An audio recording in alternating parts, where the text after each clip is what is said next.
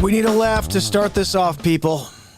I got a question. This one gets me going. Let me ask you a question. Sharon Alvarado, let me ask you a question.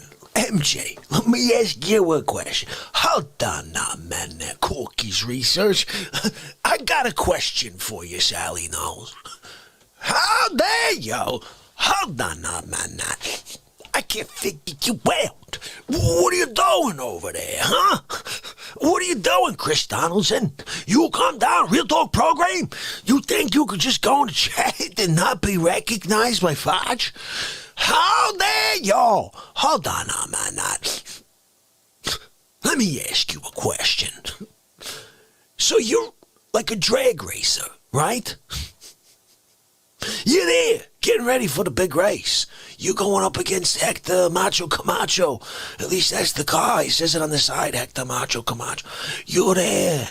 He's got the Camaro 57 with the extra dual blockbuster muffler system, right? The one that makes the ground shake like there's a freaking earthquake going down, right? You're right next to it. You got a Datsun. I don't know what the freak you're thinking. Like, you think you got a shot. Nobody in the world thinks you got a shot. They're all laughing at you. You think they're laughing because you're going to be doing a great job. They're laughing at you. They're like, this guy's going to freaking fall into the earth behind the earthquake dude. So they go and the girl comes out with the stupid bandana, right? She's like, the phone rings. It's Facce. I'm in the Bronx. You can't leave the drag race? Go reverse it? Turn around? Drag race up to the freaking Bronx?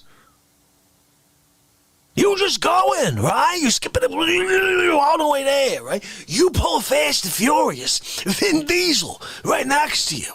He's got the SS. You know that one. He's going with you with the car. The front wheel's coming off the freaking ground with Vin. How does he do it? The dude's 320 pounds, and then he's got the car going up like this. I'm like, this is how he's like Coolio in the gang over there, right? You're trying to be Coolio. You're going, right? Bronx. The Pires backed. You didn't need to. You were going to get smashed anyway. They were laughing at you. You can't go Bronx? Pay respect? I'm there. I'm drinking my espresso and dipping my biscotti. I'm looking. I'm like, where's the Datsun guy? Where's the Datsun guy? He's supposed to be paying respect right now. He's not paying respect. Sonny, what happened to Datsun 280? Yeah, I know. He said he was coming. Hold on, Sonny. I'm chewing on my biscotti. I can't figure. I don't understand. Sometimes the youth of today, they make no freaking sense. Hold on now, man. Let me ask you a question. So, you're a motorcycle repair guy, right? You're doing a carburetor on a Harley, 67 Harley, right? You gotta get that part from Mississippi. They don't got a courier service, so you gotta go down there. You took the Suburban. You're 2 miles away. After a 7-hour trip, you get a call. I'm in the Bronx. It's Facce. You can't turn the Suburban around? Go fill the freaking tank? $76 later for a quarter tank? $352 later, fill the freaking thing? You drive up to the Bronx, 7 tanks full, $6,243? You pull up to the freaking Bronx? The pay respect? Forget about the carburetor. Tell the guy you don't care. You gotta go see Facce. He's in the Bronx at a stable. And right now you're disrespect. I'm dropping every freaking frame here, guys. Freaks. You don't want Facce showing up at your house. There's a good chance you're there eating turkey one Thursday evening. Thanksgiving. Oh, honey, let me cut the turkey for you. Would you like seconds? Knock, knock, knock. Who's here on Thanksgiving Day? Let me go see. Honey, I'll be right back. Let me just see who's there at the door. Can I help you? It's freaking Facce. Let me give you an elbow in the Facce and give me that freaking turkey. You should have paid respect. Remember, December 25th, you didn't show up. You know what's coming in 3 weeks? That's right, another December 25th. You better be there. Guys, hang tight with me real Next quick, all right? I'm going to switch servers here on my VPN, see if this He's fixes right. this. How dare you? This thing's overcharged I over there. can't think it, yo. What is going on? I'll be back next Thanksgiving for the freaking ham. All right, don't go anywhere, That's anybody. right. I'm back. How dare you? I I'm can't back. think it, yo. What is going on? What are we doing? I'm dealing think with we fixed crazy it. people. Sonny, nobody does what you expect. Hold on, one more. This is the best one You're anyway. from Korea, right? You're a Korean. Koreans. You have never seen North Korean. Someone from America. In fact, you're one of the small group of people who hate all Americans. You never want to see an American your entire life. You grew up with that kind of thing in your head, right? You find out I'm in the friggin' Bronx. You can't drop the friggin' bias? You can't forget about that thing you were taught from day one, out of the womb? You can't drop it? And you take Korean Airlines? You're on your way. You're looking out the freaking side window, right? You see the Statue of Liberty. It's holding up it's got the flame. And you're like, oh, I think I'm getting close to Facce, right? The plane starts to sputter, right? It starts to go down towards the East River. You kick out this door. You got that door. You're in the aisle. Well, you got a little extra leg room. You were like, I'll take it. I got the freaking leg room, right? You're like, I got to kick this freaking door open. You kick the door open. You grab the seat cushion. Everybody else is still on. You jump out. You're holding on to the seat cushion. It acts like a freaking parachute. It kind of softens the drop a little. You break your legs. As you hit the surface of the water.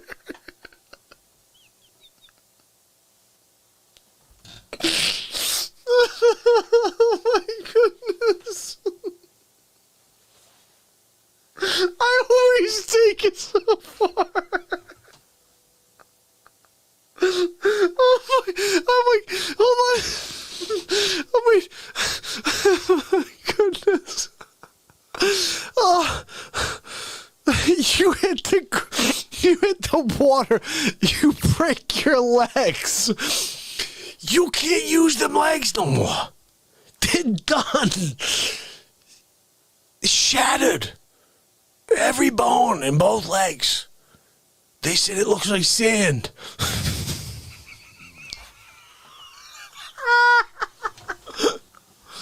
What is that?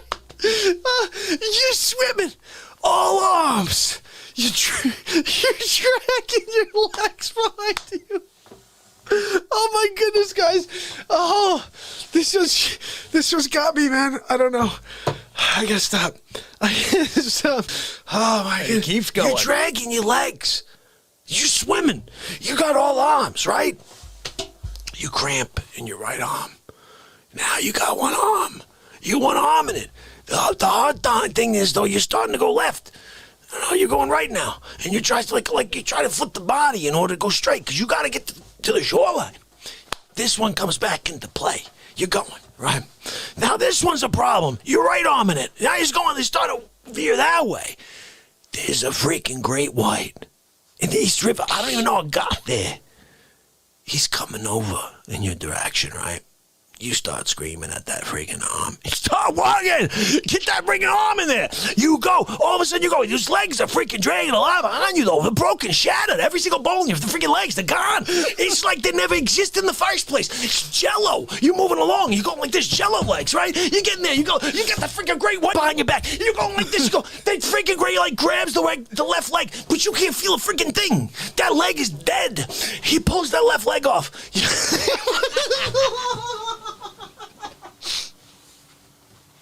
Oh my goodness. That's it, I'm done. I'm done. I can't say anymore. Holy cow. He pulls the left leg off. And he keeps going. Oh, you get to East River. You pull yourself out. Cramped arms and all. One leg. Got a nub. The left leg is gone.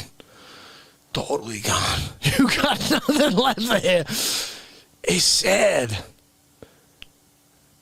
But as you drag yourself down the West Side Highway and cut across 42nd, painting the streets red with your blood, you eventually show up to the Bronx, almost dead. Basically dead.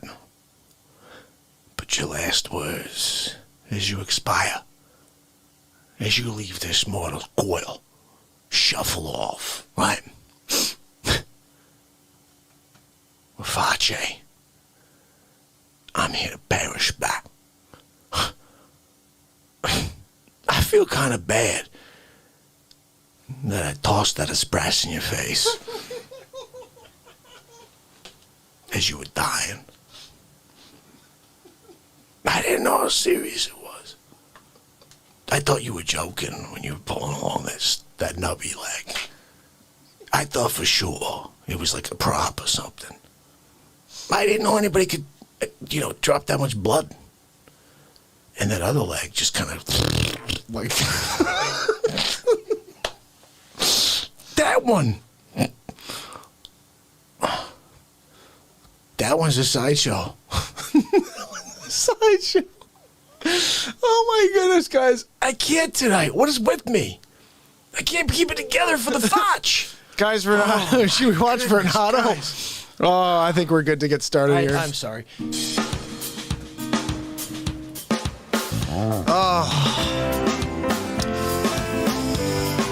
It's Wednesday. It's Mark Pires.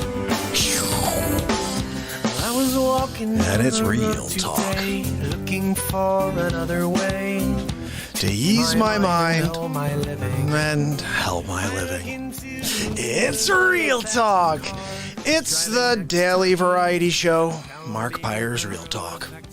I'm here to connect with you, to amplify your current state, and I'm here with you on day 737 in a row of the Mark Pires Real Talk show. And we're going to get into it like we do every single night, but tonight is unlike any night I've ever seen. The Capitol. What happened today? I don't even know what happened. All I know is I was in the city. I'm showing my client some property. She gets a message and says, "Oh my goodness, my friend said check out the news." And I'm freaking out for a second, guys, because I thought to myself, I'm in New York City. Something's happening in the news. And my mind just simply went right to like the worst. I'm in New York City. Something bad is happening. I won't be able to get out. I don't know. Just went right there. And then all of a sudden, I realized what today was.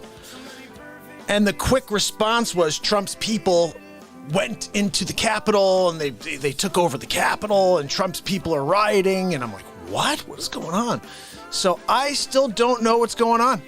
I want to fully have an idea. I'm hoping that a few people that are down on the streets in D.C. are going to call in today. I know our buddy, Facebook whistleblower Ryan Hartwig is down there. He said he may have some time to call. I'm not sure if he's going to be able to, but if he does, I'm sure he'll fill us in on exactly what's going on.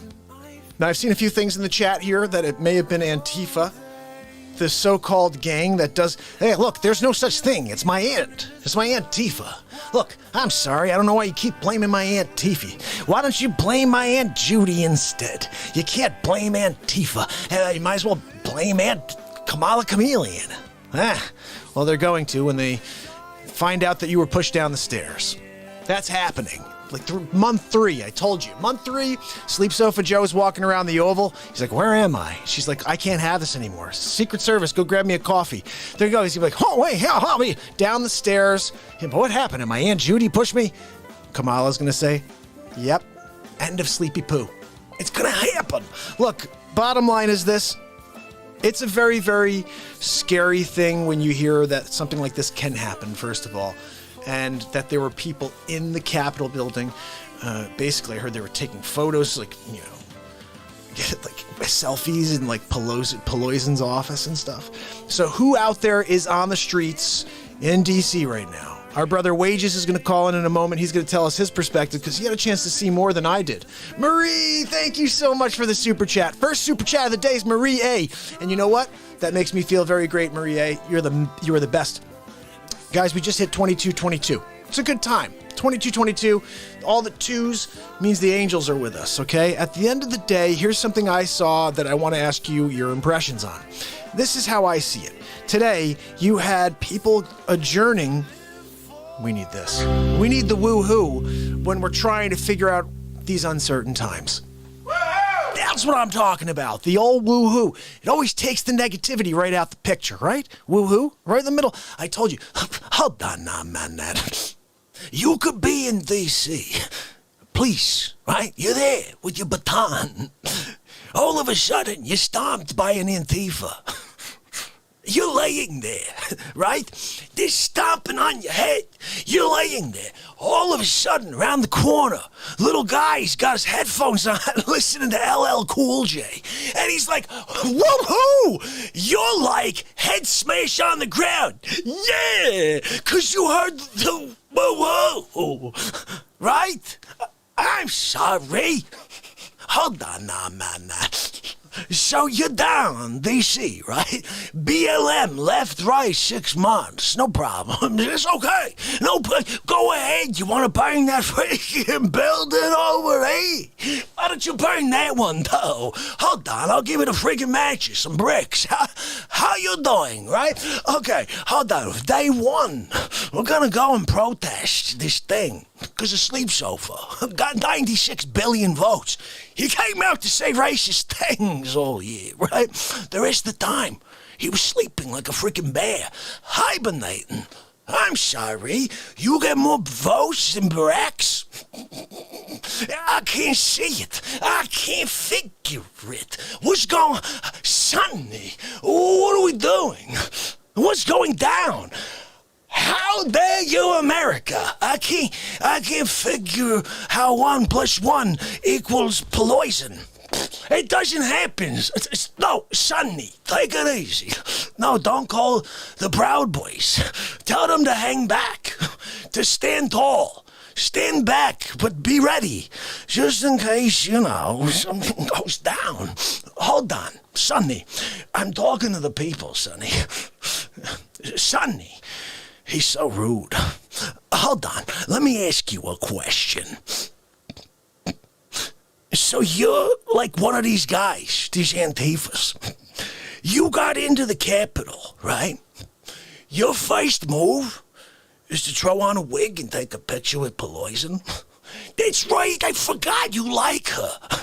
You want to have babies with the 32-pound skeleton, right? The Crypt Keeper. How dare you? I can't figure you out. What are we doing here? What are we doing? Sonny's like so rude, right? A quiet soul knows. Sometimes you have a conversation with Sonny, and you're like, I gotta rack my brains. This guy, he doesn't freaking know. It's like when I talk to you. I'm like, oh, hold on. You're in freaking old school Yugoslavia. Before they changed the name. You got a Yugo. That's right. You're driving down from your freaking village with your Yugo. You put a couple of, like, jars of, I don't know, like marmalade or something. I don't know what you do. You got this marmalade stuff. You're driving the Yugo in Yugoslavia. Right? You get a call on your old Zach Morris cell phone. You know the one that's the size of your Yugo? You take it out, you need like 3 people to help you hold it up. so you can push a button. Because you can't hold it and push buttons. When you hold it, it's like starts going down. You need to put a knee under it so you can dial digits into the friggin' phone. It's a Zach Morris model. You try to hold it to your head goes down. So you're figuring out counterweight mechanisms in your car. You set up a lift and pulley, right? You connect it to the top of the Zach Morris 1001. You put your foot down. You can put your head there. Also, you can freaking let go now. Now, it's weird because at times you got someone over there, you bang them in the head. Sometimes Sonny, he's sitting with me, right? I go push the one right into Sonny's freaking head. Sonny, that's why you're so freaking silly. Because I brain damaged you. I'm sorry, Sonny. I didn't see your head there when I was pushing Zach Moore's 1001. I needed to get it going. Hit the dial digits. Bang him in the freaking head. How dare me, I know. Anyway, you call from your Yugo. He's ring-a-dinging. You ask your counterpart to hold it up so you can push the green button. So whoever the freak is on the phone starts talking, right? You click it. Hidogoligo! I don't know what the freak Yugoslavian sounds like. Something like this, right? Huggy-galago! It's Facce. I'm in the Bronx. You can't turn your freaking Yugo around? Go back to the house? Get on like a wheelbarrow or something. It's faster. You go down to the shipyard. You catch, like there's a vessel leaving. It's an oil tanker. It's going around, like all the way. You're going Russia, all that crazy stuff, right? Eventually, you're going to find your way over by the New York Harbor. Okay, you left December 15th, 2014. You're arriving December 12th. Not bad. 2027. You're almost there. Okay, 6 more years. We're gonna see you. Okay, we'll see you when you arrive. When you get here, you gotta get off the vessel. You probably got a freaking long beard, like Rip Van Winkle or something, right? You get off. Maybe you trim that thing. I don't want to see you like that. You go, you walk over, and you go. I said it again. Sonny, that was unintentional. How dare you, Sonny? He's trying to rush the story. You can't do this, Sonny. I'm telling them. They need to know. So you figure this out, right? You're talking about a 17-year journey. You're going, right? I'm sorry. It was a 9. It was a 12-year journey. You're on your way. You're almost there. I'm proud of you. Proud of you, good, right? So you get off. You got that beard you're tripping on as you walk, right? You're walking, trying not to trip. You're hoping you don't fall. You're going down. You go, you're on your way, all right? You got to the friggin', you walk up to the table. You smell like a fishery. You smell like you've been just gutting fish for 14 years. What do you know? I told you, trim that thing, put a little deodorant. You came to see Facce. I'm sorry. You came to pay respect by being smelly and disrespecting the Facce. I can't figure you. What are we doing here? What are you doing? You take 12 years. You show up smelling like a fishery. You got the Wuhan, right? Are you Fluhan season? What are you doing? You're bringing it to me. I got an espresso and a biscotte. I'm dipping the biscotte. What are you doing to me? My biscotte smells like your fish now. What are you, a fishmonger? Are you a fishmonger? What are you doing to me? I can't figure you out. What are we doing, Sonny? It smells like fish. Let's throw it at you, Sonny. See, I told you, it smells like fish. Smell my friggin' espresso.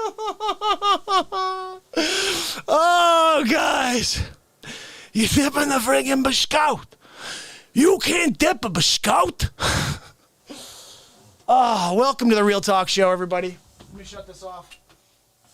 That freaking Fornato again. How dare you, Fornato?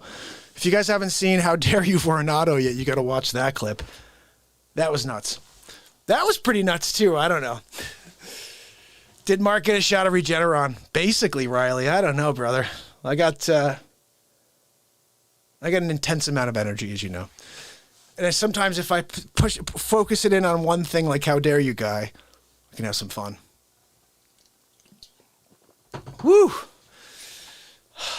Yeah, that's right. So let me ask you guys what happened. I tuned in and I saw Arizona, they basically said, you know what? We don't like the results. Here's the reason. They adjourned. Okay. And the next thing I heard was they're like taking over the building. And I was like, did they take over because Arizona said that they were, I feel like if this was Antifa, and geez, I need to catch my breath now because I really put a lot out there. If this was really Antifa, then they would have stormed the building after hearing Arizona was going to have their way and pull these two parties into rooms and have that conversation, right? Was that funny, Gregory? Whew.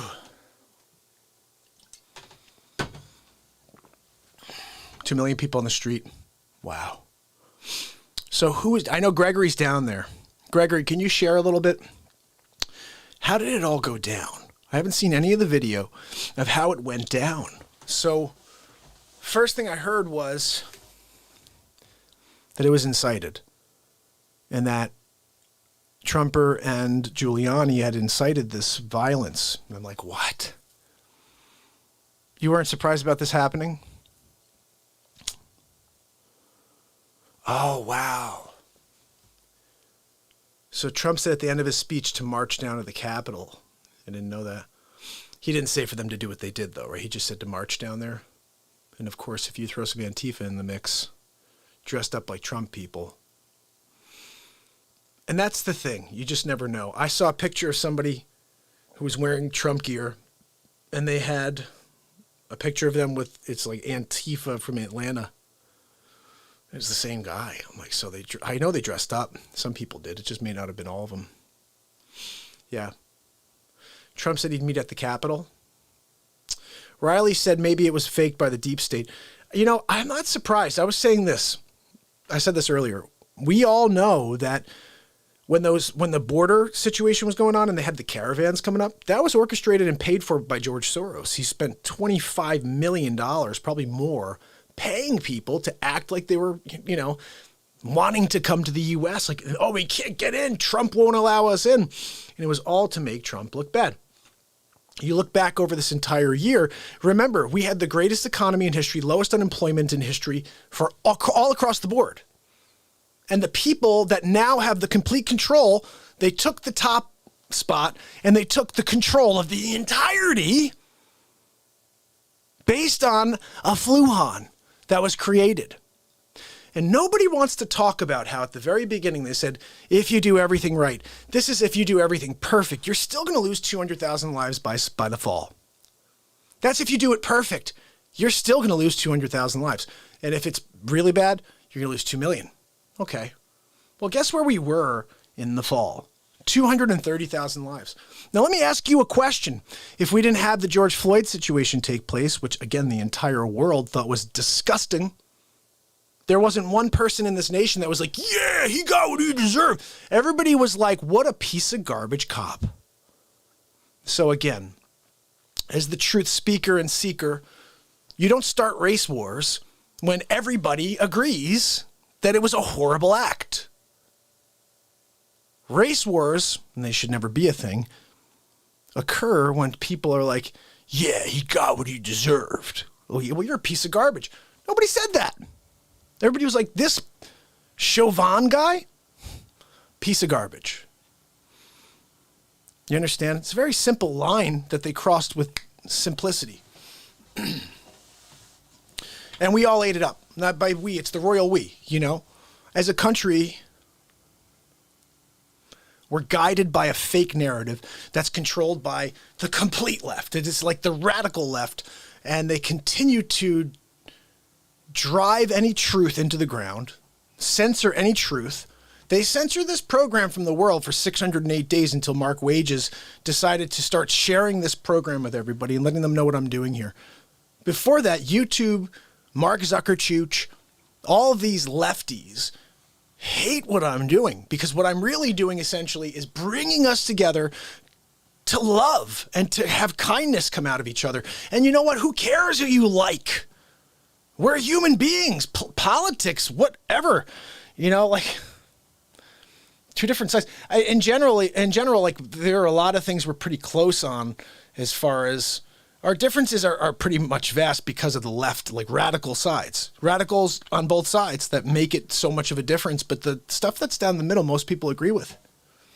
It's just the weird stuff, like, oh, 9 months in, you can abort a baby. You know how ridiculous it is that these people won't just let someone adopt that child? You know how many people would love to have a child that can't have a child? I said this, they should create a service. Where you want a baby? What can you pay? You have to show your finances, and and then based on whatever you have to pay for that child. Guess who gets the money? The person having the baby. Wouldn't it be better, instead of you getting rid of that child, because that's what they want you to do, is get rid of your children. You have too many kids. We need you. Look, we'll do it for free. Up to 9 months. Just come on in. What about if someone paid you and said, look, I want to take that child and love that child. Here's X amount. You can do what you want with it. Here's this job for you if you could treat it like that if you want. I mean, right now, in the inner cities, they treat it like a job. Let me find someone to have a baby with so I can get the government to pay me, right? Why not instead a business? Am I allowed to create a business like this? Because I would do it. As an entrepreneur, to me, that seems like a no-brainer. Hey, we have a child. We found a child for you. Remember you were going to pay, I don't know, $50,000 for a child to adopt a child? Well, we found one for you. But we don't keep that $50,000 as the adoption service. No, you give it to the person. You know, whatever. It's a service where the person that has the child makes the money. Not some like conglomerate, some corporate entity that's going to sell a child off. It's like, people selling instead of killing. I don't know. Just my perspective on it.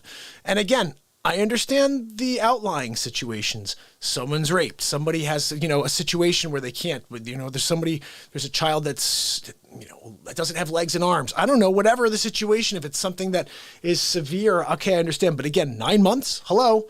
That's the stuff that's ridiculous that they're doing in some parts of this country. And no, I don't know how anybody can agree with that as a human being. How can you search your soul and feel like that's okay? Oh, as long as it's in your body, then it's not real. I don't freaking know what anybody thinks when it comes to that. As somebody who values every life, I think it's ridiculous when people don't. Oh, well, no, up to 7 months, it's not really a child. What? Are you freaking kidding me? I've never seen the photos, but I've heard the photos. It's a freaking child, like right away. Don't tell me it's not a child. You're a murderer. And look, like I said, I'm not saying that as grossly to everybody. Hey, there are situations where people had to do it, they were too young, whatever, and there was something that they did and they put it behind them. I get it. I'm just saying the idea that they push it is something that you should do. Is like, hey, come on into Planned Parenthood. That I don't get. I don't think that's a great way to go. Or, hey, just have the child, we'll take care of it. We got this fund in place. We'll take care of anybody you have, any kid. Play a happy tune, Mark. I should play a happy tune. I'm waiting for Wages to give me a call to chat about this little thing, and then I'll play you guys a tune. Unless, is Wages out here yet? Wages, you with us, buddy? Let me say hi to everybody here. I want to say hi to the people over here, like Gita Borgelt. How are you, Gita? How you doing? Ed Riley. Look, play America Horse with no tape. Can I write a freaking song right now? Because this is a crazy time we're going through. Let's see what we got here. Oh, we're waiting for Senior Wages. Uh-oh. Hey, Vicky, how you doing? So good to see you, Vicky. And Mary, how you doing? I'm going to play you guys a tune right now. Put the beat seat on. Guys, I am sitting on the first drum for guitar players. I invented it. I patented it. And I'm going to rock out on it. Oh,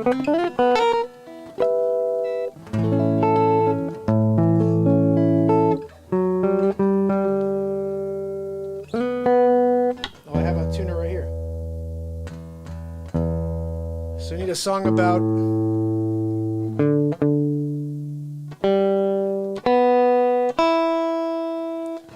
I need more of an upbeat tune, right? You guys are saying let's play something upbeat. I got something for you. I got you guys. I got you. What do we got here?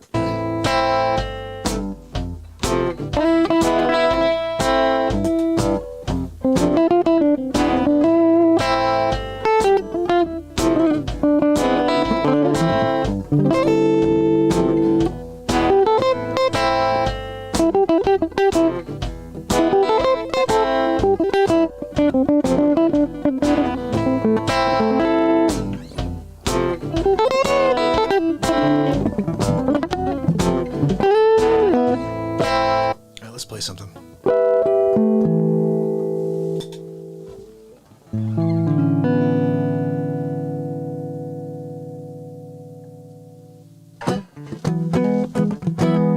You guys need to hear this because no matter what, and if you haven't yet, smash the heck out of that like, because we're trying to beat YouTube in the Facce. Okay, I told the YouTubes. I'm like, come on, guys. You kidding me? We're having fun. We're playing music. And we're doing How Dare You guys. I can't figure you, YouTube. I can't figure YouTube. I can't figure YouTube. All right, so check this out. This is a tune that I wrote many years ago called The Beat Rolls On. 1999. Mark Pires, The Beat Rolls On. Redone again in 2020 by Mark Pires. And I'm Casey Kasem.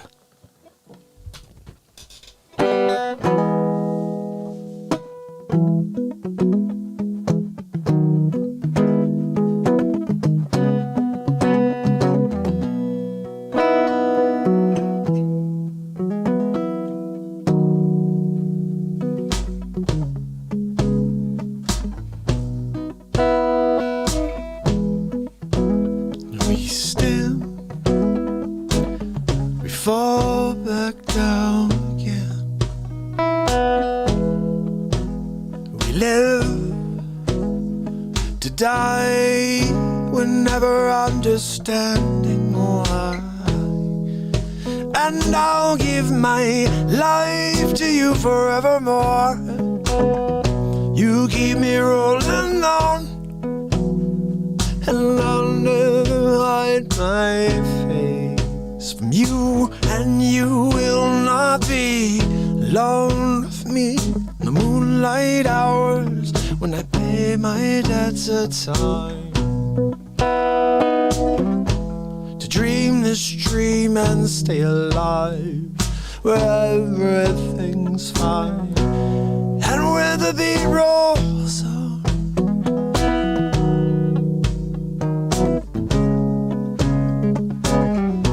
Where the beat rolls on and on and on and on.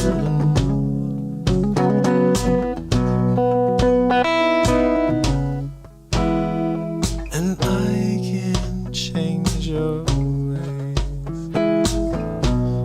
I can light your flame.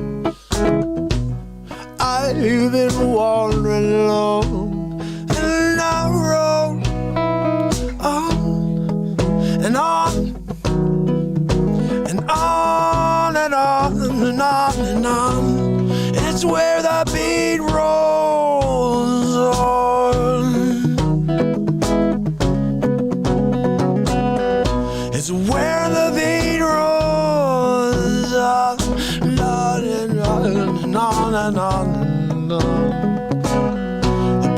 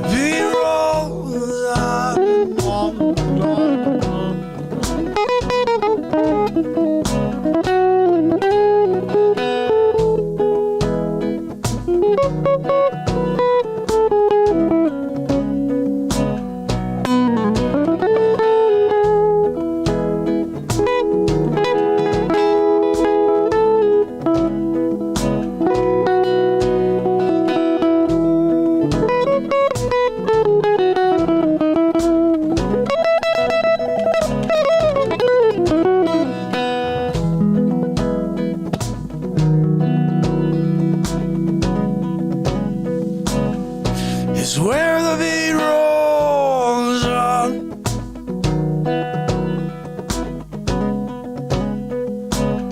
It's where the beat rolls on and on and on and on and on.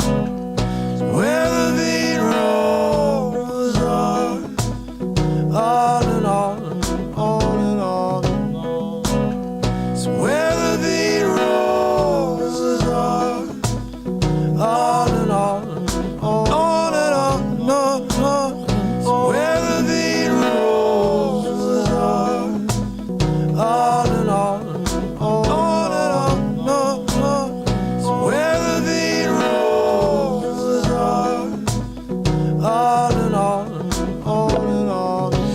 It's where the beat rolls on and on and on and on and on. It's where the beat rolls on and on and on and on. It's where the beat rolls on and on and on and on. It's where the beat rolls on and on and on and on. It's where the beat rolls on and on and on and on and on. It's where the beat rolls on.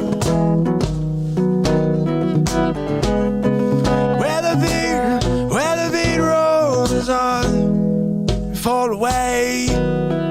It's just you and I this time. We're holding hands. This time it's love. I'll take my chances here, and you will not be alone with me in the moonlight hours when I pay my debts at time. To dream this dream and stay alive where everything is fine and where the beat rolls on.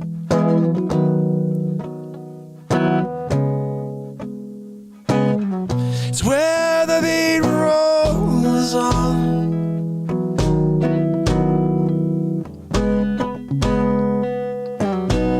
Where the beat rolls on. Alone with me, moonlight hours when I paid it, but that's a time, yeah. To dream this dream and stay alive where everything's fine. Where the beat rolls on. 1999 classic. I wrote a lot of songs in 99. That was one of them. Every song I ever wrote speaks to today. It's crazy. Like what we're going through. How's everyone doing? I want to say what's up to the fam over here.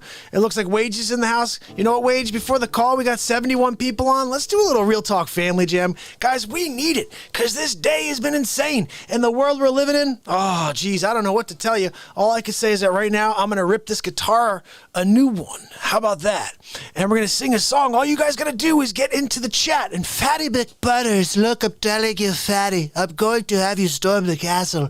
All you have to do is storm it with the chopper, storm it with the Patsy. We're going to put it to the... Like, are you serious? You can't just say, I object. I'm the freaking vice president. I object. I'm sorry, Mr. President. I can't do that. It's not what the Constitution says. Patsy, I told you, all you have to do is say it. Just say it. Don't spray it. Are you kidding me? You can't say it. Melania, I told him to say it, not to spray it. Wait, don't go near the gold toilet when you speak to me. Steady the beyond the gold toilet or in front of the gold toilet. Like, anytime you gaze at it, there's the chance you're going to smelt my gold toilet. Smelter. I told you if you smelt it, you dealt it.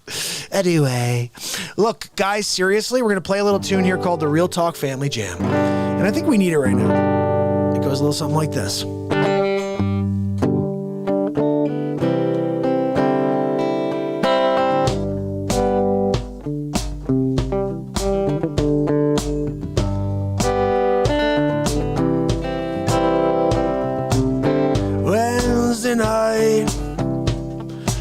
Real talk show. Getting down, never too low. Gonna feel up to the sky. Don't let the DC noise get you here down. 'Cause we can't change a thing. All we can do is come here and sing. Let's let our spirits ring. Real Talk Family Jam. Real Talk Family Jam.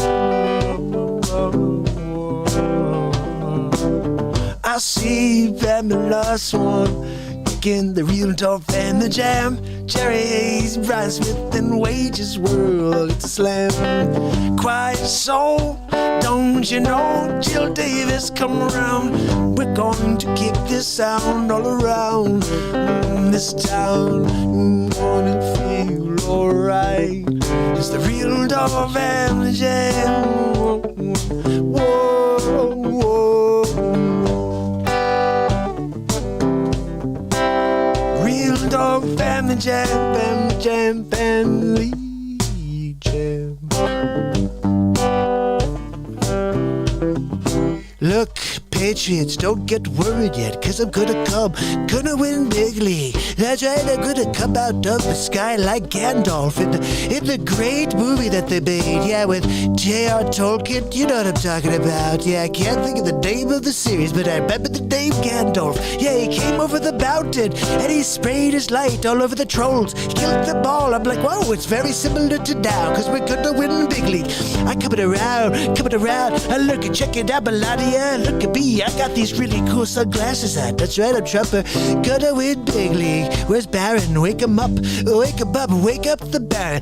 Tell him, guy, we gotta tell him all the people named Sharon and Karen. Hey Karen, why don't you stop it with your stupid Antifa silliness? 'Cause I know it's with you, all of you, you're so silly, yeah, you're gonna say that you have a problem with Trump. Don't you know I created the rum shaker? What you good to take a lick? Oh, check it out with the big league. Whoa, check it out. My Aunt Judy told me. She said, all you gotta do is stay in the basement. Stay there for a year. And when you come out, you'll get the most votes in history. That's right. People say, what's his policies? He'll say, I don't know. He sleeps a lot. It'd be like, yep, that's what I do. I'm a sleepy, poopy pants. My name is Sleepy Poopy Pants Biden. And like, I don't know how I won, but that's the way it's been my entire life. We have called, the lobbyists. Guys, they're started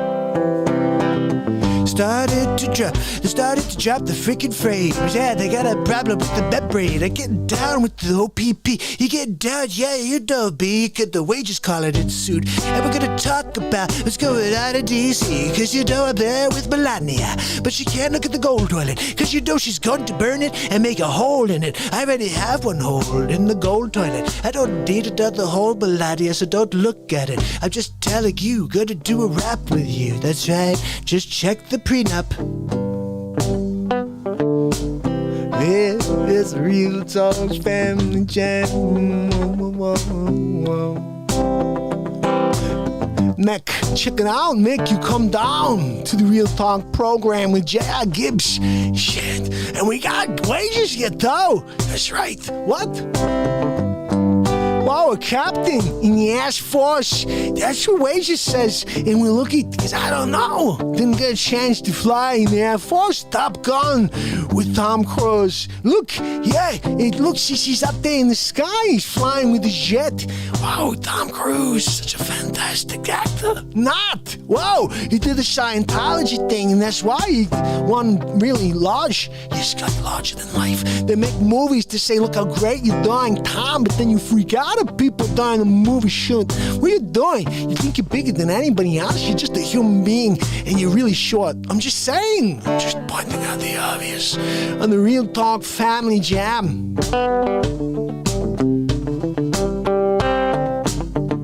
I worked with him once before. That's right, Al Pacino. Who knew? I'm there with Tom Cruise. I said, whoa, Pacino, you want to be in a movie with Cruise? I said, yeah, I'll do it. Did they ever do a movie together? Tom Cruise and Al Pacino? I don't think they did. That would have been hilarious if, like, Pacino played Jack Nicholson's part in A Few Good Men. Did you order the code red? You're darn right I did. Did you order the code red? So goddamn right I did, mate. Okay? I do it again too, mate. Okay? I take out my machine gun. I shoot him in the face. Okay, Sosa? Okay, easy. You're going to jail, you piece of whatever that is.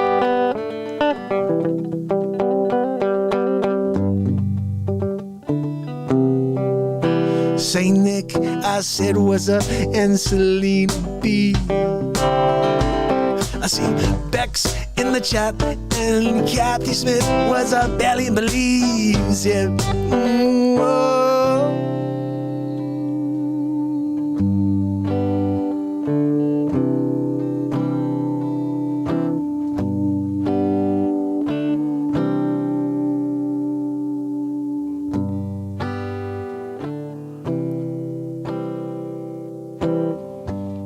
So don't look down now.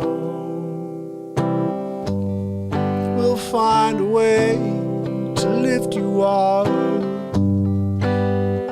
There's always a brighter day someday, someday, someday.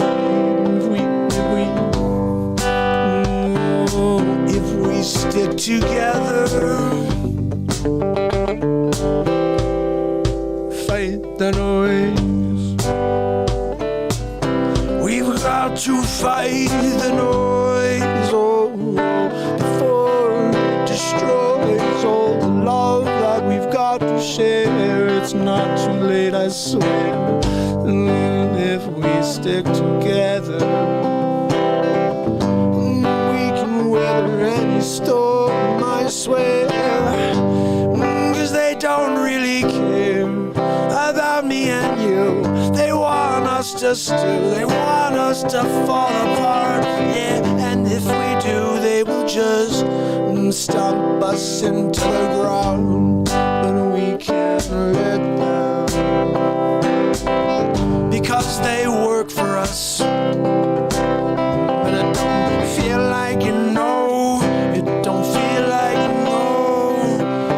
They just spend all our hard-earned dollars on anything they want. Well, there's no coming back, there's no coming back. But all these bonus keep folding and mend again and again. And they keep just going spend and spend, spend, spend, spend, spend.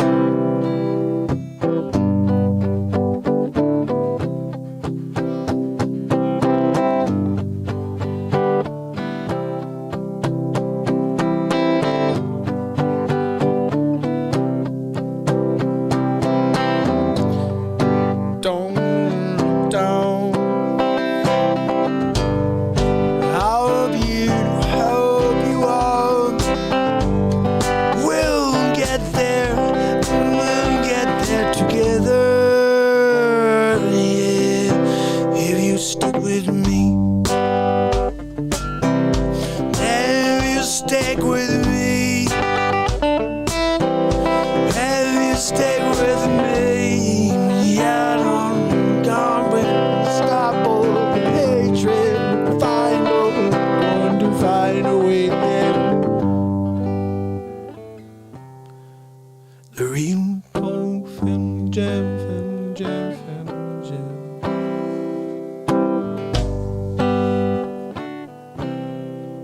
It's the real dog family jam.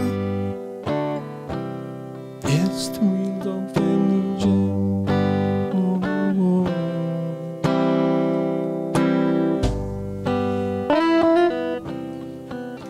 real dog family jam. It's the real dog family jam.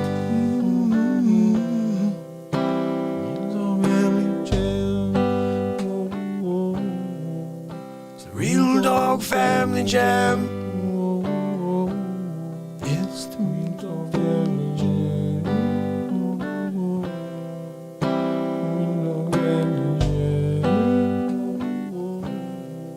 It's the real dog family jam. It's the real dog family jam.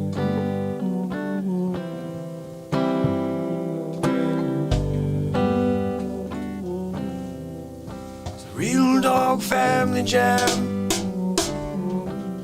It's the real dog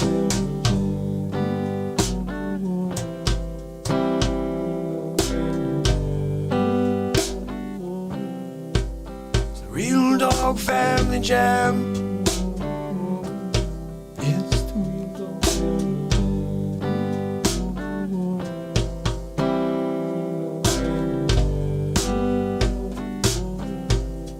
It's the real dog family jam. It's the real dog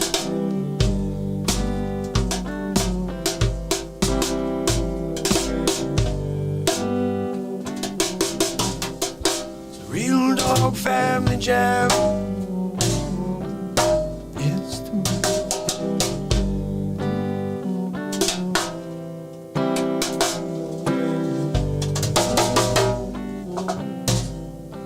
real dog family jam. It's the real dog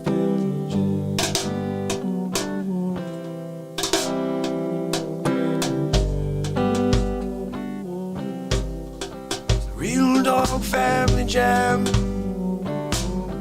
It's the real dog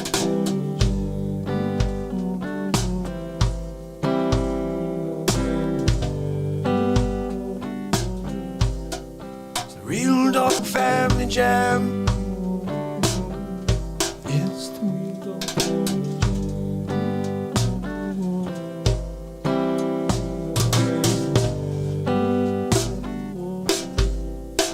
Real dog family jam.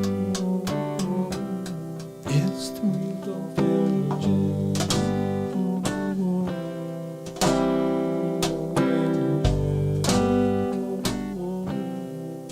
It's the real dog family jam. It's the real dog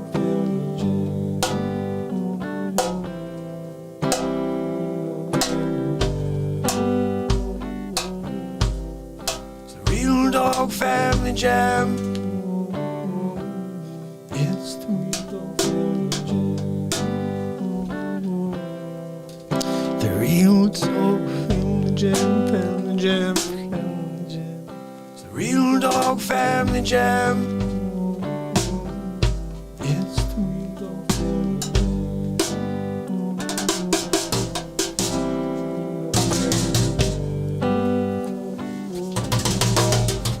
real dog family jam. It's the real dog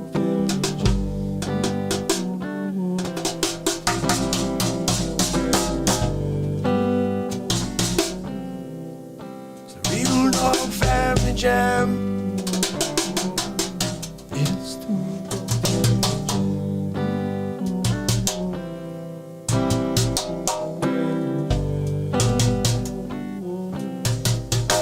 Real dog family jam. It's the real dog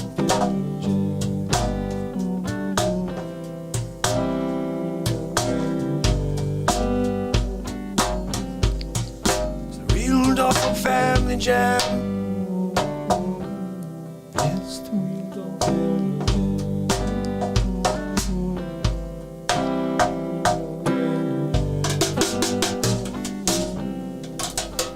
Real dog family jam. It's the real dog Real dog family jam, family jam. It's the real dog family jam.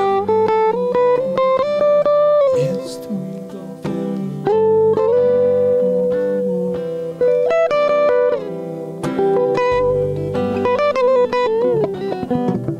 It's the real dog family jam. It's the real dog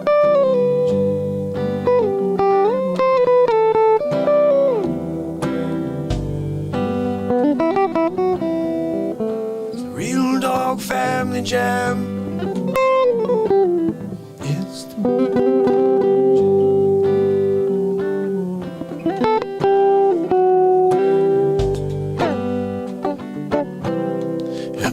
real dog family jam. Real dog whole family jam, jam, jam, jam, jam, jam, jam, jam, jam,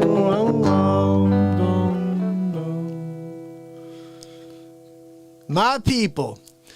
Vance in the house, Savage Dave in the house, Willow Spirit in the house, Chris Novel's in the house, everybody in the house. I love it. I see 78 people. You know, I was born in 78, so I love that when I see that number. That should be the new number. Instead of looking for 13, we should be looking for 78. So I love that you guys are here. Please subscribe and ding the bell. I've been live for 737 days in a row. We play music here. It's live comedy, improvisation. Everything here is improvised. I haven't written a thing in 737 days. When I did that How Dare You thing for you a little while ago, how dare you? It's just life. I don't freaking know what I'm going to do. Sonny, these people think I have like a plan. How dare you? I'm just here.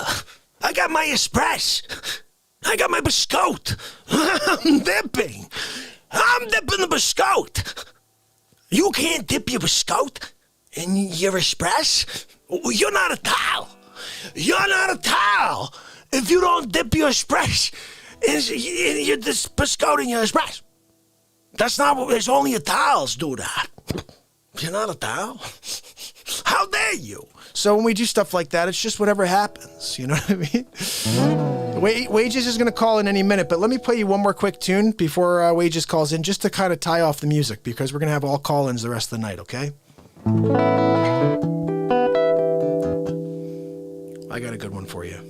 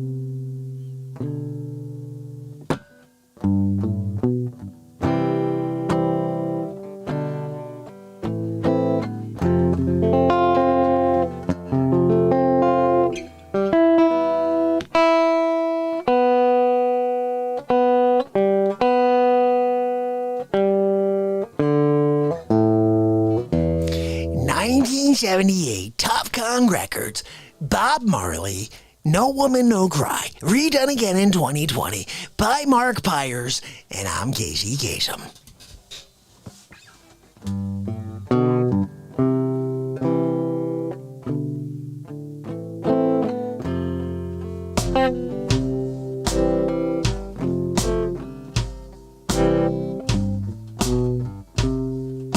No woman, no cry. No woman, no cry. No woman, no cry. No woman, no cry. Said I remember when we used to say in the government yard in Trenchtown, and the Bible served the hypocrites as we good people we meet. Good friends we have, good friends we've lost. Way, yeah, yeah, yeah, yeah. In this great future, you can't forget your past. So dry your tears, I say. Hey, hey. No woman, no cry. No woman, no cry. No woman, no cry. No woman, no cry. Said I remember what we used to say in the government yard in Trenchtown, and and we would lit with a fire bright, which I share with you. My feet is my only courage, yeah. When I got to push on through it, hey, hey, everything's gonna be alright. Everything's gonna be alright, you say. Everything's gonna be alright. Everything's gonna be alright. Everything's gonna be alright. Everything's gonna be alright. Everything's gonna be alright. Everything's gonna be alright. Say everything's gonna be alright now.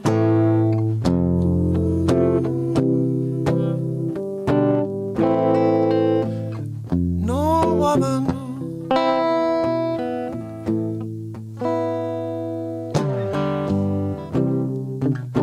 Oh, guys, I can't stand how out of tune the guitar gets.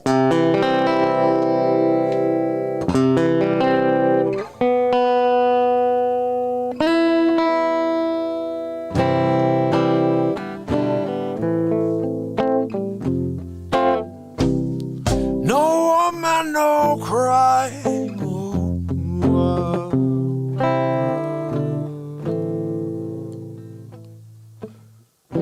No woman, no cry. No woman, no cry. No woman, no cry. Cry, cry, cry.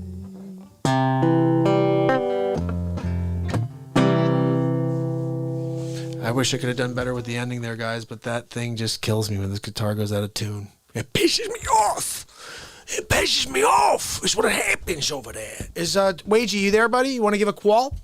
Anybody want to call in? Have a little chatteroo? Hold on now, Manette. Hold on now, Manette. We're back to our call screen, and we're here to connect and discuss what's going on in the world, which it looks to me like the left has completely taken over the country based on false narrative of a fake news virus. So it was not fake, it's real, but it was dropped specifically in order to destroy our country and destroy us as a people. And now we're suffering the consequences of a sleep sofa becoming president. How the freaking heck did that happen? I could play you some stuff here. You'd be like, what? What? Wagey, you want to call in, bud? You can give me a scoop on what the hell's going on over here. You know what we're going to do here is while we wait for that, I'm going to play you something. Just so you can see, understand what's going on. Oh, here he is. Call from.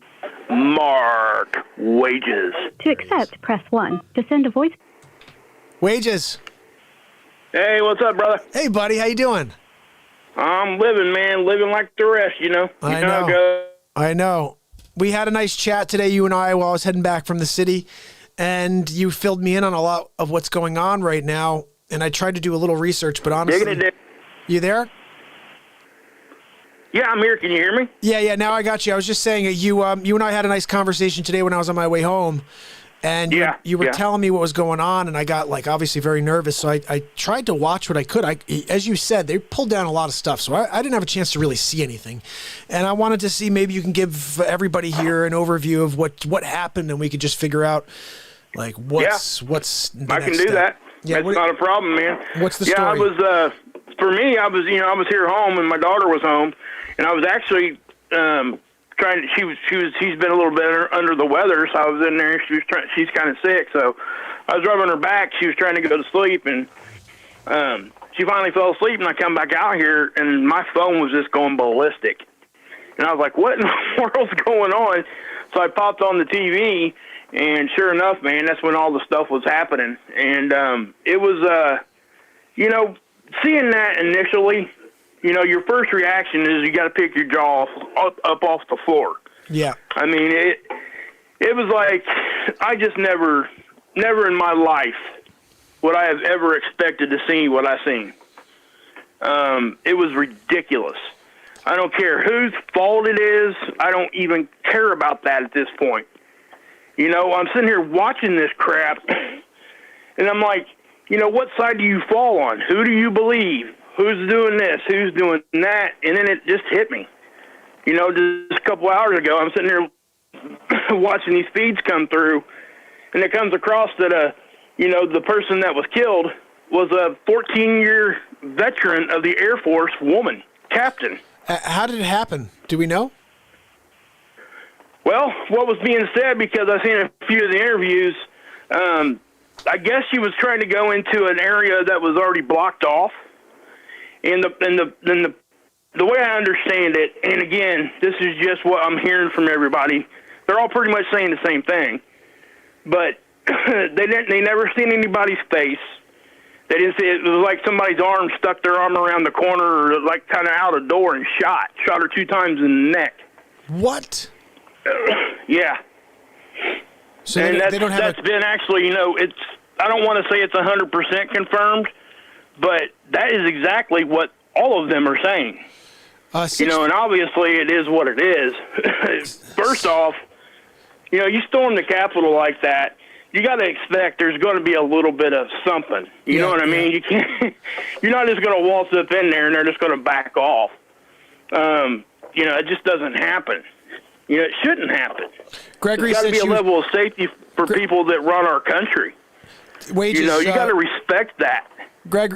Wages. Gregory Heidler's down there in D.C. right now. He actually spent the day there. I don't think he's going to call in, but he maybe will share a little info with us on the side. He said she was climbing through a broken window and she was shot.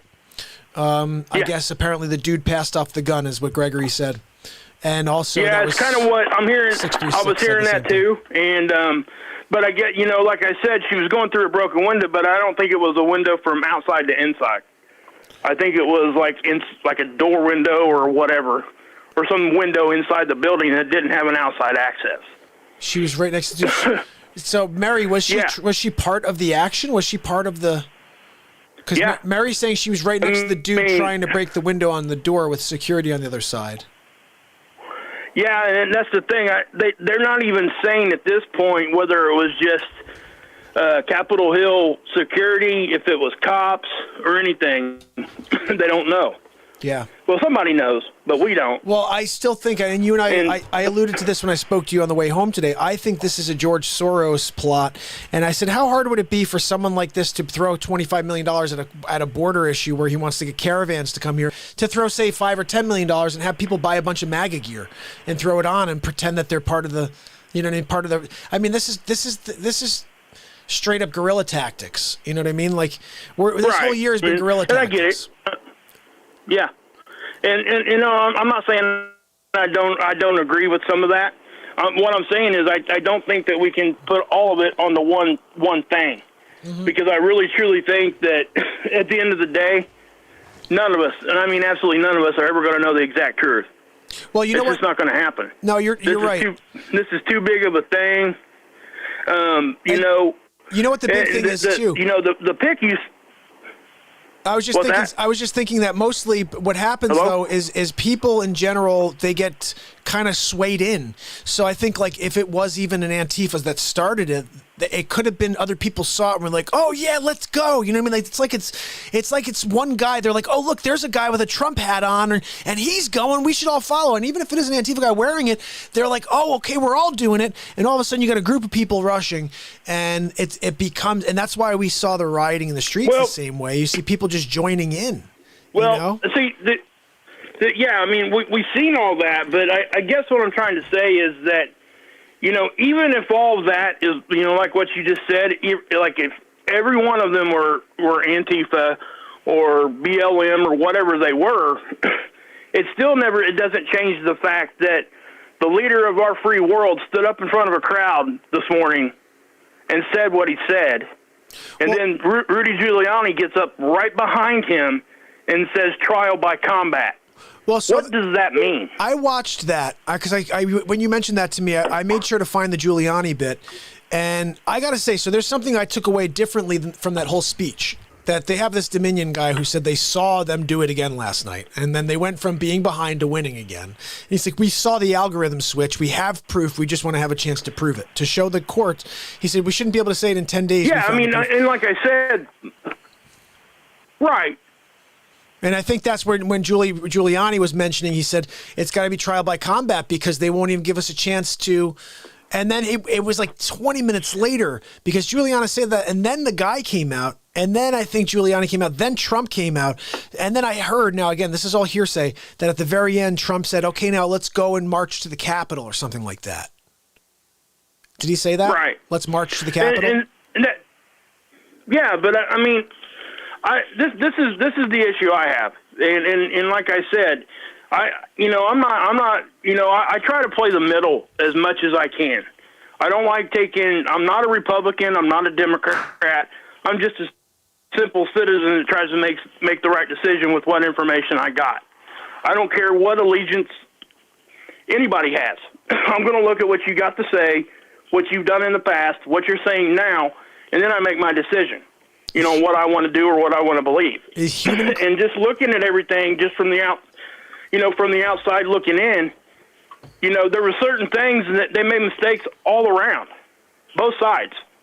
I mean, if you really think about it, our country right now looks as weak as it ever did. Oh yeah, we're so divided. And it's clear. Who's to blame for that? Who can stop that? Where's that fall? Ain't that the job of the president? Yeah, that's the job of the president. That's why he's sitting there. That's why he's in that office. Johnny Lee Walker said she was shot by a cop. Right. What's that? Johnny Lee Walker said she was shot by a cop. That could be. Yeah, she could have been. That's what I said. Nobody. There's a lot of reports coming in there. It's coming in from. I don't know that they actually even seen anybody's face. I think they just seen somebody's arm. Yeah, JL says, that's what too. I'm hearing anyway. What's interesting, too, JL says, how come Proud Boys leader couldn't go, but the Antifa was welcome? It's so true. This hypocrisy, like, here's the thing I wanted to, standing back, again, because I'm not into politics. I don't talk about it much, guys, because it's so negative. That's why I started the show, though, so I'm like, I still think this current thing that's going on, because I never would have started this. However, these people are nuts. Like, everybody's out of their minds, and it's such a power grab that we all have seen coming for a very long time. And the Fluhan was the beginning of it because the impeachment didn't work. Yeah. And now we're here, and I can't believe this actually worked, guys. Right. I cannot believe this actually worked. And here's the big takeaway. So we talked about a few things today. Like Sleep Sofa Joe was losing in every single what are they called? The caucus. He was getting destroyed. All of a sudden, he wins 3 in a row, and he's a bumbler. Can't speak at all. Kamala Chameleon got less than 1% of the vote. Now they got 85 million votes. Guy never came out of his basement at all. It's like it's so clear. Plus, you see all the footage, and then you have all these people say, well, there's no proof. I'm like, the proof is right in your face. Nobody wants to look at it. They want to say, oh, I think that's from Bangladesh. Is it? Is it from Bangladesh where it says Georgia in the corner or whatever? Like, it's crazy to me that even with proof, people won't listen. And at the end of the day, and this is something that... I mean, and that, and I agree with everything you just said right there. But at this level, is what I'm trying to say is... No, go ahead. Hello? I was just saying, Gosroy said that it's Venezuelan machines. Out real bad. If you have to call back in, Wages, call back again if you need to. Can you hear me? Wages, call back if you can. What? Your service is cutting in and out. You want to try calling right back? Try calling right back because you're cutting in and out. Yeah, I'm on my landline, dude. You are? Man, it ain't my service. I'm on a landline. So it's my service. Okay, then. I'll call you back. Wait, no, Wages. You there? What? Call me on my cell, call me on my cell, not on the number on the screen. Okay. That's better. All right, I'll call back. All right, cool. So he's calling me on the internet, and I think that's why the service is bad there. But here's the thing I wanted to ask you guys. If these people can so outright, they could take this, I mean, look, they've been doing this for 4 years, right in front of our eyes, burning our country down, destroying our statues, trying to erase the past, straight up making the rules so difficult for everybody. Let's see. Wages, you there, buddy? Yeah, now that's much better because I got you on my cell instead of on the web. My landline sometimes does that too. I got cordless phones. Sorry. And sometimes here in my house I get crazy. Whatever. So I'm calling for my cell now too. So all right, I got you on my cell. So because the other thing is like I got this. What is it called? Google Voice. That was what you were calling in on. Anyway, so listen, I was just saying that these people all right, they've just obviously been planning this out for a very long time, and some people say they're not surprised by what happened today, that they expected something like this to happen. Right. And and like I said, I think that all of this together is one thing that, when I talked to you, earlier today, I mentioned the fact that they actually were playing movies this weekend. Oh, yeah, you said this. That's right.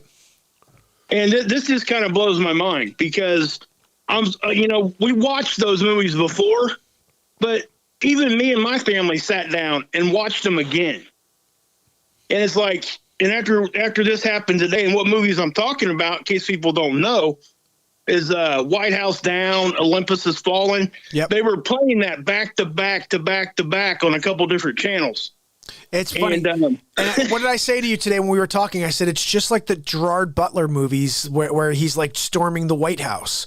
And then you mentioned that. You said, what's funny? That was running like nonstop the other day. And I'm like, hold on a minute. So you have the left preparing you. The left is stoking the fire before this even begins, because they run these networks, these channels. And so they know that this is going to be happening, especially if the plan was they had a few of the bad characters within the mix in order to start the fire, so to speak. They're the spark. You get a couple Antifa guys in there to start this little mess. And then maybe you get a few people behind them that are like, yeah, let's go. And they really are part of Trump's group. We don't know. But you can't blame anybody but the people that did it. And they should all be absolutely arrested, and they should face time. You can't storm the castle. I don't care who the hell you are. Oh yeah, no doubt. And that's kind of what I'm talking about here. And and something else that I would say is I don't necessarily think it's a left to right, type of a conversation. I think it's just good against bad, because I think there's both on both sides. And I think at some level, if we think about it, I even talked about this to you a little bit on the phone. People have a very, very short memory when they start supporting a specific candidate or whatever.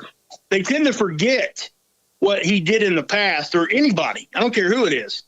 People tend to want to just drop it because they got support for this person. And that's fine, whatever. But if you really tie back things, I said this to my kids, my wife, I said it to all my friends my whole life. You do not get to the top where these people are at without stepping on somebody's neck at some point. Yeah. It doesn't happen. They're all evil, every one of them. And it's sad to say, but they're basically all untouchable. And I mean, look what happened to the previous candidate who walked away quietly into the night after basically Benghazi and all the other stuff that we know took place, and no convictions, nothing. They spent 4 years going after this guy. Before he even had a chance to walk into the Oval, they already had the narrative set. The narrative never changed. They didn't even give him day one to do anything. So for 4 years, it was the same narrative, even though he did a lot. If you look at it, for a guy like me who didn't actually watch politics, when I went and I said, well, you know what, I'm going to look at the candidates for what they have done, their policies, what they've done in the past, I was surprised about how much this president accomplished in 4 years with nothing but negativity thrown in his face daily, as opposed to a guy who was in office for 47 years and only did bad things in 47 years. And then he can't speak anymore. That was the thing. I was like, I can't vote for a guy who can't he calls his wife Joe. I was like, I can't do that. I'm sorry. Yeah, for sure, man. And that's the thing. I really think that, when we go to the poll booths, and I've felt like this for probably 15 years now, that we're voting for the lesser of two evils. Yeah, I agree. That's the truth. There's nobody perfect. I've said that before too. Trump's not perfect. He's just done a lot. He cares about America, and he proved that to me in the first 4 years. Is all I am saying. No, and that's all we can go off of. Like me and you sitting here talking, all we can go off of basically is what we have tried to vet as best as we can from what we see. Okay, and let's face it, what we see, even in alternative media, what we do in the back channels and all that kind of stuff, it's still scripted at some level. Oh, totally. So what we're seeing is a clouded vision of what's actually there. For sure. Now, I stepped back a little bit when I started seeing this. I mean, I was, probably 2 years ago, I would have been standing on that lawn with those people.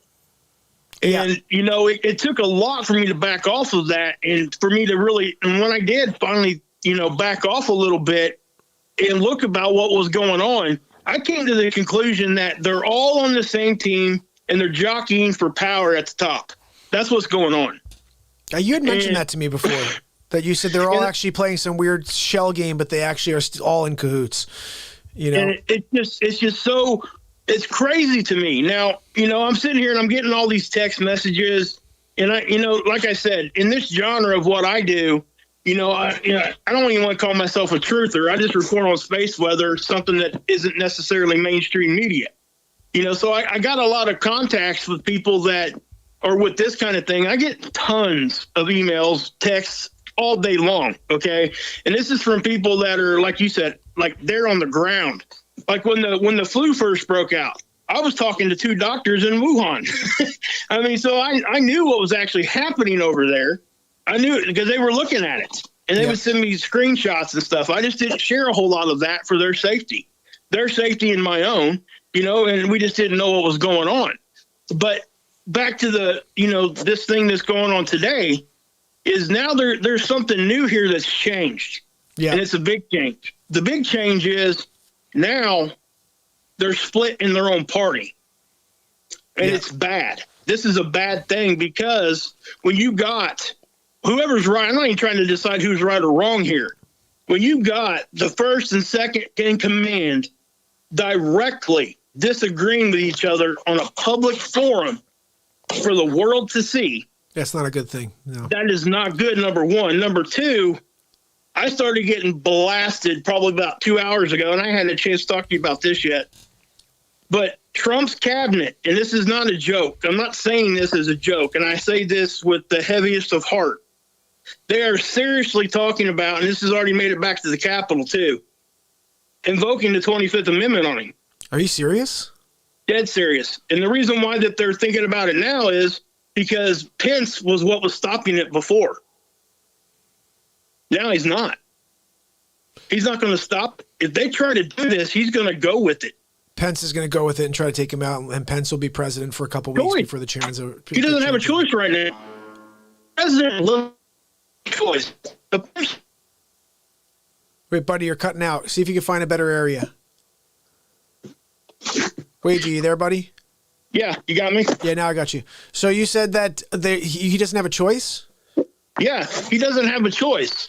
The person that was in the worst position today was that man. He was in the worst position a person could be in. Mike Pence.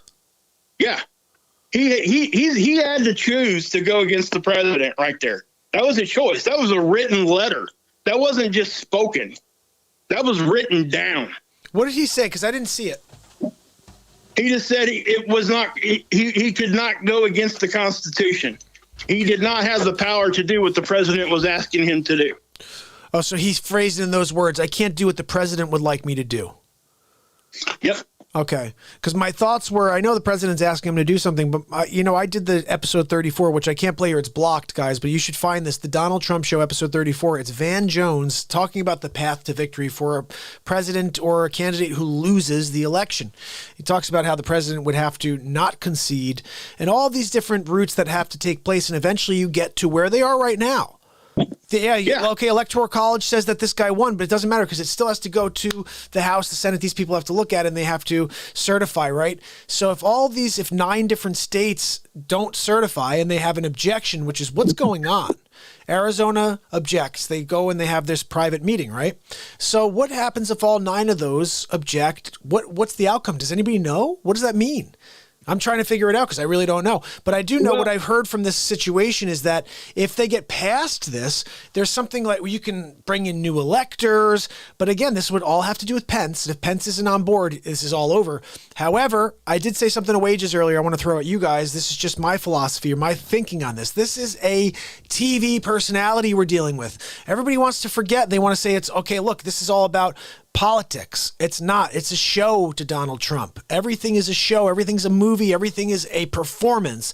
And with that in mind, and again, I'm asking you a question: Would Donald Trump and Mike Pence have a conversation behind scenes that goes something like this? Mike, look, I'm going to throw you under the bus, okay? Because we have to make people think that you're not going to be working with the Trumper, okay? But what you're going to do is win big league. And basically what happens is you get to the point where they say, look, we have 9 states that are they're objecting. So now we're going to go to new electors. And they can't say, well, Mike Pence is doing X, Y, and Z, because right now Mike Pence and Donald Trump are not even getting along. So it almost makes Pence look better in a weird way. And again, it's more like the television script. Like there's a scripted feel to this. And it's like you said, I know their left has everything scripted. I think they've hired Hollywood writers in order to keep this narrative going for the full year. But I believe Trump has the same thing going on, or at least Trump's mind works very much like this. He thinks about things as a movie. He thinks about things as how it would look on film. That's weird to say, but I guarantee you that's exactly how he sees it. And he scripts it out that way. How can we make this look? How can it appear? And what's the best way to get our impact? Best way to get the impact is these two people are divided right now. But at the end of the day, if they can get through this whole process, maybe Mike Pence can actually do what he says he won't, which is still following the Constitution. Right? He wants to follow the Constitution. Here's the thing about what you're talking about there.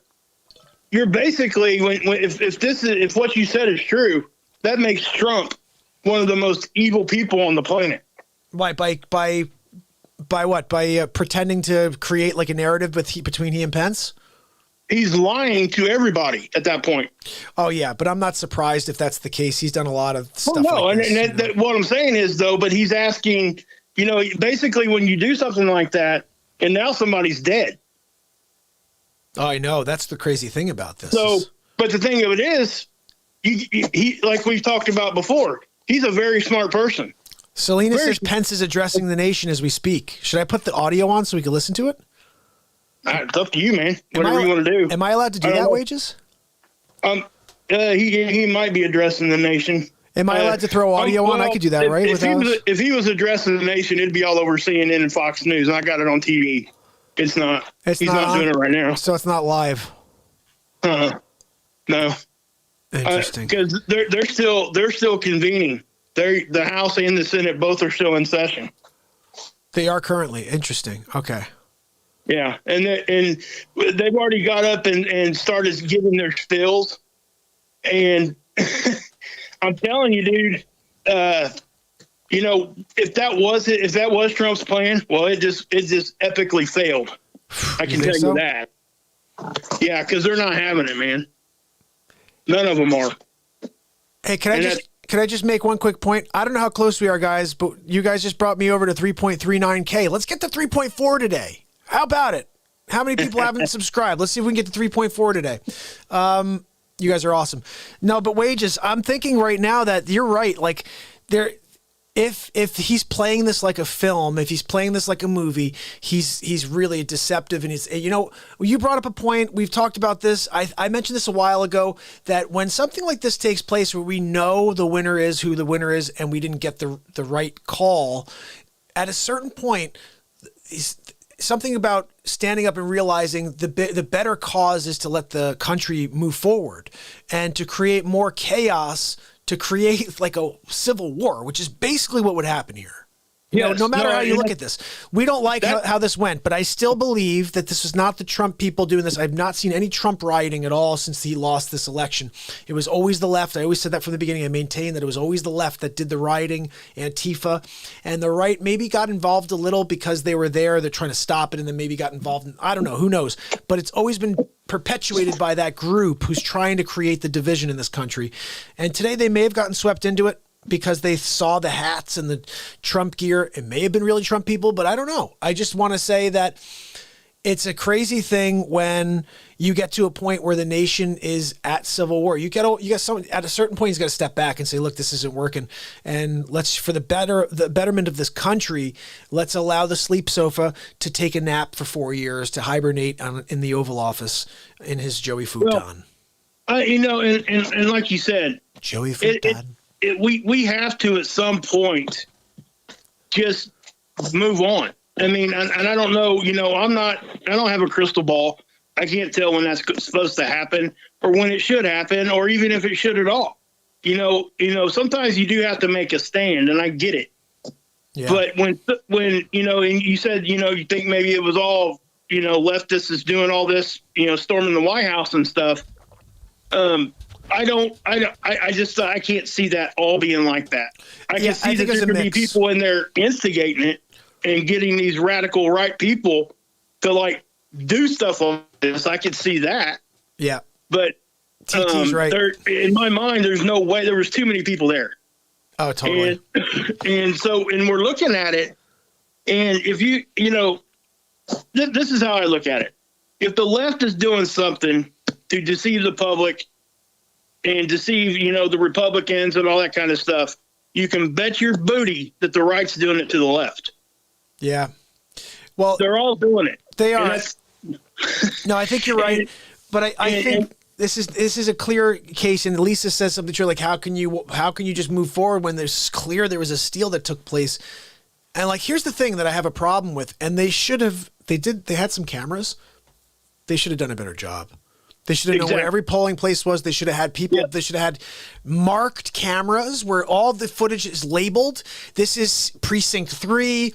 This is Philadelphia, and there are cameras in every section. And they were running fully. Like, why? This is 2020. You're telling me you don't have the bandwidth, you don't have the space, the hard drive space in order to film 100 cameras in one city? Like, come on. They could have done this if they knew, because we knew this was going to happen. They gave $25 billion to USPS. How about you put $25 billion into infrastructure or whatever it's called and media, and you go out and you get some crazy tech company to outfit every single place in the swing states. Every single, you know what I mean? Every single voting facility. And you find out what's really going on. Because the biggest thing I heard was, yeah, but we don't know if that's really from there. Yeah, we don't know if this really, how do you know that's from this election? How do you know that wasn't from 2016? I'm like, see, there's the thing is there's always going to be, and this is our problem. Yeah, you're right. And that's exactly what we're talking about here. And as far as when we should move on, let me clarify what I said there. I don't know when that is supposed to be. I don't think anybody does. But what I will say is this. I'm not willing to be stuck in a position so strong and hard that once I'm gone, my children are going to pay for it. Well, that's why I started this program, for same reasons. So what I'm saying is that if it's gotten to this level, and we want to keep any part of our democracy at all, what's going to stop? This is what I want to say to this, is that the next time a Democrat is in office, say it gets stopped this time, okay, Trump remains president. Election happens next time when Trump can't run. Yeah. Whoever the candidate is gets beat. And then they do the 4-year thing, and then maybe we steal the next election. Well, then what happens? If we give all that power to the Senate and the vice president to be able to do what they can do with these electoral votes, they're going to do the same exact thing as what they're trying to do to us right now. And that's what I'm trying to say. We can't go down that road. It's like this, 2 wrongs doesn't make a right. Yeah, it just doesn't. And we often forget that. I would say when I step back and I look at my daughter, like when I came out of her room and I seen that, my first thought went straight to my kids. I'm like, is this really the America I'm living in right now? You can look back to very early on when we're talking about the peaceful transfer of power. Adams and Thomas, way back when, that was a big deal back then. I think it was it 1801 or something like that, 1809, that election? Yeah. If you go back and look at it, you'll see that it was very much like what we're seeing right now. But that president that was sitting in that office chose to have a peaceful transfer of power and walked away.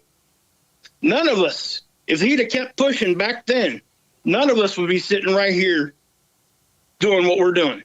None of us. No, I think there's a lot of truth to that. And I think, again, I see a lot of different chats going on, different people saying things in the window here. And again, everybody's free to have an opinion. This is the whole point. I think that we got to a point in this country where you're not allowed to have an opinion anymore. People hate when you have an opinion, and it's so stupid. And again, I had a conversation with someone the other day that said, "Oh, well, if you believe that, then I can't be friends with you anymore." I'm like, "Well, I don't want to be friends with anybody who's that trite. I'm sorry. You're going to not be friends with someone because of their political leanings? Like, how stupid." I mean, we're human beings, and we're supposed to have interests, and we should respect each other for these interests. And you know what? If you like Sleep Sofa Joe, if you like Trump and you like the way he talks, good for you. The thing is, you don't hate others just because they support a sitting president of the United States. In fact, that to me seems treasonous. I don't know. It seems treasonous for you to say you hate people who support a sitting president. I don't care who the sitting president is. I will support the president of the United States. And if it happens to be a sleep sofa, then that's my president. That's my sleep sofa. And I'll take a nap on him. And like I said, I don't see how anybody liked the guy who's going to be the president. I don't see how you could, because he's got no mind anymore. But he's just a good puppet. I hate the fact that this guy, however they got it, I don't, even like I said, I hate the fact that he's going to be the person that's sitting there. Yeah. And I guess, like I said, this is where the biggest problem in our country right now is falling, is the fact that people are so far stuck in their own way of thinking, including myself a lot of times. Everybody falls into this somewhere. That you're over here, the other person's over here, we want to draw hard lines, and nobody's willing to come off with anything. Yeah, None of it. He wrote the book Art of the Deal. That's based on compromise. But there's absolutely none of that going on. Nowhere. We have drawn hard lines for ourselves, for our kids, for everybody. These hard lines, they just can't be that way. They can't. For us to continue of any kind of way of life that we want, all of us, myself, and anybody listening to me, you're going to have to come off of at least a little of something. Yeah. Because we're not always going to agree. Yeah. And you know what? That's okay. It's okay to disagree. We don't have to hate each other because we disagree. Well, that's exactly the point. We have to be able to respect our differences. And like I said, there's a lot. It's like this, Mark. I'll say this too. It's like in my chat. I can take it right back to my YouTube channel, because my chat, I let everybody have their own opinions. I encourage them to voice it, as long as they stay respectful and no hate. Yep. No hate. Okay, because that's where I draw the line for everybody, myself included. I make mistakes every day. I have very strong opinions and passions just like everybody else does. I just choose to soften myself a little bit so I can at least be a little open to think maybe I was wrong on that. Because the second that you think you know everything about anything is the second you quit learning. Oh, absolutely. You will never grow from that point. You'll be stuck in that position. Just saying. Listen, I totally agree with you. And I hope above all that we can remain a country, because I fear some of the things I'm hearing and what can happen to us if we break down as a nation. Remember I said the other day, there's a very real possibility if we default on our loans to China that they take over. It's eminent domain. They could just come and take over our country. This is something Obama signed. I don't know the full details behind this, but there's something crazy going on that it has to do with their hold on us. And a lot of this Fluhan stuff, to me, has to do with that. I know nobody's talking about that, but when they drop Fluhan, the bigger picture is that they're trying to take over America, is what I see. I don't know if it's going to happen, but they're trying to get us to default as a country. So then they could come in with eminent domain, they could come and take our land. We have no say. This is part of what Obama signed. So I don't know. Someone know anything about this? I'd love to, maybe after wages, if someone knows about this and wants to share with me about that. I heard about that, and I'm curious what's what. Ryan M., I hope you're right, buddy. I do want to say one thing. Yesterday, a couple people said, "Oh, don't worry about it. In the next couple of weeks, a lot of information is coming out." I'm like, guys, the Electoral College is tomorrow. If they haven't gotten it done yet, there's no oh, it's coming out tomorrow. It's done. There's no chance. Once they get through this process, it's over. Sleep Sofa Joe is the president, and he's going to take lots of naps and his Joey foot on. Like, guys, look, he's got his Joey foot on. He's dapping it out. Dapperoo, really. And it's what's and gonna you know, happen. and here's the other thing. You know, we have to be able to come to the middle, but at the same time, we have to stand up for what is correct and what is right. You know, and I guess the struggle for a lot of us, and I would imagine that I'm not even near my computer, so I'm not even looking at the chat or whatever. I'd imagine everybody in the chat has very strong opinions on a lot of different things I've said already. Everybody's saying that you're really on fire in a positive way, so they're all positive about what you're saying right now, brother. Well, no, let me say this. I know this might sound bad, but that's not really my point. My point is, I have my opinions. You're going to have yours. They're going to have theirs. They're going to have theirs here, there, and there. And it's up to all of us to figure out together what is correct, what is right. Especially because there's no truth anymore. If we're going to stand up to that, quote unquote tyranny, we can't do it by ourselves. We can't. And at the end of the day, if you look at who's in charge, whether it's T-Man or whether it's, Sleep Sofa, there's tyranny on both sides. Because the way I'm looking at it and the way that my neighbor might be looking at it, there's tyranny on both sides. I might be looking at, if Trump's in there and there's no tyranny going on. If Biden's in there, I'm going to say, my gosh, that guy's an idiot. You know what I'm saying? And there's stuff going on both sides. And I think that if we can at least agree to the fact that none of them got there by being nice. Yeah, that's true. Okay? And like I talked to you on the phone earlier today, people shortly there forget who Trump's second wife was. That doesn't make him a bad person, but that does tie him to certain things, because every one of us here that I'm talking to right now has said the same thing about the incumbent president's past. The same thing was true for Trump, but we're given a pass on all that. Why? We can still talk about it. It doesn't mean I don't support Trump, because I do. But if you're going to dig into one person's past, dig into both. So what exactly, what is that piece of, I don't even know, what's the juicy tidbit? What happened there? What's his second wife have to do with anything? She was directly tied to Epstein. Wait, his ex-wife, Marla Maples, was tied to Epstein? Yes. How I'm not going to go into what, because... Oh, okay. Yeah. Uh-oh. At 12:04 p.m. today, Trump declared a national emergency. I didn't see that. I don't know.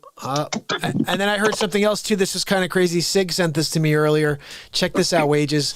There was something about how in order for Trump to enact this 1876 law or whatever it is that he passed in 2018, he has to declare for everybody to depart, for the crowd to depart or whatever. So he has to state something specific, and he did that today.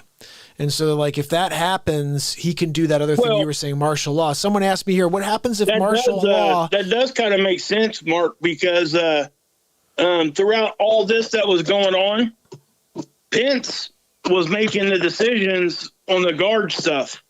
That wasn't his decision to make. That should have been Trump's. So what would that mean exactly?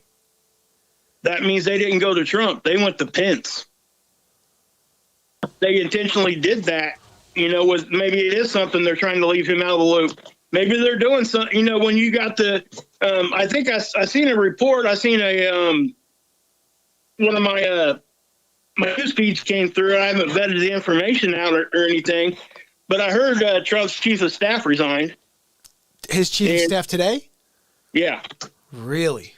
And I heard, and like I said, the people that are talking about doing this 25th Amendment is his own cabinet. Wow. So when you say his own cabinet, that would be Pence. Well, Pence is basically his VP, but that's all the other people that he has around him. They want to try to shut him down. So they're thinking he's a threat now. I don't know that all of them feel that way. I just know that there are lots of people in certain cabinet positions that are pushing it. and it's already made it back to the Capitol. Unbelievable.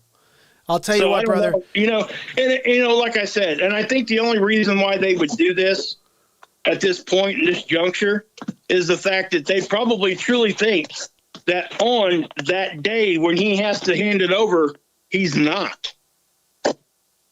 That's the only really reason to do it. Yeah, I think you're right, because I think what you said earlier is very true.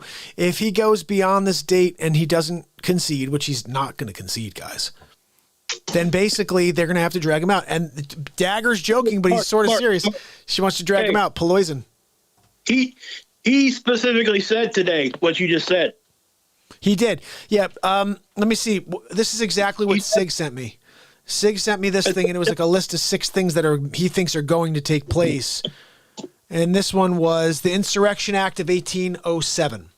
It says, before invoking the powers under the act, the president is required to first publish a proclamation ordering the insurgents to disperse. And then it says, then someone says, POTUS just told everyone to disperse and go home. Check another box. And then they showed the Insurrection Act of 1807 there. So if that happens, martial law takes place. And this is a question someone asked here. Maybe you can answer, help me answer. Can Trump would stay in power by de facto, right? Because it's a martial law situation. Like, what happens there? Do you know? Those are all like technical things that are just like, I think that there are so many things that would have to happen all at the same time for any of that stuff to be able to be initiated. And I don't know the steps myself. I mean, I wouldn't have any clue. As far as martial law, I don't think it takes a whole lot for him to do that. He's already got cause. He put that note out today. He told them to disperse if they don't disperse. And again, this could all be a big game plan in order to get this to take place. Hey, we need a crowd to start something, and let's get it going so we can tell them that one phrase we need to in order to get this entire nation on lockdown. You talked to me about something earlier. Maybe you can give us a little bit of light on, share a little light on about how there are different military operations, the National Guard all over the country set up to so-called get the vaccine in place, but they're ready to go. You're saying on something, hey, you know what? I wonder if we could take this call in. I don't know who's calling over to us, Wage, but maybe we can get another person in. No, I don't think it works that way. I think it's like one or the other. Whoever's calling right now, give Wages and I a chance to finish this up and then call back, okay? Definitely a few more minutes. We're going to get some more phone calls on, okay? So as far as it goes, where are they all over the country that you know of, these National Guard troops and the military vehicles? Trump even said it. He said he was going to use our military for the logistics part of getting these vaccinations spread out. So I was talking about this when he first said it. And I was talking about it to you in the background a little bit. I was like, listen, that just doesn't sound right to me. Why do we need military people? We can use our military to get the vaccinations out, but why do they need tanks? Well, that's a good point. I don't think we need tanks in the streets. They were riding in tanks, dude. I mean, come on. Give me a break. Do you really need a tank to get a vaccination through? I don't think so. I think this is all – I honestly think the bigger picture here, guys, I said this a couple months ago, and I still believe this entire deal is a group – here's the big play. They need to get Trump out of the picture for one reason and one reason alone. The agenda is to destroy the world, to destroy the United States, and it only happens when Trump gets out of the way. I wanted to ask something. This is just something weird. This is a biblical thing. But there used to be this thing I remember hearing as a kid that 7 years after the church or after something is peace in Israel or peace in Jerusalem, the embassy, whatever it is, 7 years later, that would be the end of the world. Now, here's a question I have. Trump did the Jerusalem thing like 3 years ago. And if these idiots get in office for 4 years, that's 7 years. What happens at the end of the 7 years? Well, are we looking at the end of the world? You're talking about biblical prophecy and what that is. And I know quite a bit about that. It goes off of a 7-year tribulation period. And the start of that would be the false peace that would be having. And with them, they're already calling him king over there in Israel anyway. I don't know if it has anything to do with anything. They put him on a coin and everything. Wait, they put Trump on a coin? He's the one that moved the capital of Israel from Tel Aviv back to Jerusalem. Yep. Nobody else would do it. Yep. He recognized it. And that's what's got him, elevated in their eyes right now. And, if you go read biblical prophecy to your question, you're supposed to have 3.5 years of peace. And then after that, all hell will break loose. And basically, they'll show their true colors and take over the world pretty much. He'll come in like a savior. It's the Antichrist. I ain't saying Trump is. I don't know. I don't care. Actually, this is so funny. Tomas just put something on here. Wages. I should totally do. I didn't realize this. My real estate firm is on my backdrop, Berkshire Hathaway. It's so funny how they did this. Okay, when they set me up with this studio at my office, right? They're like, "Oh, we're going to build a studio for you, Mark." I'm like, and awesome. God's supposed to come back, and establish His kingdom on earth, and all that kind of stuff. But that's just. Even inside the church and even inside any kind of denomination, that's a fight in itself. Absolutely. Absolutely. I think we have a disconnect. Can you hear me, brother? Yeah, I got you. Oh, okay. I was just saying, I forget what I was trying to tell you. I had something I was trying to share with you, and we were not in the same wavelength. I think the phone got disconnected or something in between there. But we have a lot of good comments coming in over here, and let me see. Tomas said Berkshire Hathaway is owned by a liberal. What the heck is going on here? Because I forgot. I have my backdrop here. It says Berkshire Hathaway. That's my real estate firm. And when I signed with this company, they were like, "We're going to build a studio for you to do Real Talk, so you can go live anytime you want to do your show." I was like, "I'm in. Where do I sign?" And the thing that I didn't realize is that they bought me this backdrop to do the show, and they threw their freaking name on there. And I'm like, "Why is Berkshire Hathaway on the Real Talk backdrop?" But they did it. Somebody else is calling in. Guys, when Wages comes off, call in. Right now, we're still finishing up the one phone call. I can't get off. We can't switch. I wish we could do something where we're all on together. I just don't think that works. But give me a couple more minutes and we're going to have you call in. What we should have done is I could have came in on Zoom and then we could have had phone calls. That would have been better. Let me see. Someone else is trying to call in again now. Why don't we try that in a few minutes, Wages? Do you want to try to do that? Someone else, same number is calling back. I think here's the thing, though. I don't know who on the chat here is trying to call in. Say who it is, because there's a good chance it's somebody just trying to be a chooch. There's a good chance. It could be. We'll do this, Mark. If you want me to, I'll be there with you. I don't have to say much. Shoot me a Zoom link, and I'll come in that way, and you can take phone calls. Do you still have? It's the same link I gave you last time. You still have it in the text? Check back on the last text. It should be the last couple texts I sent you. I'll open up Zoom right now and let me know. Shoot me a text when you're up into the system. Let me see. Let me know if you have it first and foremost. I'm on my phone right now. I can't look at my text. Okay, let me see something here. I got to try to find. I also have to find the video here. Oh, yeah, there we go. It's okay, man. I mean, you can take all the calls. I don't care. I mean, I'll back off all the way. No, check this out, though. I'm going to do this. I'm going to shut this recording off. I got my window open right now. I'm going to do this. Check when I get off the phone with you, shoot me a text or just come onto the window. I already have this open. Okay, go into Zoom, and I'll bring you into the system, and then we'll take some phone calls together. Okay. Yeah, what I'll do then, can you send the link to my email? Yeah, let me see if I can do this from here. All right, let me close this again.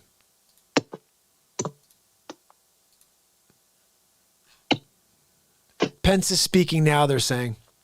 Oh, is he? I don't think Zoom is going to work right now because I didn't start it before I started OBS. I think you have to start it before OBS or else it doesn't lock in. That's fine. It's okay, this. Man. Well, let's hold on, dude. guys. Yeah, give us a couple minutes to finish up this chat, and then I'll take another couple calls, okay?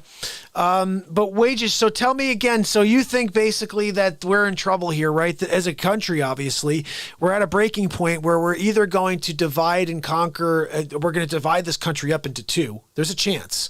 Where Trump is running one half and there's another, Biden runs the other half. This could be like 18 whatever all over again. Yeah, I mean, I don't know that we're going to go that far with it. I hope not. I pray we don't. Joey Futon. But looking at it on the surface, if you look about what happened today, just today, that stuff hasn't happened since the British burned our capital down. That's crazy. So, and that's the thing, if people ask me, like, when I'm on my channel, why I don't talk about political stuff. This is why. Well, yeah. Look, You know, I do space weather, and if I was to talk about political stuff, I haven't even been in. I bet you, if I go back and look at the live chat, I bet I was being slammed like 100 times. Well, I'm sure too. I was like, I mean, here's the thing, guys. You may know this, you may not, because you may be here for the first time. There's 89 on with us right now. I don't talk politics. I'm a positivity guy. I'm here to play music for you, and I'm here to inspire you with comedy and to say things that remind you how great you are.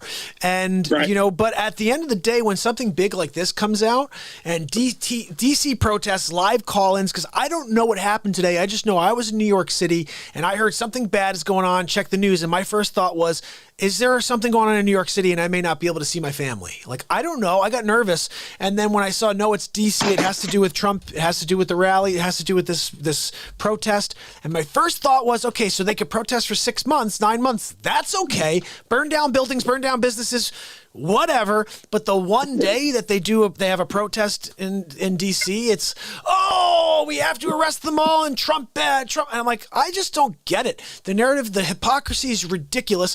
I think if you're going to be one way, be that way with both sides.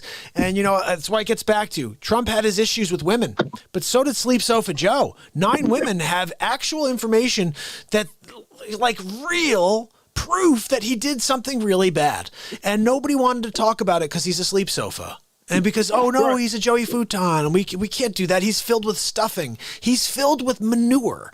Okay, and nobody knows it until they cut that freaking sleep sofa open. They're like, that thing. That's why it's so squishy. When you sat on that sleep sofa, it had a squishiness thing going. There's poop in there. He's a pooper. Right. No, and that's the thing, dude. I don't want, you know, like I said, me and you both, we're trying to do a positive thing. Mm-hmm.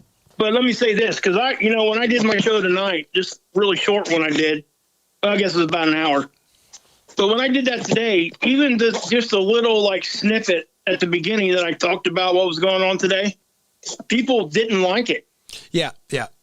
They're like, hey, you know, let's just talk about the space weather. And I get that. You know, I really do. Can I tell you, but I want people to understand that at the same time, that when something like this happens, and I have a platform where I would not be doing the responsible thing if I just sat back and did nothing. No, absolutely. And that's where I just tried to report the news part of it. I didn't go into anything that I went into here with you because that just wasn't the platform to do it over there. But I wanted everybody to know that was still, you know, when they got off of my show, they really should go watch what's going on, because this is that important. This is not something that we should just like turn our head to. And I guarantee you there's people out there that are. And they're walking around, don't know nothing about what's going on. They don't care. And that's the hard line that we all try to walk. And I don't want to be that person that tries to figure out, when do we make a stand? What is right? What is wrong? You know, I don't have that answer. I don't. No, I don't think anybody does. And here's the thing. We're all too close to this thing right now. I just think that at the end of the day, if we just go back to what me and you talk about, love, positivity, all that kind of stuff, it'll fix itself. Absolutely. Look, that's why we do this. This is why I showed up every day for 737, why I'll be here every day for the rest of my days, is because there has to be something like, here's the thing I want, is like just a checkbox in everybody's mind. They're like, no matter how bad my day is, there's always a Real Talk show. Like I could always level up on the Real Talk platform because there's always a live show every single day. So if I am going through the worst of the worst of the worst, instead of thinking bad thoughts, I'm going to tune in and find Mark, and he's going to build me up. Because I'm here for you. All you got to do is say hello. Now, the thing that's going to be very interesting, and you talked about this a while ago, it gets a little more interesting and harder to see all of the chat when there's so many people talking. It's kind of a cool thing, but it all happens so quickly. You know what I mean? So it's hard to see every single note that's coming through. So that's where, and this is what we gotta make sure that we don't fail on this. And I've been, like I said, I didn't start live streaming until like 2 weeks before I found you. I know, you guys, it blows my mind. I'm still kind of, getting used to the chat stuff too. But what I figured out is that we have to trust our moderators, and it's going to be up to the moderators to make those people that are coming in new to understand what we're about and that we're there for them. And if they need something, they can ask. Yeah, for sure. Yeah. I hope you guys are. I know I haven't been able to see, but you guys, please know, share anything you need. Let them know what the show's about. Especially, I always say, when I'm in the middle of, like, Wages and I are talking, like, this isn't what I do on this show. So let new people know what I do. Hey, guys, you're here. This is the Positivity Platform. Today, Mark's talking about politics. Today, he's talking with Wages about what's happening in D.C. But every other day, he's singing and putting positivity out into this world. Please come back tomorrow to see that. Like, guys, please do that stuff. I know I still haven't had a meeting with you guys on Zoom, and I have to do that. We have to figure out how to do that. But if you could please let people know what this show is about when they come in, and we're definitely not doing the thing we typically do on the show, because I don't want to lose new people. I want them to come here and be like, this is the show? Like, I always said that, like, the interviews thing is like, everyone does that. Half of your mods are my mods, and half of my mods are your mods. It's Exactly. Yeah, you guys are all awesome, and I love you all. I just don't. And Wolfie, yeah, you rock, brother. Yeah, we have such great mods, and guys, if you don't know, this show's about leveling up. This show's about taking whatever you're feeling and bringing it to a whole new point. That's why I say to amplify your current state. That's why I'm here, is to help you find a new level, and it's there. I always say, one of my quotes was, don't forget you always have another level. No matter how much you think you're out of it, you can't do it anymore, you're done, you got one more level in you. And just believe it, and you'll find it. well, I tell you what, man, I'm going to go ahead and let you get some more callers in here. All right, brother. Let me say a couple more things on the exit here. All right, yeah. First off, they're actually counting the... Wait, they're counting what? Wait, just say that again? Number two. Wait, say that number one again. We feel like they're alone in India. Hello? Wait, just say number one again. You cut out. Oh, they're actually counting the electorals right now, Penn says. Anyway, yeah, it's live. But what I would say after that, don't ever feel like you're alone. There's somebody here, always. Yep. And, I push people over here to this channel for a reason. We thank you, brother. And that is because it is about the positivity, and I believe in everything that goes on here. And that's why I do it. It isn't anything other than that. I report on negative stuff all day long. I love you for it, brother. I really do. And I'll be here to continue to shine a light on anybody you send over here. And it really means the world to me that you found me in that hole that YouTube put me in. To let that go at some level, to remember why we even care. So, anyway. I love you, brother. You got me? I love you, brother. You cut out a little bit, but I think we got the sentiment. I really appreciate that. And I wanted to just thank you for finding me in the dark hole that I was in from YouTube prison, and bringing me into the light and finding some people to find this to see the program, see what we're doing here. Love you, bro. Everybody stays there. I love you, brother, and we'll just keep moving and do what we do. Love you, brother. Have a good night. Okay, I'll chat with you tomorrow. Yep. All right, be good. Okay. Bye. You Bye. rock, guys. Mark Wages, passionate as usual, dropping some knowledge on everybody. How about it? That was pretty cool. Run, Nancy, run. Shane, is that what's going on? I really want to know, like, what is the deal?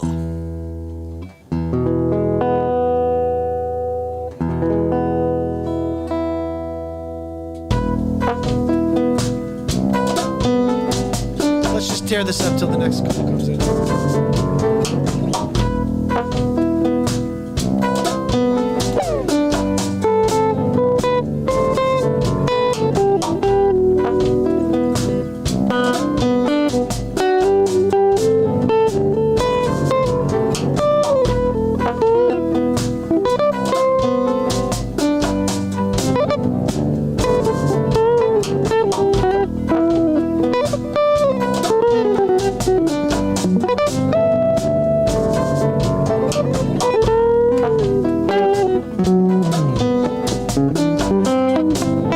So out of tune.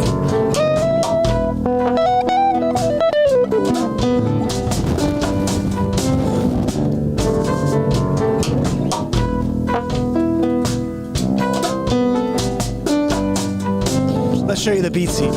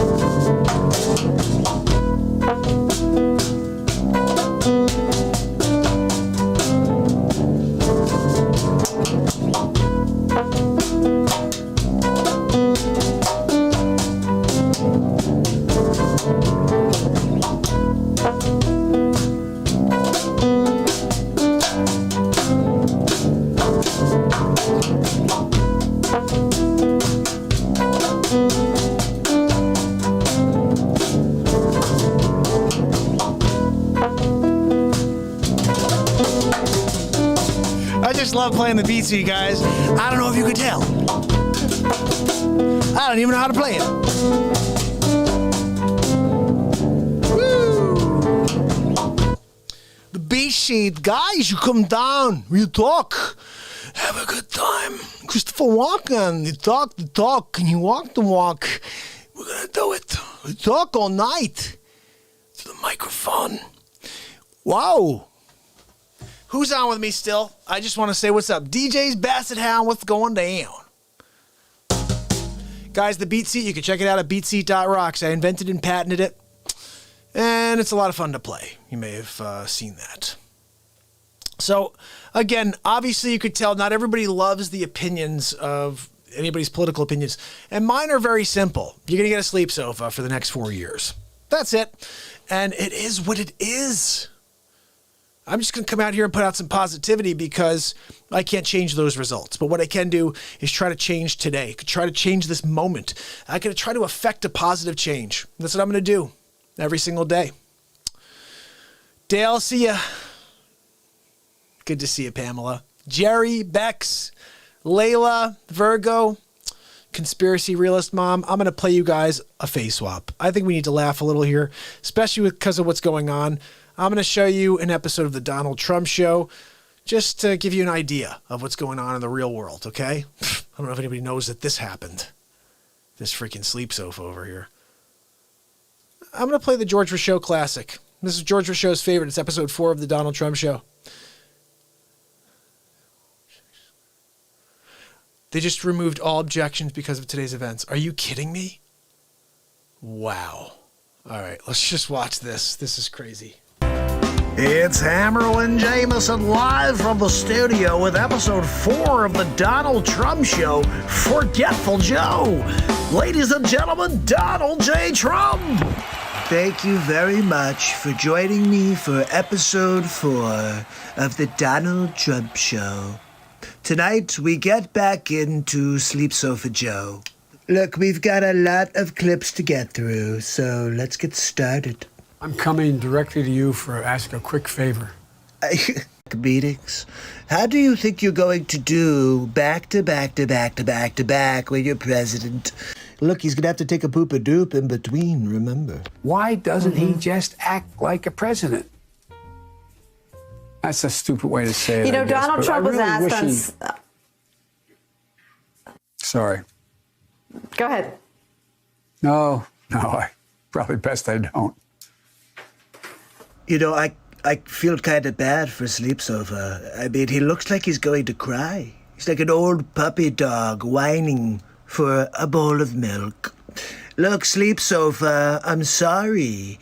You know, you have to act confidently if you're going to be president of the United States. I tell you what, I'm so darn proud. And those poor people who have lost, anyway.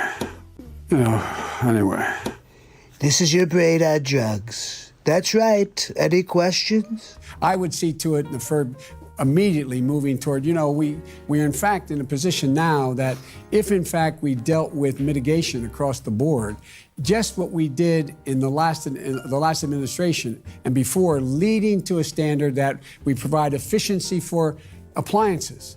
Have you ever seen that scene in Scanners? It kind of reminds me, I wonder if they're going to do, you know how they keep doing, we're doing Jaws over. You think they'll do Scanners over and maybe have Sleep Sofa Joe in his, one of the lead characters? I would watch that, even though he makes me want to fall asleep. I'm ready on day one after more than 3 years in office. Why isn't Donald Trump ready? Mr. President, wake up. Can you believe that? Did he really just say for me to wake up? Is this Pinocchio and Geppetto is in the background pulling strings?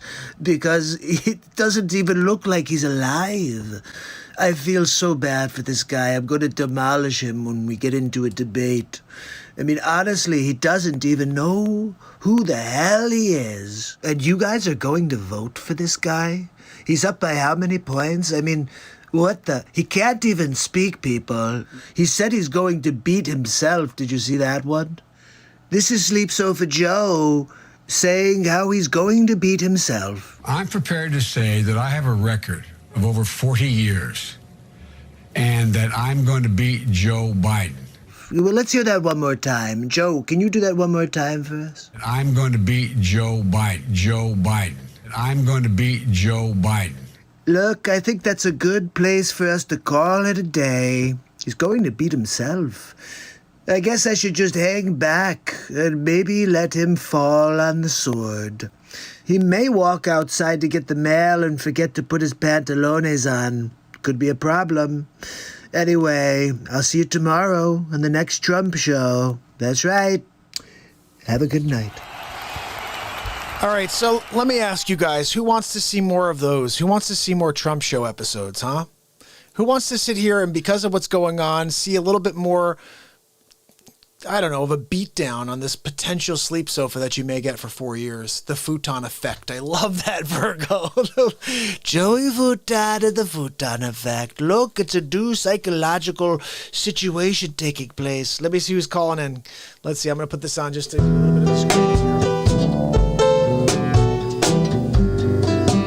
Call from David Thompson. to accept.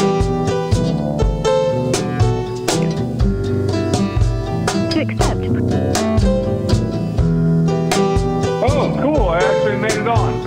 I didn't mean to make you, like, drop that one guy. I can hear you. Can you hear me? Can you hear me now? Yeah, I'm here. Can you hear me?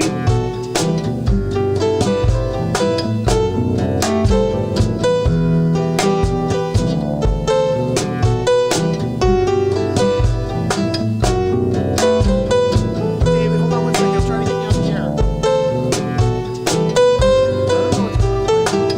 This thing's not working. You there, David? Yeah, I'm here. David, are you there? David? I am. Can you hear me? Now I could hear you. David, how you doing? Hey, it sounds way better now. It's going pretty good. How are you doing? Good. Where are you calling in from? St. George, Utah. Nice. Utah is one of the states I always wanted to get to, and I had a chance to once, and I didn't go. I'm gonna ask you as a local. Please don't come and tell everyone else you know it sucks. We don't need it.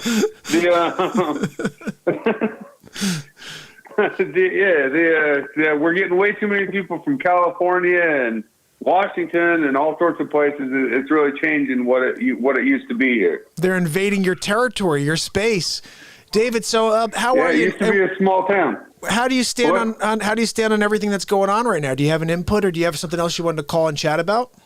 Oh no, I did want to call about this because like I'm honestly kind of annoyed at both sides. Like I see a lot of mutual hypocrisy with it, and I don't like it. I come from a very, very conservative town where I thought I was a liberal, and then I went to a liberal city and found out I'm pretty damn far right, but just not that far right. Interesting. And it kind of made me balance some shit out. Interesting.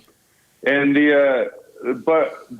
I've been watching through, my life, but it seems like it's a cycle of doing the same shit, and then each side gets mad at it when it's the other side doing it and supports it when their team's doing it. Exactly. And it's legitimately both sides. No, you're so right. It really is. It really is. So watching this go into there, all I could see when I watched them essentially doing it live, right? Like I saw the protest, and then all of a sudden people told me, hey, look, they broke down the thing. They're actually at the doors. They broke down the barriers. I'm like, oh, they won't get into the Capitol. No big deal. It's not a problem. But I thought the same shit right before they burned down the damn police precinct in Minneapolis. Yeah, you're like, they won't get in. And that was, they're not actually going to burn it down. They're just going to protest, and it's Target, and that's stupid, and it's obviously a riot, but it's Target. But burning down a monument to our kind of entire society is a really big deal. That is a massive statement of both retreat by the government and attack by the civilians, right?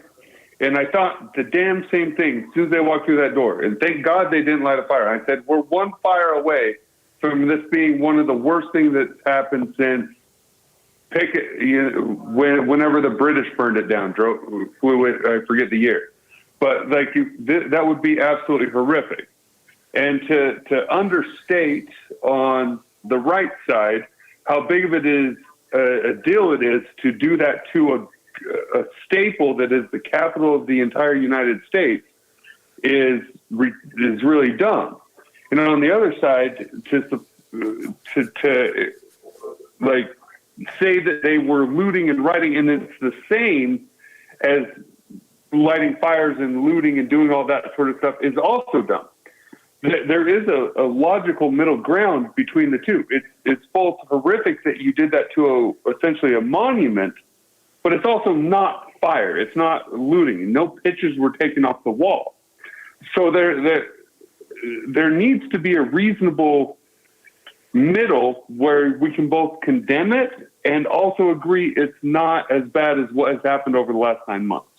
Well, that's a good point. That's a good point you're making. Go ahead. No, that's a very good point you're making, because they went right to saying like how bad this is and how much worse. Well, no one's comparing it. They just forgot about all the rioting. They just they conveniently forget. And this is what you were making your point about at the very beginning, which is so right, is they support anything that's not right when it's their people, and whenever it's a wrong thing and it's on the other side, it becomes this story. Oh, can you believe this? Like, I have an episode you may not have seen. I'll play it when you get off the phone. It's episode 9 of the Donald Trump Show. It's called The Great Wall of Trump. Well, what it is it's an episode showing all of the people from the left and how they all wanted to build a wall. They all wanted to build a fence. They all wanted to keep out the illegals. But it became a problem when Trump wanted to do it. And so I show you a great video of how even Chuck Schumer says that Trump wants to build an ineffective, pointless border wall.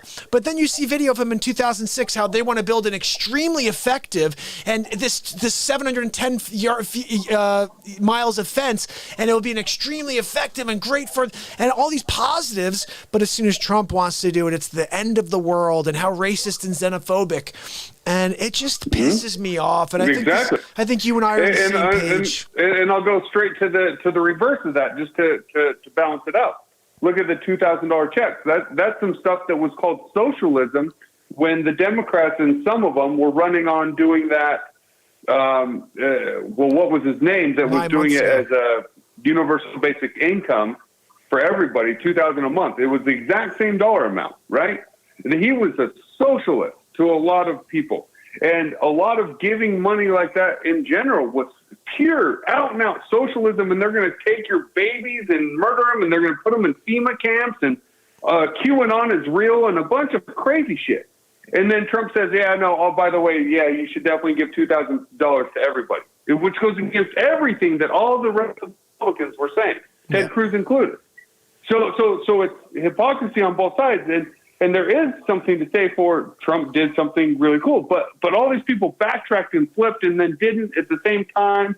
It's really interesting to watch it flip and turn as it goes through. And the one thing I'd ask of anybody, and the one thing that I said I learned when I thought I was a liberal, went to somewhere liberal and found out I wasn't, was that both sides are full of shit. And if you have a team and you believe in the team, you're dumb.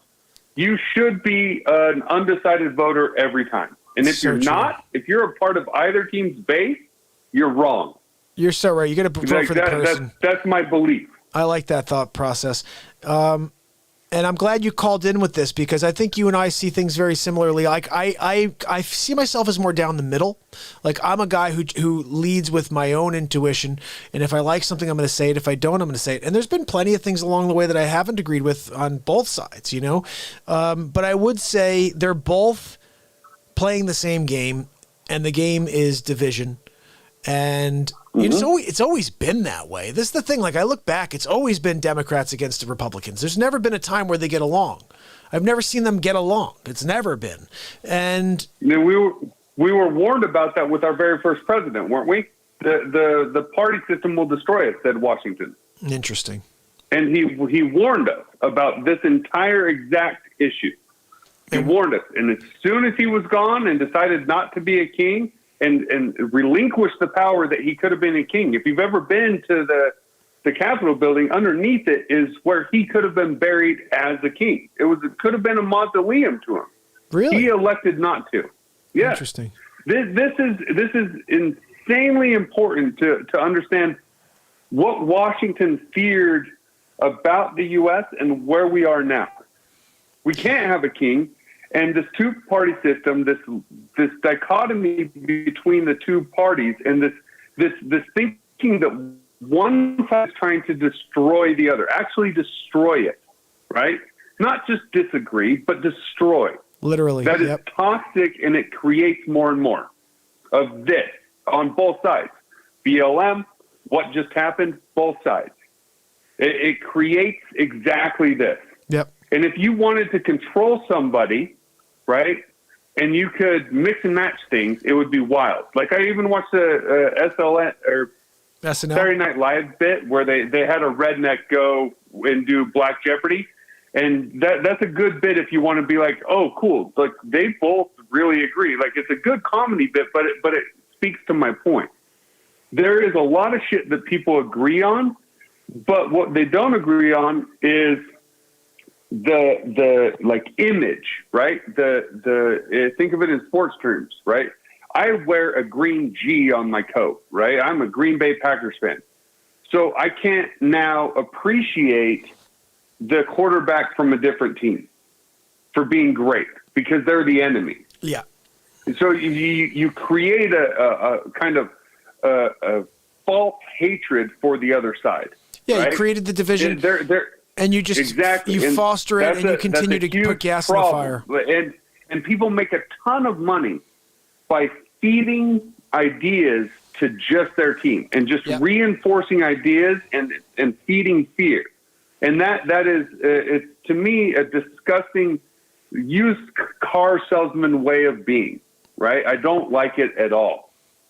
It drives me absolutely insane.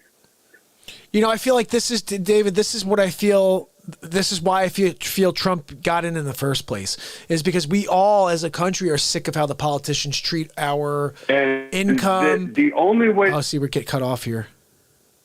That it will ever change is if the people decide...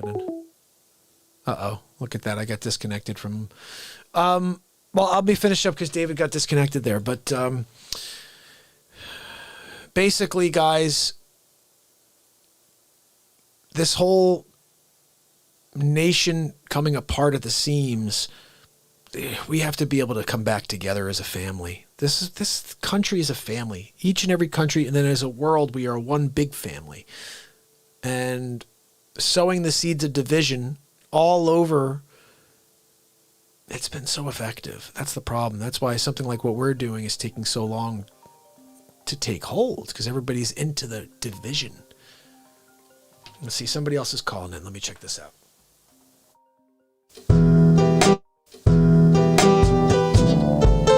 Call from. Stop. To accept, press 1.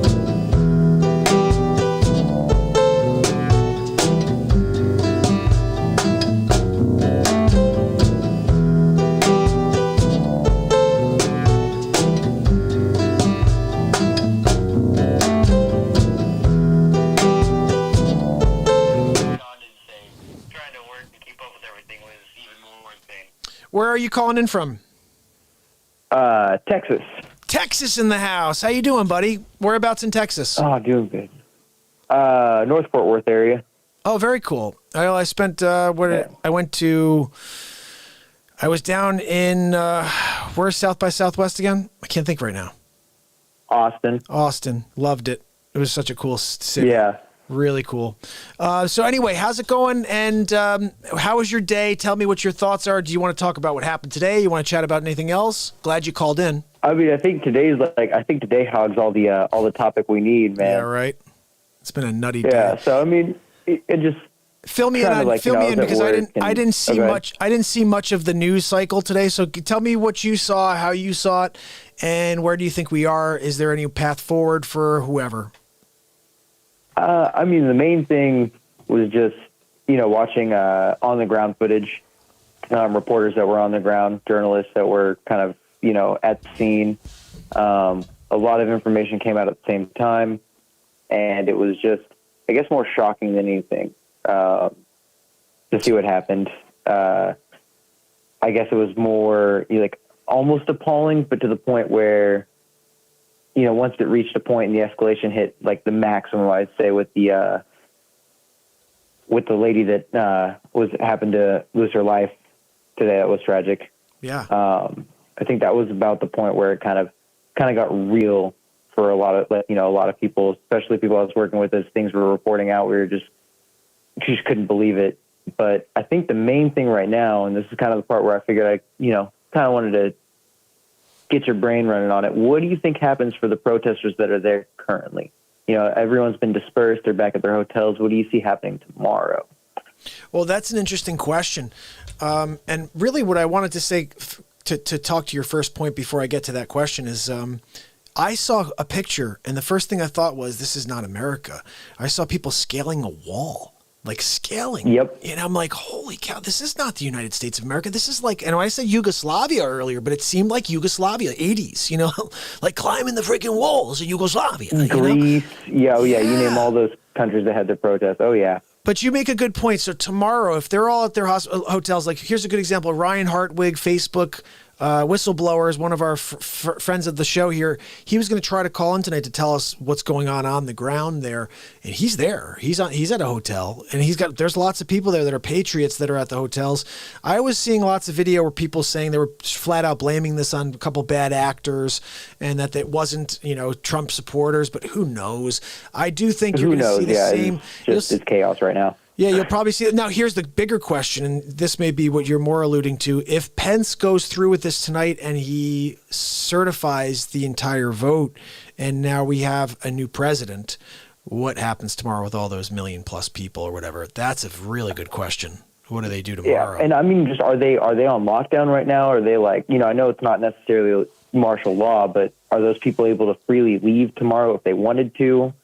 Good question. Are they stuck in the city? Have they locked down the city? That's a good question. Yeah, know what? Definitely wait to see. And here's the thing too, and this gets back to what this year's been a nightmare for everybody. We can't know these things because they censor anything that has to do with the truth and anything that has to do with actual information we'd like to know about. I would love to see the entire process of how this all went down. I want to click and see them walking up to the gates and all of a sudden taking down the barriers. I want to see all of that. And I don't know, is it anywhere? Has anybody seen that? Where was the aerial coverage? Why weren't there any helicopters? Why was there no... That's a good question, too. Wages says that Pence is doing it right now. So Pence is finalizing right now, or is he going through them still? That's the question I need to know. What is the Pencer doing? And it sounds to me like Pence is on... I don't think he wants to be vice president anymore. I think Pence wants out.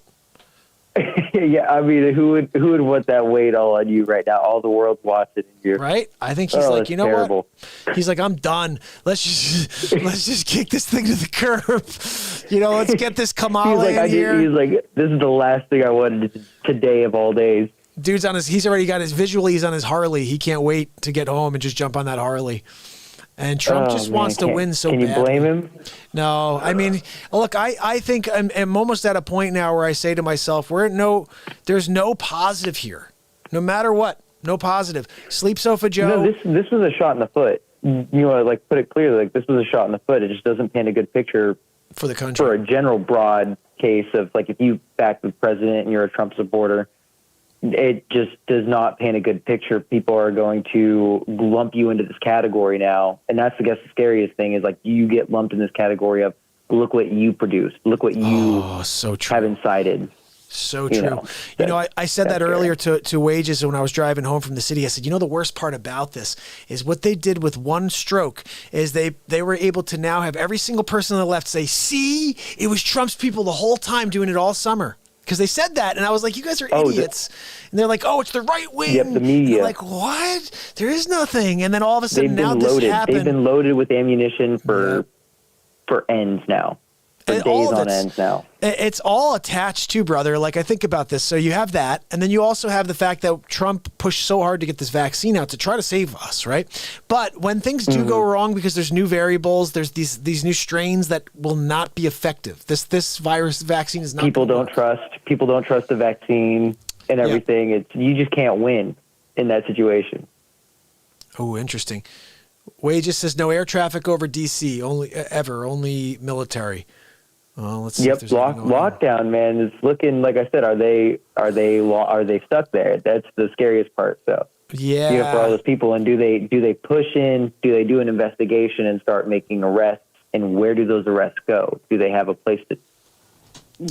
These are great questions, guys. We have to get to the bottom of all these questions. And I think this is why it's great to have a call-in show so we could chat about it. Because honestly, I'm not thinking about all these questions. In fact, my goal here is to bring the positivity out of everybody. And I feel like sometimes you need to talk about these things in order to get back to what's really important. All of this stuff we're talking about is based in negativity. There's no positive at all within. So we need to talk about that, and we need to somehow get back to our own reality.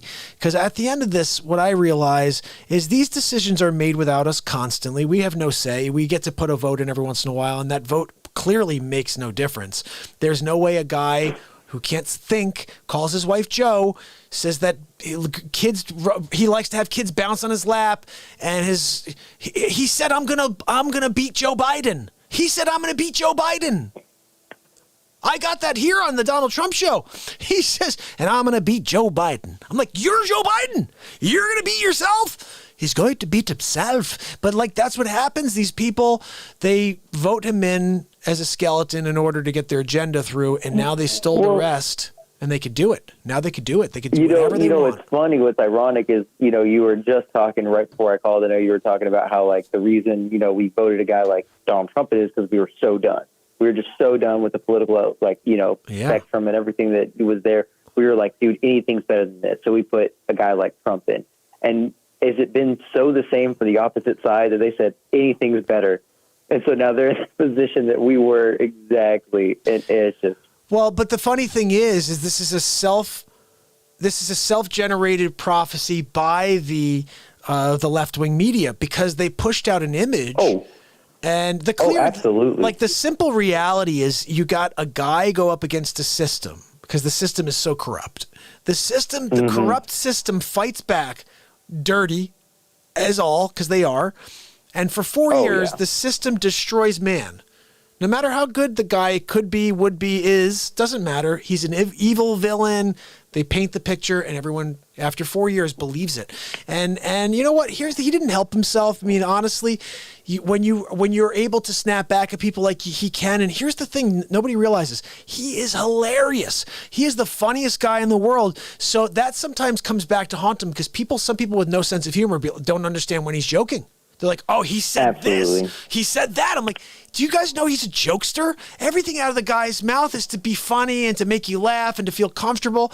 And I think that he's taken off, they take it's like reading a tweet the wrong way. They read Trump the wrong way, and the whole thing was based on the narrative that they had created. And again, system against man, system won. And us, we are the people who can see through all the lies. And so we could see what's really going on. And I said, there's no perfect guy out there. I don't think Trump's perfect. I think that he is funny. And I think that he has done some good things for this country. And I think that there's been a lot of stuff said about him. Some of it's probably true. A lot of it's wrong. A lot of it's not true. And he's definitely not a xenophobe. He's not a racist. He's not a bigot. I think that he's a nationalist for sure, but I don't think that's a bad term. I think that we've made it a bad term because Hitler used to call himself a nationalist. You know what? Believing in your country and wanting the best for your country is being a nationalist. I called him an American, it's like an American. I can't even think of the right way to say this, but when you are focused on your country first, that means that you are a nationalist. Absolutely. And there's nothing wrong with that. Yeah, we've for years been about everyone else. There's national, and again, it all has to do with nationalism really has a bad, I guess, taste or ring to it now because of certain past events. But for the most part, there's a little bit of nationalism. There's a point to nationalism and what it plays a part, but it's more of just taking pride, having pride in your nation, and having having a positive look, and that was the whole thing of, like what America's been through is like, this is the greatest experiment on earth. It's the greatest government of all time. It's the greatest experiment of all time.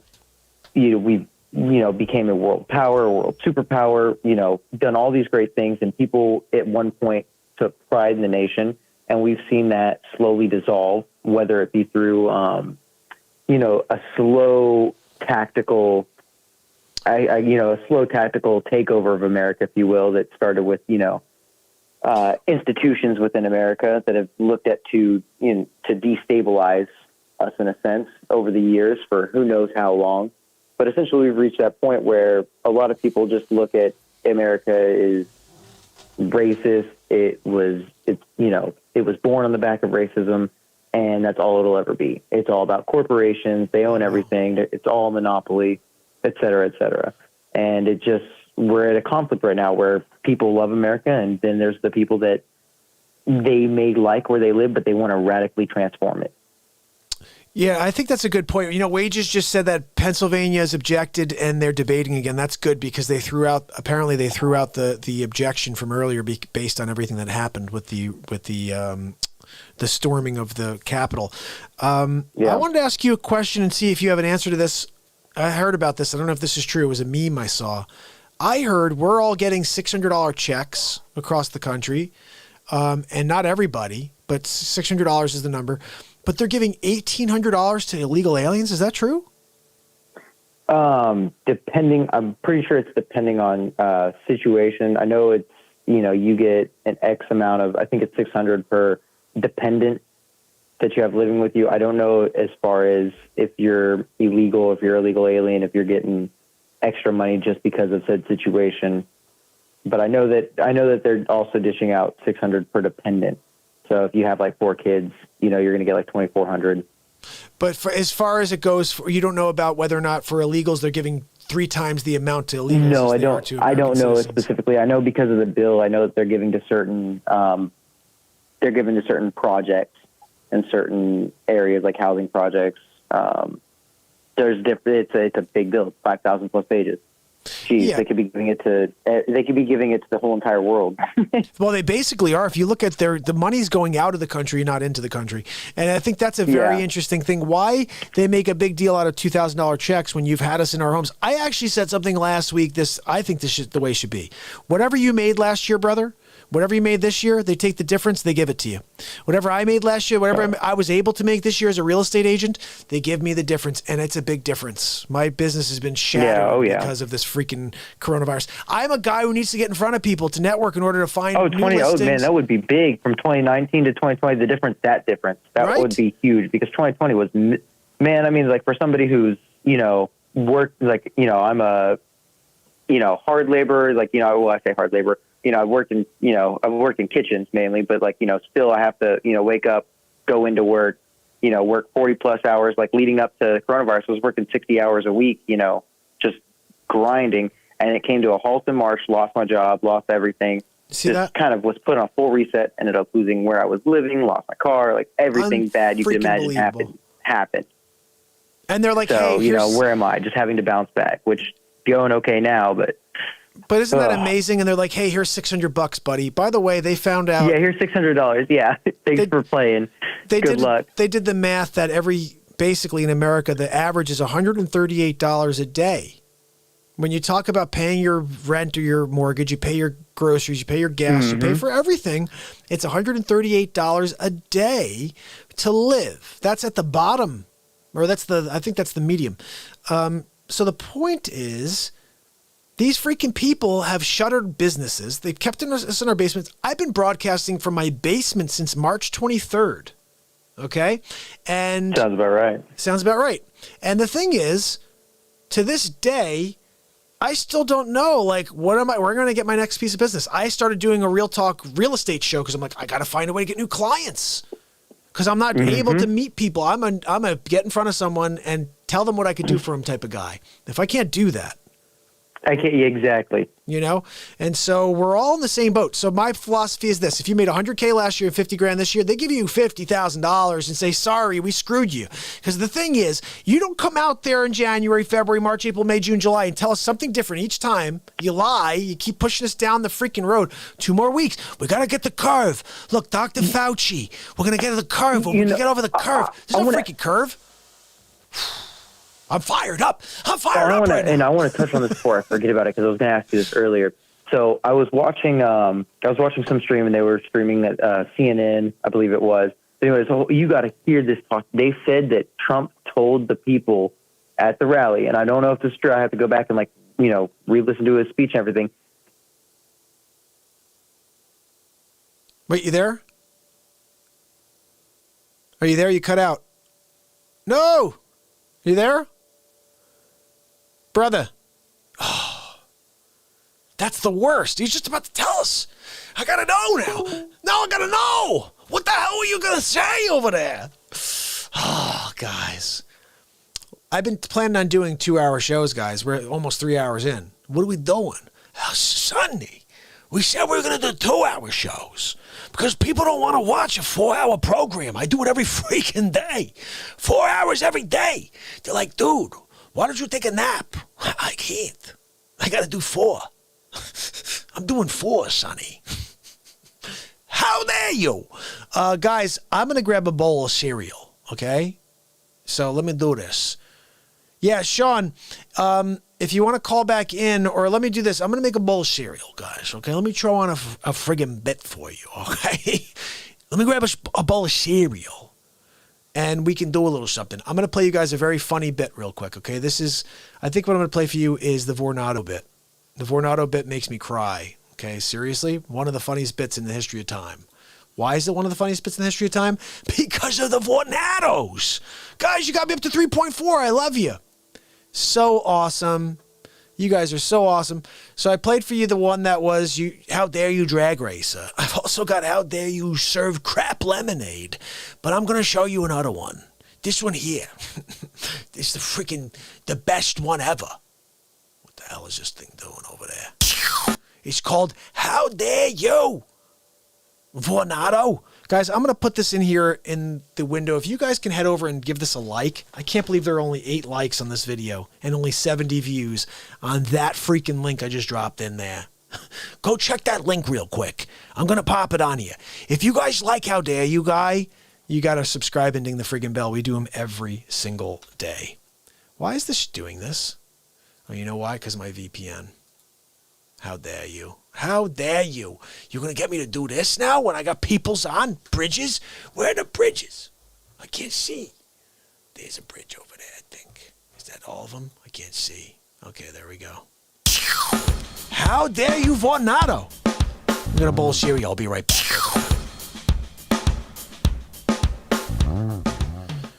This thing is really loud. I'm sorry.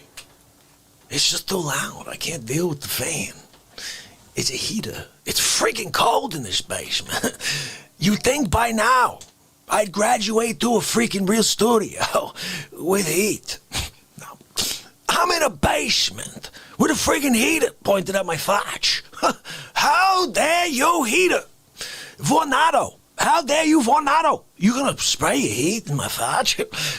When I'm trying to do a show, you're gonna disrespect me like that? How dare you, Vornado? I can't figure how Vornado can do such a thing. Let me talk to the manufacturer. Hold on now, man. Yeah. Who am I speaking with? Oh! Hi, Carlos. Yeah, this is Dick Facce. Yeah, that Dick Facce. I appreciate you're a big fan.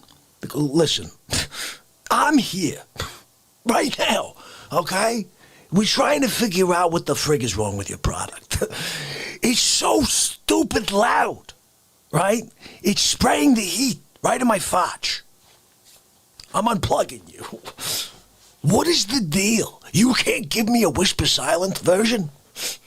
You can't give me one that bakes the entire basement and I don't feel a friggin' thing? How dare you? Hold on a minute, Carlos. I'm sorry. I know you're a fan. I didn't mean to jump on you, but how dare you? How dare you represent the product who's gonna blow their Vornado all over my fudge? What is it supposed to stand for? Tornado? Oh. Well, why didn't you put it on the box? X like tornado. You can't tell. Sonny, why didn't you tell me about the Vornado tank? How dare you, Sonny? Carlos, give me a minute. I'm sorry. Just give me a second. I'm talking to Sonny. You know Sonny, right? You watch the show. How dare you, Carlos? Talking to Sonny. Give me a minute.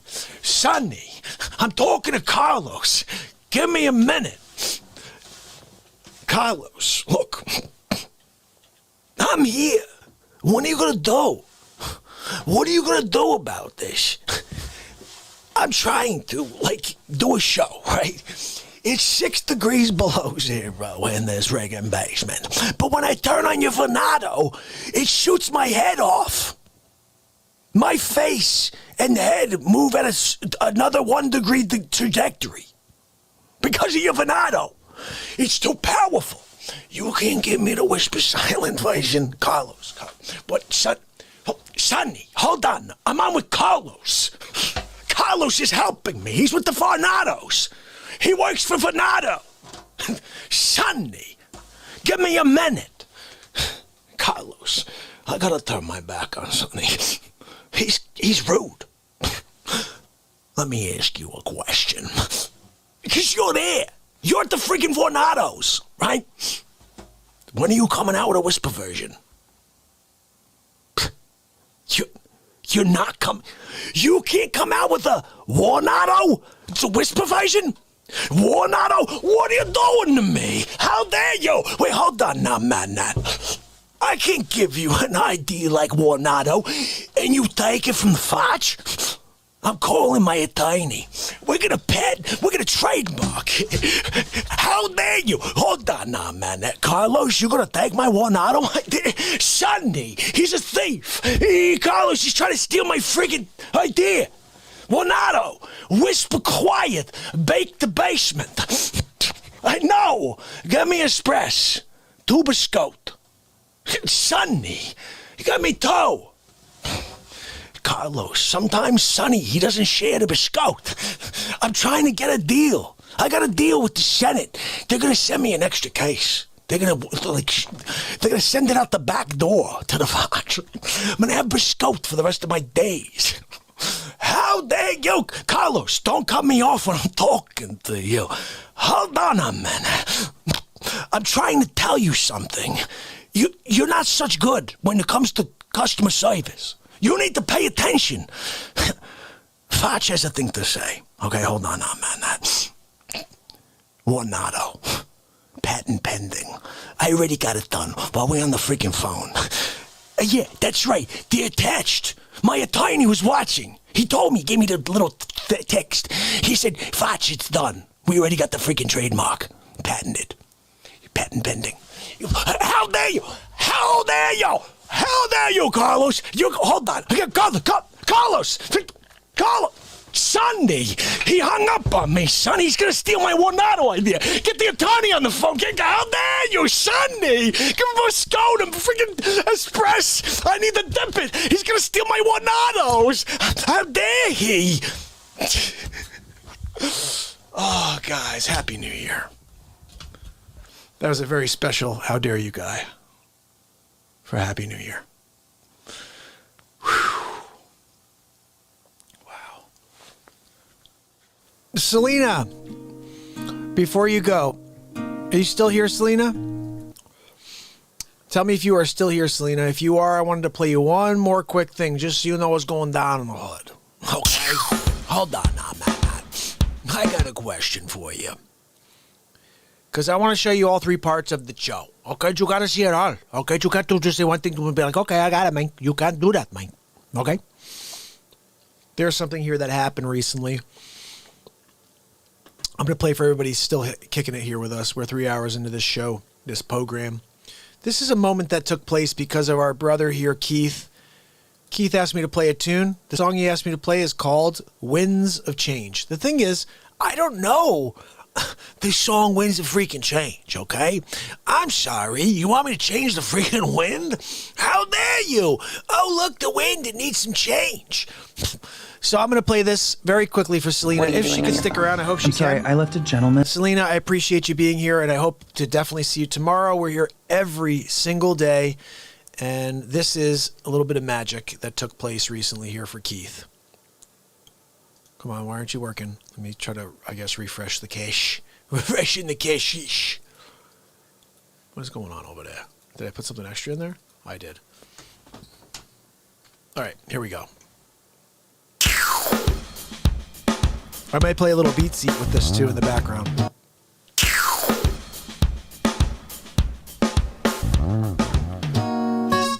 Let's see if we can get this going here for like a new song. This is going to be Keith's rock out. It's called Winds of Change, right?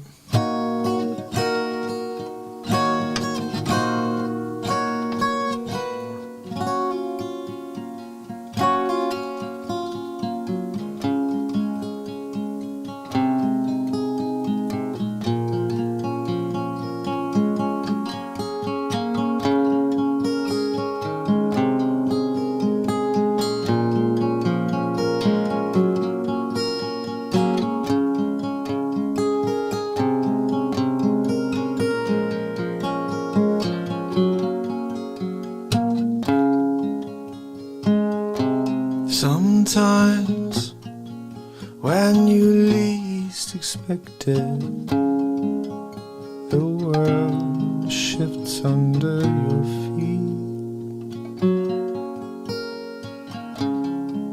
You got one move from there. You get up and go. There's the winds of change. Get up and go. Feel the winds of change as they push you down the road. You find who you are, you bring it to the surface. Then you'll feel the light inside of you shines. The winds of change.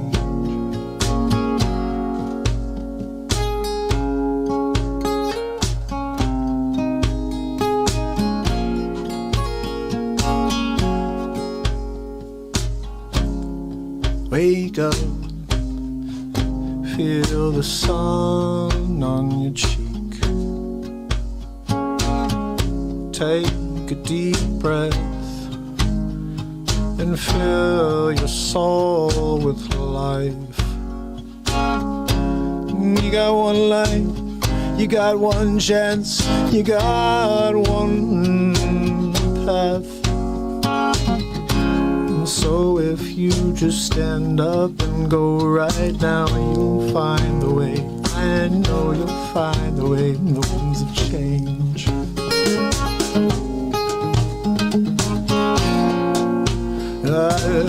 And the winds of change.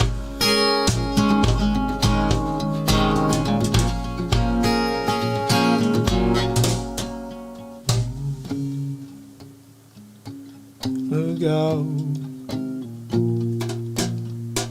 the angels call. Keep your ears open for the sound. It will beckon you to come to life, into life. And if you fade away, I'll miss you.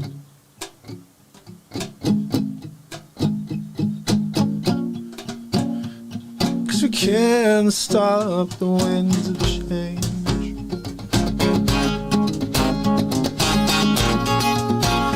Now we can't stop the winds of change.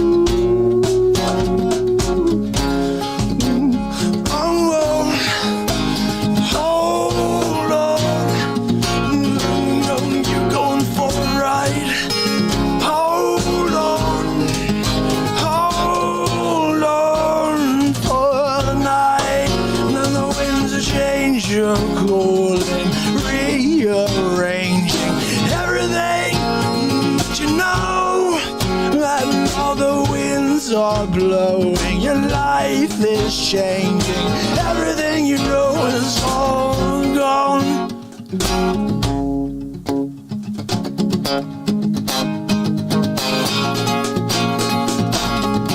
And when the winds change, whoa, whoa, whoa,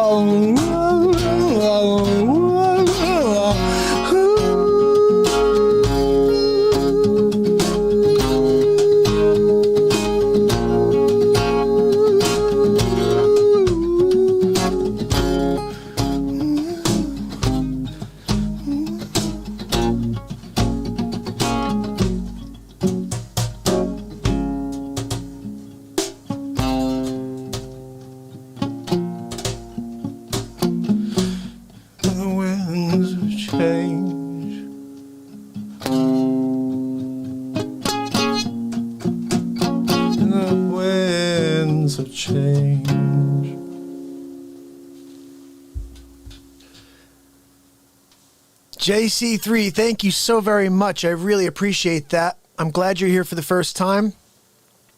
And I'm going to play you something else, JC3. This is a more important song the world needs to hear right now. The real estate investments that powered the this world's song right here largest could actually portfolios change for the world. decades are now in the palm of your hand. You can join the community of... It's called...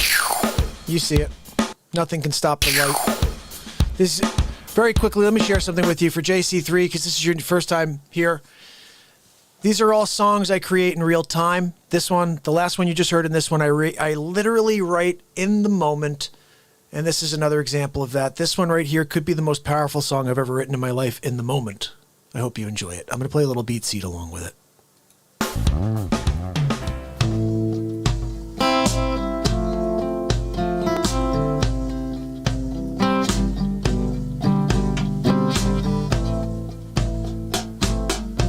I can feel the wind blowing on me against the tide I'm trying to build, and I'm waiting to find the next words. Under me, I'm connected to the light, and I'm going to shine for you. That's all I'll do. Every day you'll join me, you'll feel it too, yeah. Nothing can stop the light.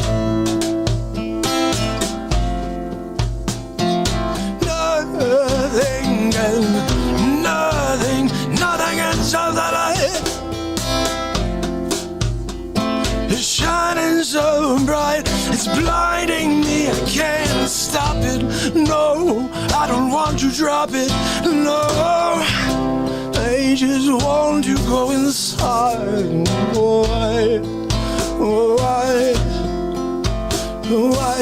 Why can't more people see what's right in front of them?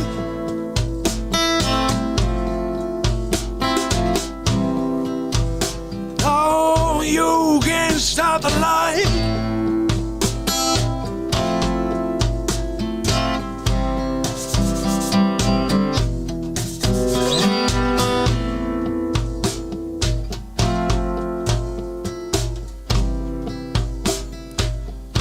You can't stop the light.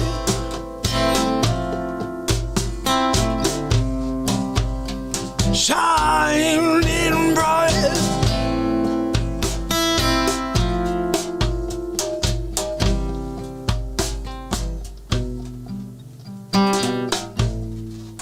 All welcome here, all welcome. Don't fear, welcome here. All you got to do is come and surround. And we play, and stay away from the darkness. It's everywhere. but I don't care.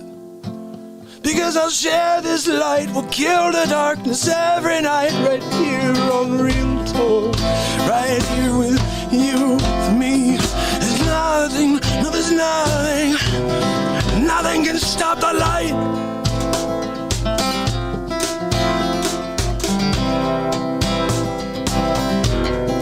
Nothing can stop the light,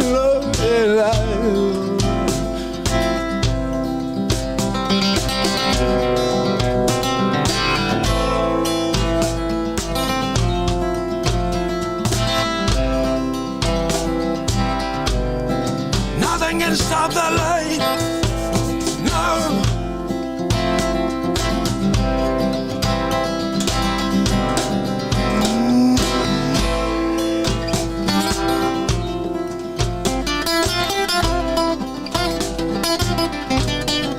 Nothing can stop the light. No. Nothing can stop the light.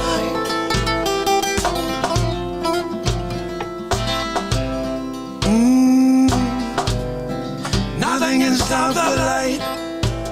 No.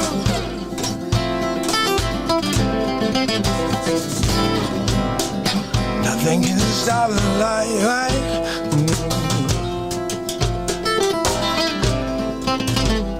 Nothing can stop the light. No.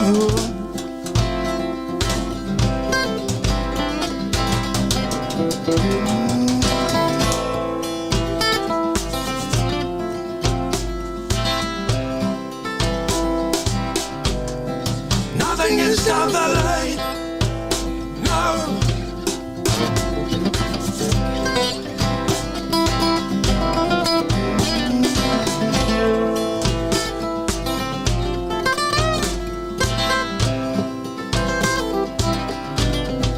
Nothing can stop the light.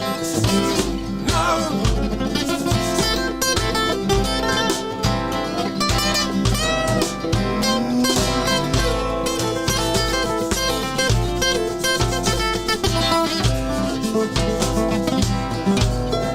Nothing can stop the light, the bright light. It's out of sight. Nothing can stop the light. Oh.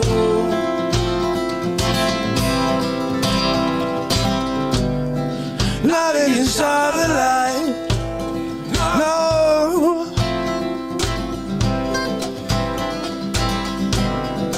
Nothing can stop the light. No, no, no, no, no, no, no. Nothing can stop the light. No.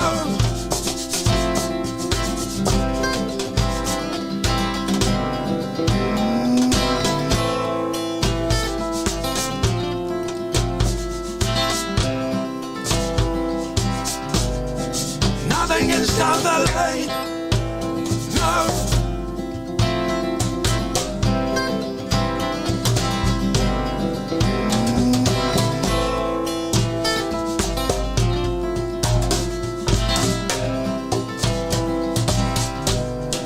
Nothing can stop the light. No.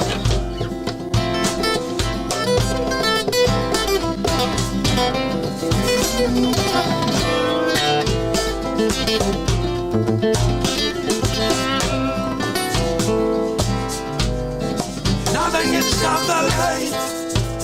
No.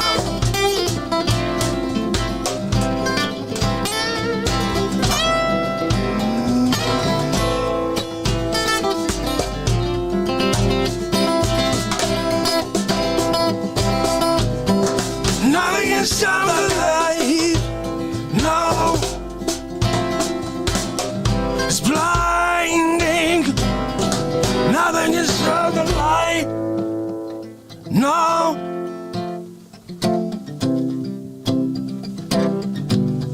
Nothing can stop the light.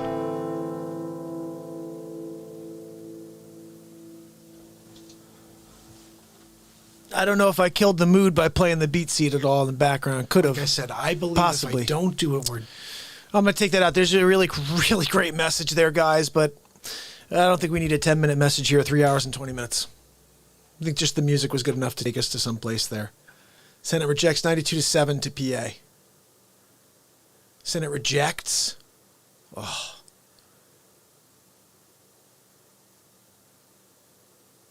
So the Senate that we're apparently in control of, or the president apparently is in control of, rejected 92 people. 92 people said no. And 7 people said yes, they want to have the results looked into further. Is that what's going on?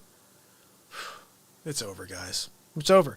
If 92 senators, all they had to do was say, yeah, we want to have that looked at, and then we'd be able to, so it's over. That's over. They're not on board with this. They are not on board with this. This is over. Graham was a chooch tonight. I'm not surprised. Graham is a chooch all the time. These people all hated Trump until he became president, and then they tried to get on board with him because he was going to be president for 4 years. So I'm not surprised that all of a sudden these people all turning into a bunch of jerks. Guys, I'm pretty excited. My album is now available on iTunes. Did you guys see this yet? I'm putting it in again. Very excited. What you just heard, those 2 songs are both on this album. I'm going to play you one more song that's on that album so you can see. Maybe you'll buy the album tonight. Let's see. Oh, I got a good one here. Seeds of Tranquility. You guys want to hear something cool? Check this out. Although I have some other things, we could do some rap too. You want to hear a rap? Oh yeah, we got a rap-a-roo. Check it out over there. Let me put something else on here that was from the album.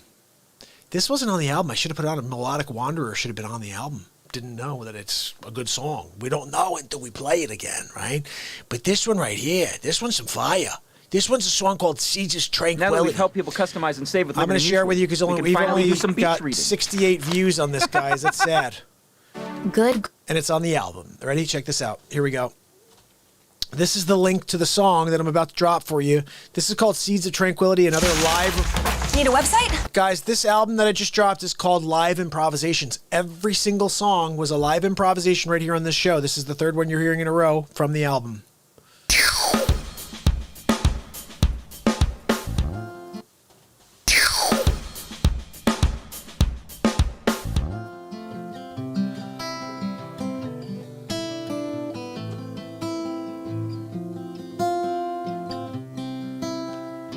Saturday night, late night, feeling right, all right. It's going to be if we let the pain slip away, let the world feel the light we have to share.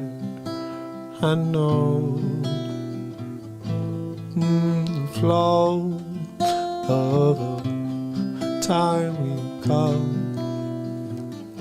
slips through the hourglass, and I know what we can do. Fade into the night, into the day, and then play all the night we can. Somewhere under the stars, under the sky, and then we wonder why we are here right now.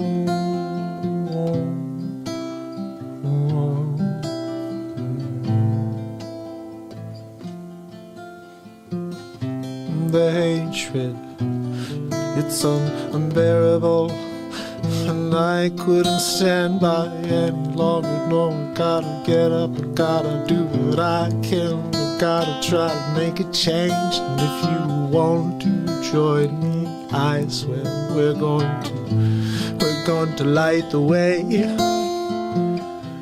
and blaze a path, and blaze a path.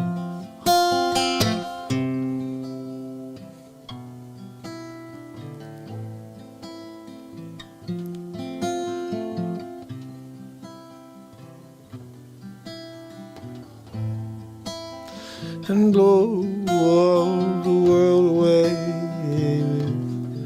pure light and love and mind, let go of your heart.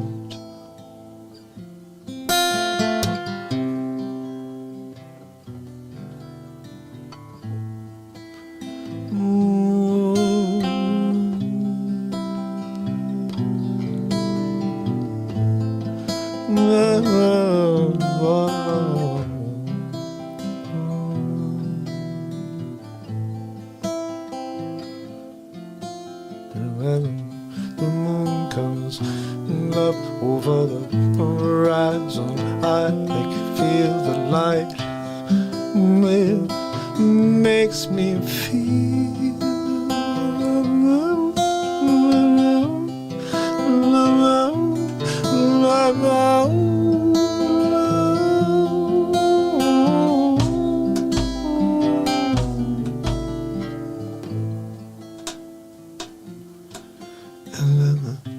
the silence is deafening.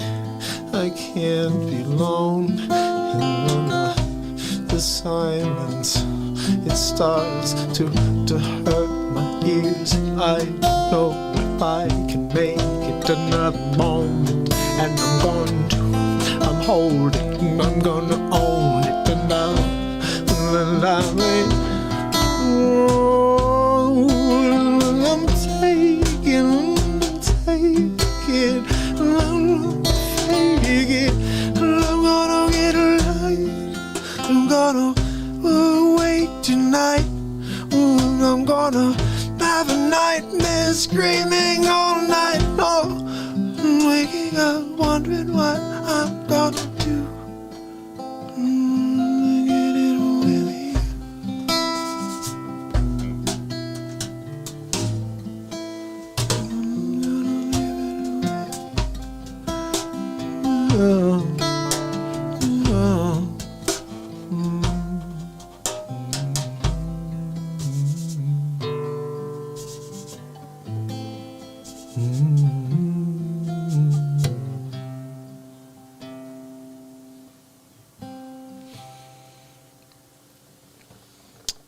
I want to thank all the family members that are heading out right now for the evening. JC, thank you so much. Selena, thank you so much for hanging out with us this evening. Very much hope to see you tomorrow. 1:37. 1:37 improvisation. That's it.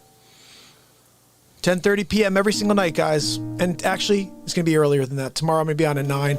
Try to be on at 8. I want to be on earlier during the week. And try to not be up until it's 1 right now here. But you know what? We've been here for 4 hours. 3.5 hours, really. Should I play one more song for you guys and rock out on it? A little beat seat action? I got one for you. How dare you? Hold on a minute. Did you guys see the album is live? Some good stuff. The album is live. How dare you? Let's see. I'm going to roll into, if I can find, where did you put it? Where's my YouTubes? How dare you? I can't figure you. All right, let's see what we got here. I'm going to get you something that is from the album as well. So you've heard 3 songs from the album, all 3 of those songs. Let's see if we could throw one more into the mix here. And you'd be like, oh, how about this one, guys? This is some more fire right here. You're going to be like, what? Yeah, you're about to see some fire. We've got to go. Don't let people hear it yet, Mark. You can't listen to it yet. Hold on a minute. By the way, like and share. Here we go. I just shared it with you. Here we go. This is called While We've Still Got Time. There's another live improvisation right here on the show. I'm going to jam on the beat seat.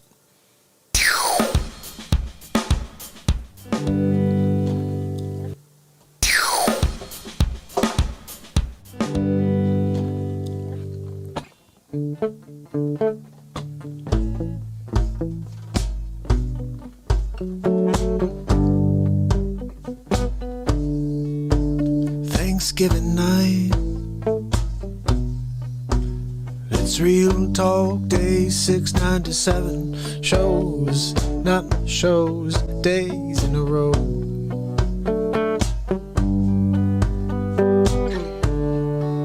We're going to create another song right now.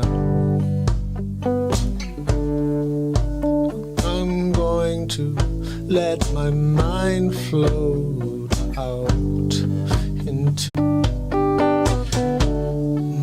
You can run, you can hide, you can't live with that loss of pride, and you can't live, you can't face yourself in the mirror.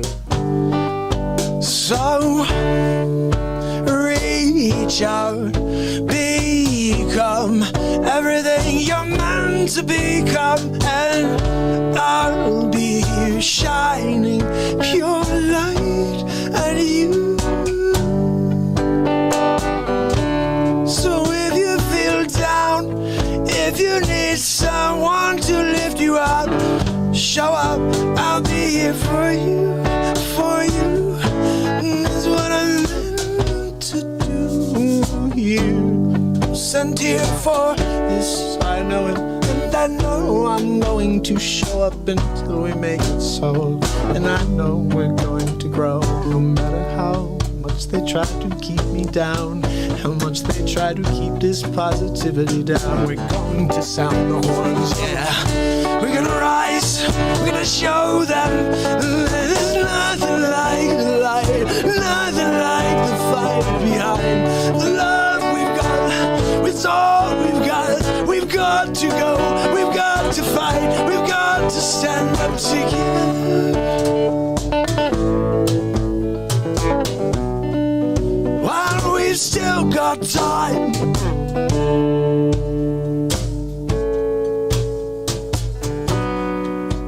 While we still got time.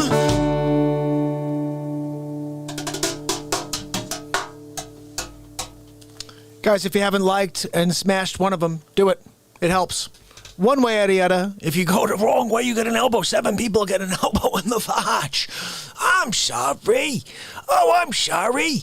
You. Oh, this is a good moment. Sorry. Well, we still got time.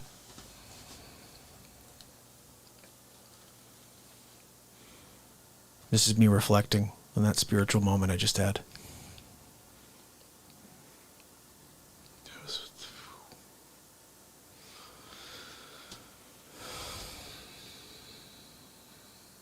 Can I say amen? Is that all right? Yes, you can, brother. Can I say amen? You better say amen. Is that acceptable? Kiwi. Off to have dinner? Good for you. It's 1:04 in the morning. I'm off to go to bed in a few minutes over there.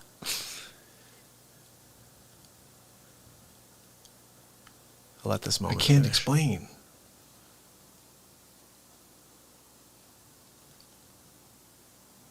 I just allow. And I just hope that we can share these messages and get people to understand that we still have time. And we can do it together. We have to do it together. And I'll be here. I'm not going anywhere. No matter how hard they try to keep me down, I'm showing up tomorrow. That's right. But it's on you in order to help this show grow. Because YouTube, it's also right. They won't allow it to happen. They will not allow the message you just heard to be heard. Nope. They do not want what we're doing here to get out because it will bring people together when they want us divided. Imagine that. And I refuse to take that as the answer. And that's why I started this on December 31st, 2018, and I've been here ever since. Keep it up, buddy. To 0 many days. Still did 2 hours. True. The messages are there. They'll always be there. True, true, true. Look, I didn't never say checkers game. I never said a lie. Granddad will bond. These are all accuracies. This is the kitchen where the new boyfriend will unofficially So guys, hold on one become... second. I was thinking about playing you one more How Dare You guy here, the Robert De Niro How Dare You guy. It's a short one, but it rips apart Robert De Niro, which if you like Robert De Niro, how dare you? Do you want to hear another song or you want to hear How Dare You? Kathy, you are awesome. PJ, you're awesome. Vance, election night 2016, 4 Learjets at 2,500 feet within a half mile landed in Portland in quick succession from Silicon. From my backyard to your eyes via text. What was that for, though? What? 2004 Learjets at 2,500 feet within a half mile landed in Portland in quick succession from Silicon. Huh. You guys are awesome. Let's see. It's 1:06 in the morning. I want to get one more thing on. Can we get up to 150, guys? We have 6 likes away from 150. I don't think we've gotten 150 while I'm live before, have I? That would be a first. Can we do it? Can we get up to 150 likes before the end of this feed? I think that would be an all-time record for the show, isn't it? You guys know, you get to watch more than I do. I never really pay attention, but that's a big number. I don't think we usually have 144. So can we see who has not liked? If you have, I think pretty much because there's 104, most of you, 44, most of you already have liked. But if you haven't, please, let's see if we can get up to 150. And while I do this last bit here, if you see anybody new coming, if that 38 turns to a 40 or something like that. Oh, Matt, what's up, buddy? We're close, right, Matt? I got to play something for Matt. I see that guitar there in Matt's logo. So let me play one more. Okay, we're doing 2 things, okay? One thing for Matt and then one thing for the world. Matt, this is for you, brother. Check this out. It's a piece of music for you. We'll do the Robert De Niro bit next, okay? Let me play something else that's on the album because I want to keep that going, that vibe where you hear what all the stuff, crazy stuff I've done here on the show and in the moment. So you just heard another awesome tune. Let me give you another over here. Well, we've still got time. Say What You Gotta Say is on there, I believe. I didn't do any of the rap songs on there. I kept those off. Let me see. Say What You Gotta Say is pretty funky though. It's a pretty cool vibe. I don't know. Now I can't find what else is on the freaking album. Let's see. Dueling with the Devil is ridiculous. How about I got Parachute, Fade Into Night. She Talks to Angels. What do you guys want to hear? I think She Talks to Angels is a pretty solid tune. I could play the beat seat to that. So check this out, brother. Also, if you haven't yet, you have to check out my invention, the beat seat. Okay, I'm going to show you the website, or someone can pop it in there for me. She Talks to Angels. So this is a request by Candace Thigpen, but I don't know She Talks to Angels. So this is what we do on the show. I have to write a song when that happens. So I wrote a song called She Talks to Angels, and I'm going to show you it. What the heck? Are you kidding me? You're going to spell my own name wrong? How dare you? 144 views, guys. Oh, wow. Oh, guys, no way. Hold on. My album's hold on. Where did I just see it? No way. Guys, when you go to, all right, She Talks to Angels. Oh, guys, I have to share this with you. I don't know it, Candace. I have to play you. Hold on. Something. So I'm going to put this in here, and then I need you guys to go over and like something for me, okay? This is the link on... They created a YouTube page for this song, okay? They probably did it for all the songs that I have in the album. I know they did. I just liked it. I need you guys to as well, okay? This is it right here. She Talks to Angels on a playlist they created for DistroKid. I think if we get a lot of likes, maybe they'll put me on an actual playlist. But this is the song. That's not it. All right, today's burgers are... It's not it, guys. What are you doing? Hold on. Okay, let me get back to this one. All right. That's She crazy. Talks to So the Angels. whole album's on YouTube as well. You can listen to the album on YouTube. If you just type in the songs, they show up on YouTube as well. Pretty freaking cool. This is it right here. This is my YouTube version. And this right here is the song. Let's rock on it. It may not work. I think I touched something wrong there. Yeah, see? That's what happened over there. All right. She Talks to Angels. Since I don't know it, Candace, I have to play you something called Lisa. She Talks to Angels. That's right. Let's do it, Mark.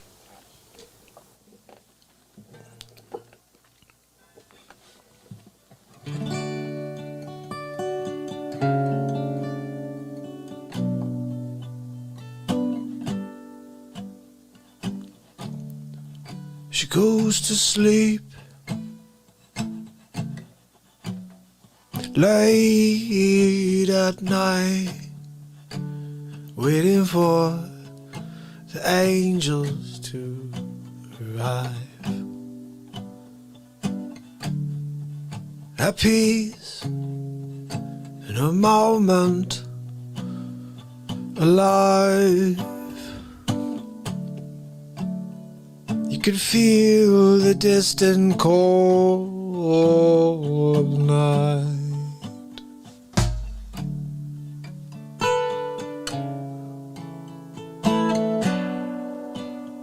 When she talks to angels,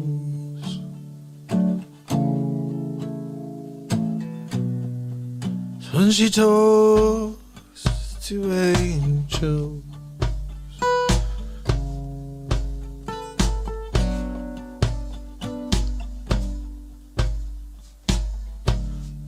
close her eyes, the surprise of her life.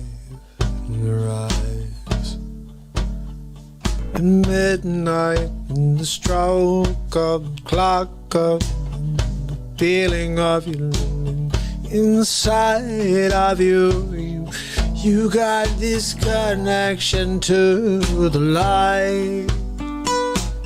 So drive into the night, sleep tight and connect to the light. She talks to angels, she talks to angels, she talks to me too.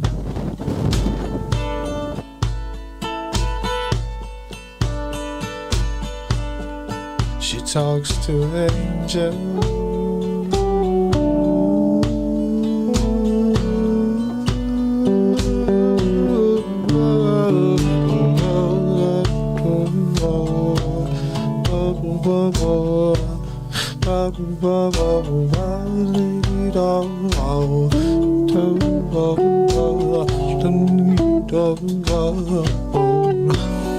She talks to angels.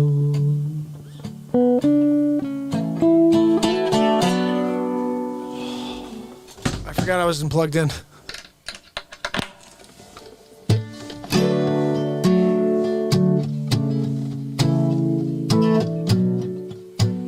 She talks to angels.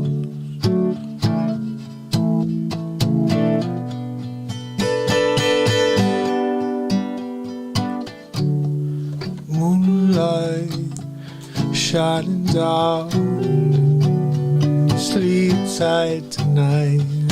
The moonlight glistening down on the waterside.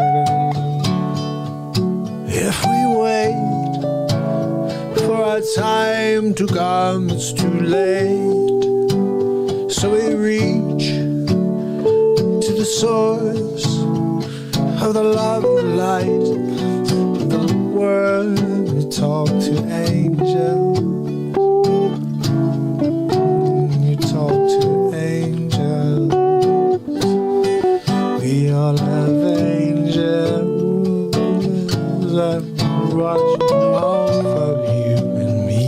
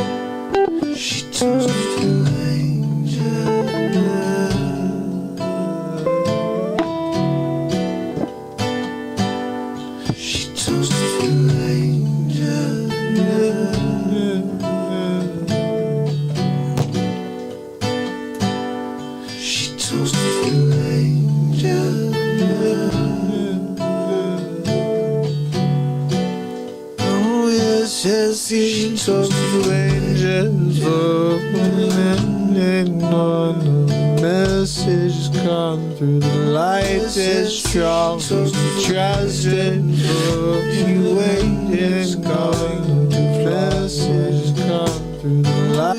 She talks to you, yeah, she talks to you, she talks to me, and she talks to me, she talks to me, she talks to you.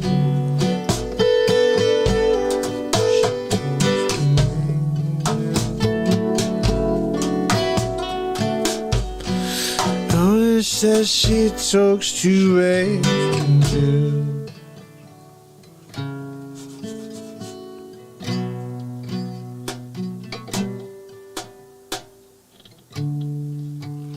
So we spend our night together on day 6, 7, 8 in a row. I think you know by now I'm going to see you tomorrow too. Every day, going to play the night away.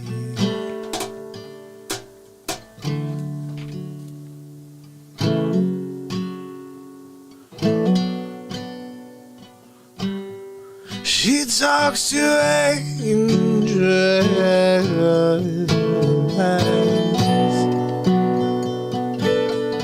Yeah, she's always to angels.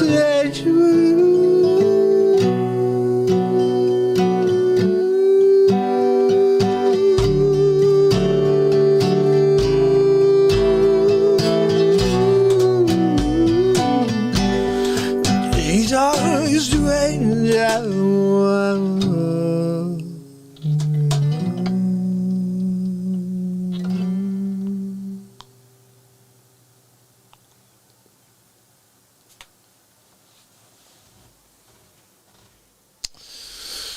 Oh, there's a tune right there, guys. There's a tune. Guess what? You can now buy it on iTunes, listen to it in your car with the whole album. It's ridiculous. Yes, that's on the album, PJ. I'm only playing stuff that's on the album tonight. That's all we're doing is playing album material. So, to show that to you again, I'm pretty sure this is the album. Someone click on it real quick. Let me see. I'm clicking on it. Now, this is the link to the song. There's a song, if you can go and click it.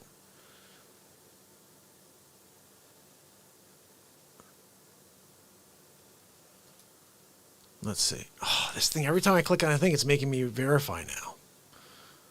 Hold on, I meant that.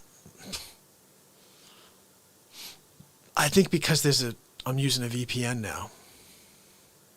He's pissing me off is the bottom line over there. All right. She talks to guys, angels. You got me up to 11. That's awesome.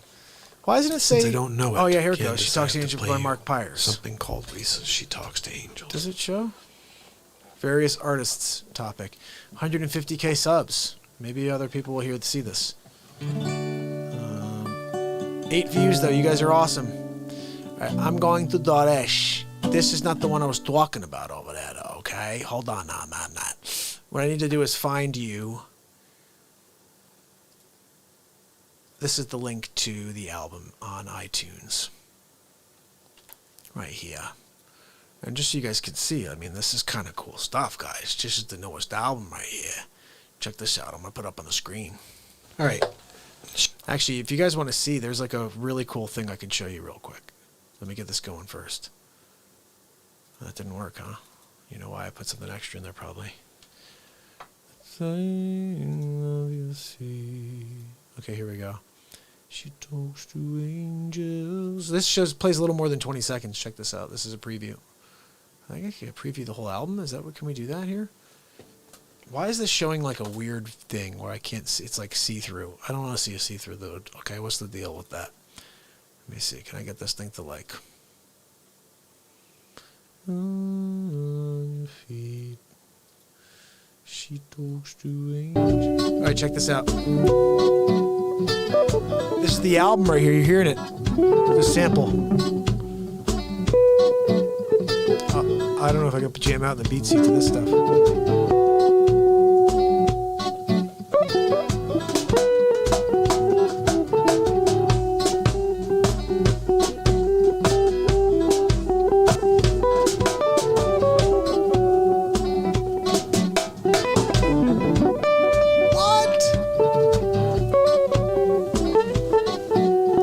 dance to this stuff. I'm not even joking.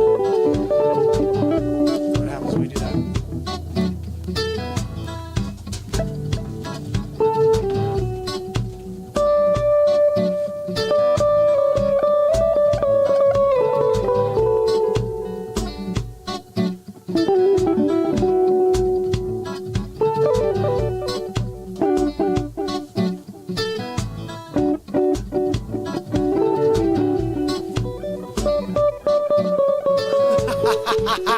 I gotta do a little dance-a-roo to this.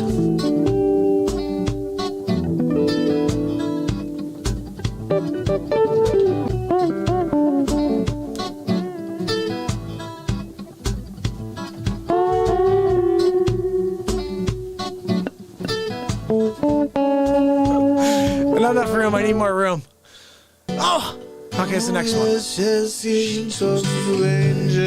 Look at that, live improvisations.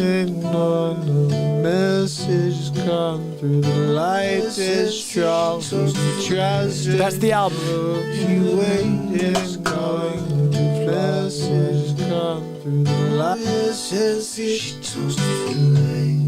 She talks to you. She talks to me and she talks to me. She talks to you.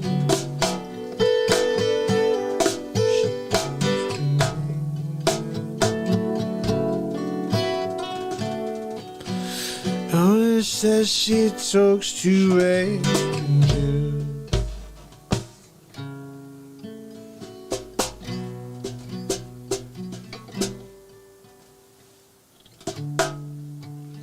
So we spend our night together on day 6, 7, 8 in a row. The next one's gonna get you going, Keith. You ready? I got one for you, buddy. Oh, how do I move forward? It's taking too long. Sorry, buddy. This one's mellow, but don't worry about it. It's gonna move up in a second here. To play the night away. How do I go forward? Here we go. Ready? You ready? Is just dropped on people's world and hiding away. The year gone from hell, and no one can tell if it's real or it's fake, and you know we're going to fall anyway. Who's gonna save us now? The Real Talk Show. Oh. I still gotta forget about this Halloween night. So the real fragile CV-19 seems so mean. I just can't seem to get by it. This fear that they're pushing on me now.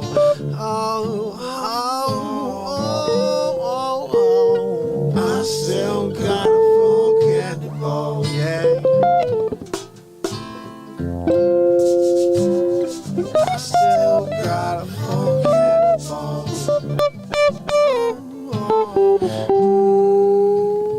I still gotta forget about. Still come around now. I still kids come around now.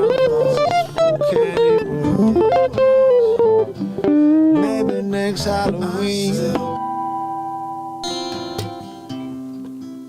Somewhere under the stars, under the sky, and then we wonder why we are here right now. So pretty, ready?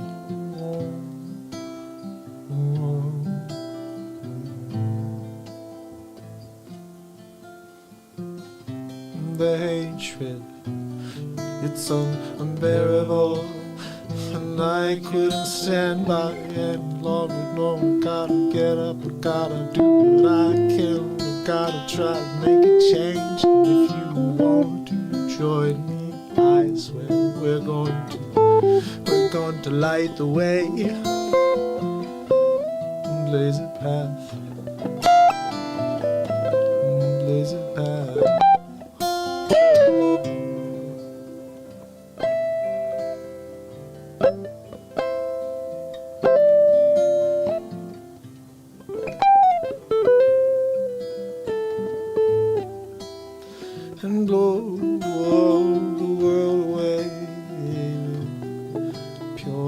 light and love and smile and tone of your heart.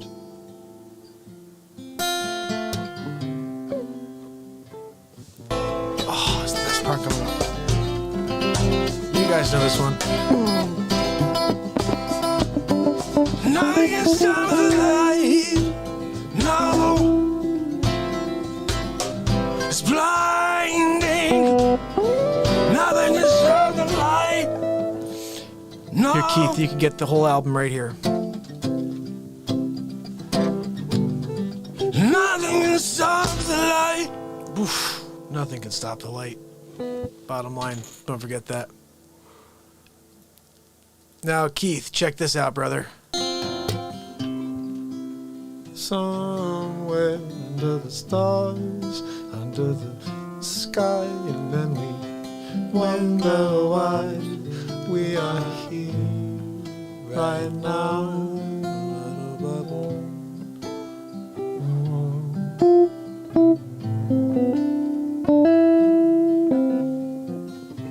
The hatred, it's so unbearable, and I couldn't stand by any longer. No, I gotta get up, I gotta do what I can, I gotta try to make a change. And if you want to join me, I swear we're going to light the way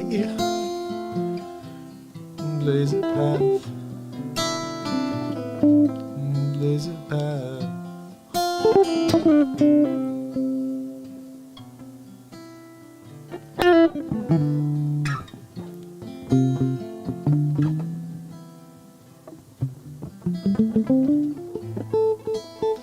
And blow the world away with pure light and love and smile and tone of your heart.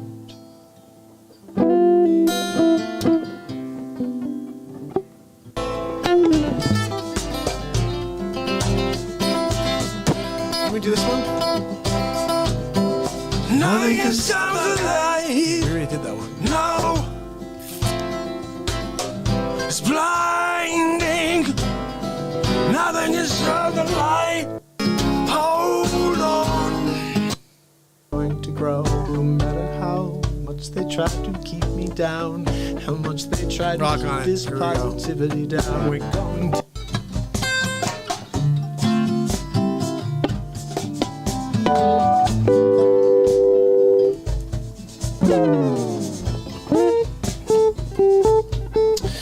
We were getting down a Monday night. It's a real talk thing. Every single day I breathe.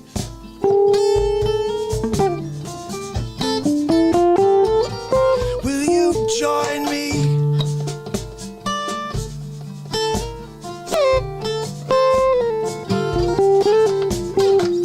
As we take a ride where they don't want us to, where they don't want us to find our souls together.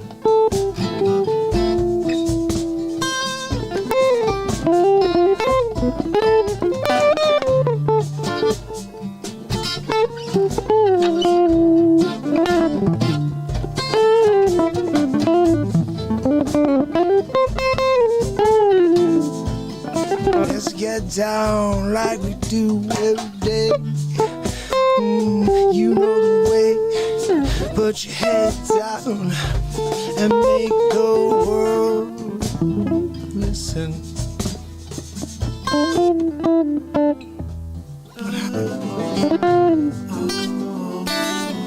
Here's the Real Talk Family Jam getting down with it.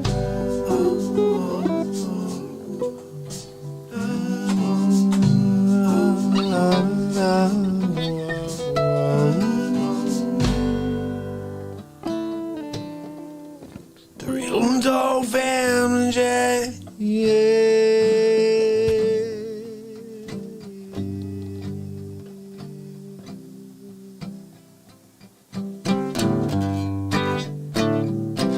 Give it to me.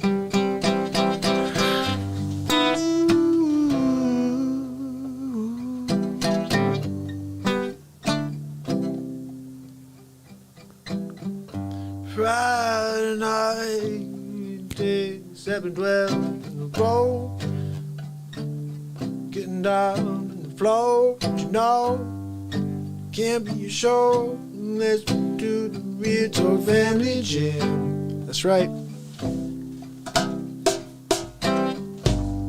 Gotta go, gotta let that flow roll. Here's the real talk family jam.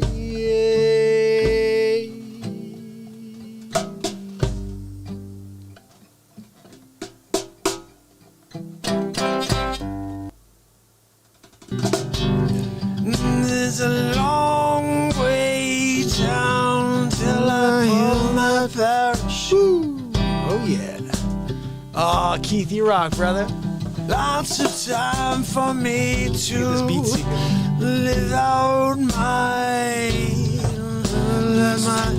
These are all live improvisations, buddy. We do this all on the show. Tiffany!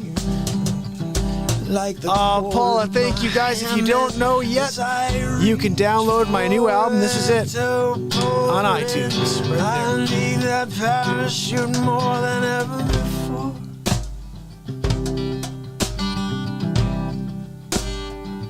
Keeps me warm when it's cold outside.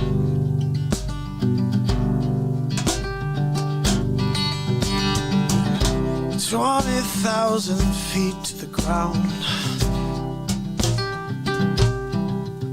All I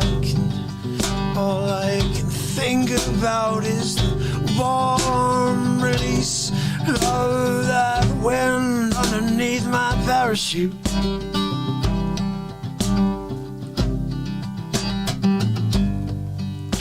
Can't mess with this. It's good. It's good the way it is. Renee!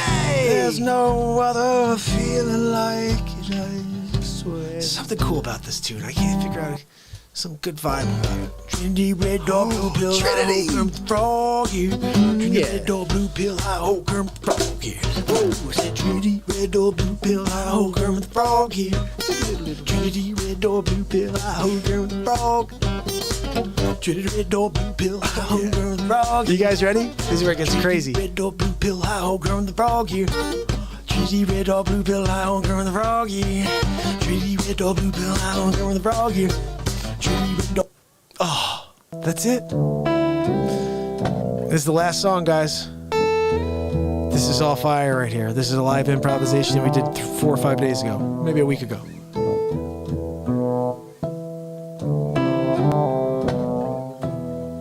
I want to like rap on this or something.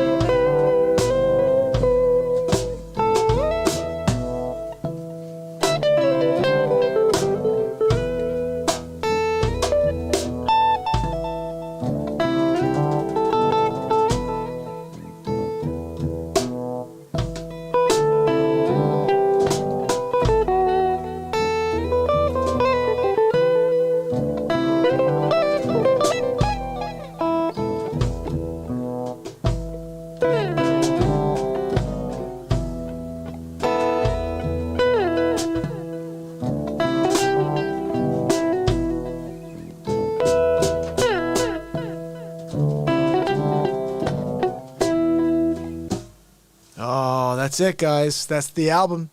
Go get it. It's brand new. You'll be the first ones to own it. I just dropped it. It just came out today. Literally today. This is the album. I'm dropping it again right here.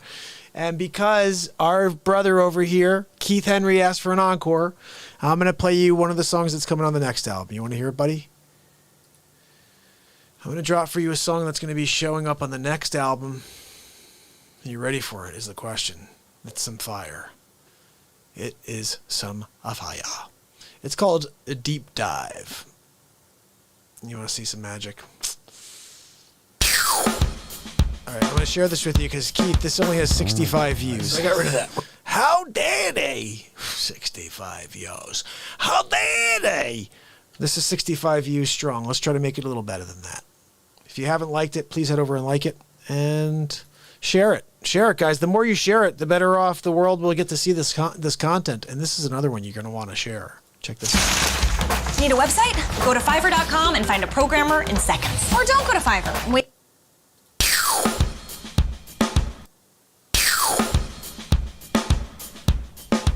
All right, so I got rid of that. We're good to go on that. Because I want to keep this and see what it sounded like.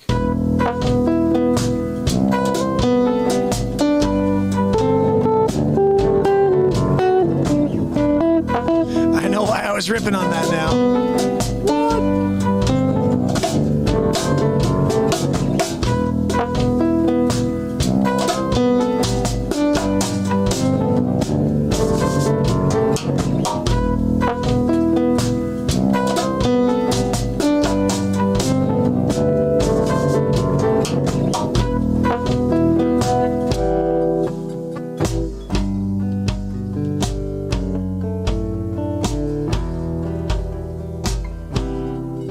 It's a New Year's Day. It's a new year, yeah. We can't wait to put the last one in review. And I can stew for a long while. And I choose not to. I wanna bring some light through. And I wanna show you that we can get away. We can get away from the pain, from the hate, and from the fear. Just come near, don't fear. The lightning's coming down, and I'm seeing, I can see it all coming round, flank me from the side. I don't care, I'm gonna ride into the fire. I'm gonna hang from the high wire. I failed, it's 'cause I stopped trying. There should be kind souls out there, but I can't find them anywhere.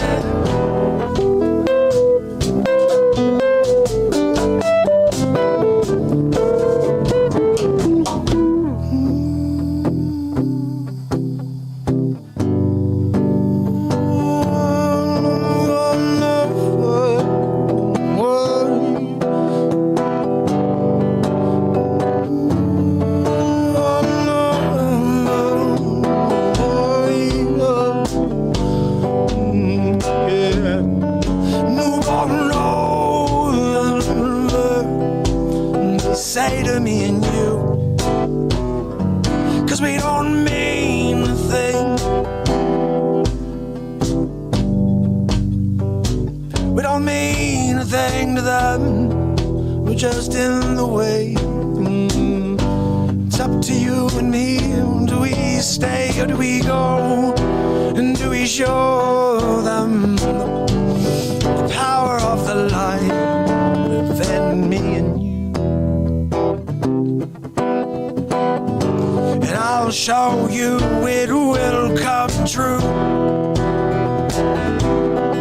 'Cause nothing's stopping me and you. No.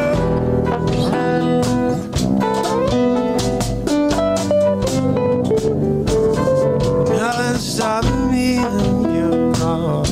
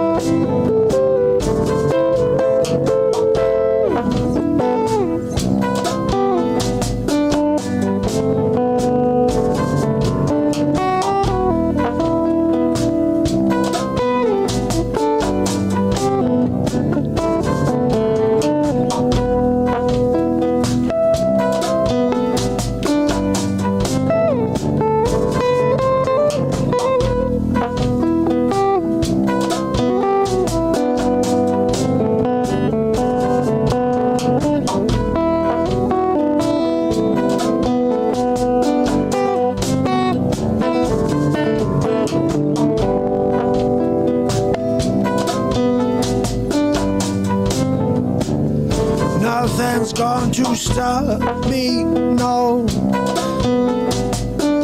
It's up to you. Do you want to join the fight?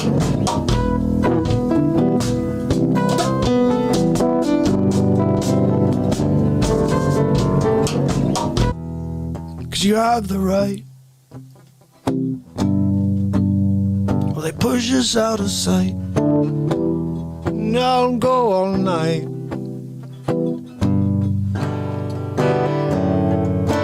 It's up to you and me.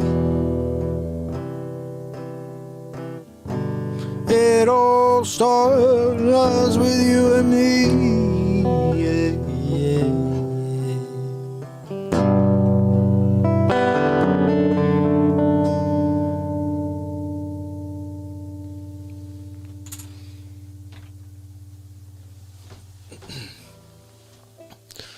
Oh, that's interesting.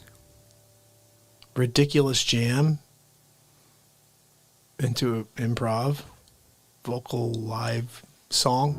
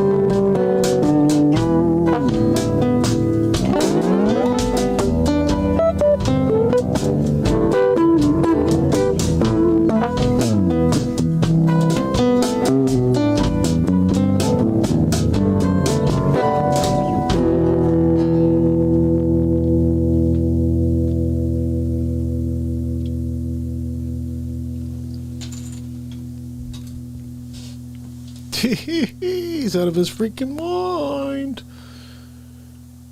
That's when I realized I just did something. Which is what happens every day when we create songs here in real time, family. We create songs here in real time. Corky, you rock. Facce, you rock.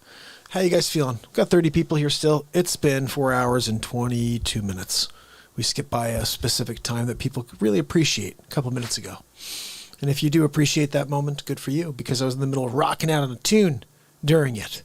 And thank you all for bringing me to 150 likes. That's pretty awesome, guys. I don't think I've ever gotten 150 likes before when we were live. I want to thank you for that. And I think I have to play you one more as an appreciation. And let's see. Oh, Corky sent me a message on Facebook. Thanks, buddy. I'll take a look. Now I get what you mean. You said you sent me a Corkyoki. Thank you, my friend. I think what I have to do here is play one final little piece for you. And this one, I think we have to do is we have to clean it all up with a piece of comedy, okay? We have to laugh on our way out the door. So this is my perspective on a guy who's just a horrible human being. Okay, and here's the thing. I only have 98 views on this, guys, and like 16 likes, I think. So see if you can go and do something with this right now once you see it. If you like it, tell me if you like this, okay? Wait, I don't know if you saw this one yet, brother. We had you over at 200. Did we had 200 likes a couple weeks ago? That's amazing. I didn't know that. See, I don't pay attention. Wages don't taught me that. He goes, don't pay attention. It doesn't matter. Just keep doing your show. And it's true. I don't really pay attention anymore. Check this out. I'm going to pull a De Niro on them. I'm going to pretend I know how to act. And when they say, oh, action, I'll just talk like myself. And be like, oh, let's give him an Oscar. He's the worst. Are you kidding me? De Niro? How dare you? Hold on now, man. I was up for a part. I was up for the part that he got. Yeah, in Bronx Tale. He's right. I was there at my table. They're like, hey, we're auditioning for Bronx Tale. I'm like, I'm in the friggin' Bronx already. I got a table here with an espresso and a biscotte, dipping the biscotte right here while you're filming over there. I'm already typecast for the part. What do you want me to do? They're like, oh, you got to read these lines real quick. These over here. I'm like, okay, I could do that. I did that. They're like, you're the genius that we've not seen in our lives. They give the friggin' part to De Niro? Are you kidding me? De Niro? He's friggin' terrible. He's like, oh, kid, what are you doing? But he didn't even have the friggin' Bronx thing going. You know what I mean? It's like, who is that? De Niro acting like De Niro on stage reading script as De Niro? Oh, yeah, let's give him a couple million and a friggin' Oscar. How dare you? How dare you? I can't figure you out with the De Niro move. And then he's so critical of the president. Oh, yeah? Why don't you be the president or something? Oh, yeah, I did the Tribeca Film Festival. Oh, you did? Oh, good for you. Is that where you acted like yourself and got paid to be yourself? And you had an Oscar for being yourself?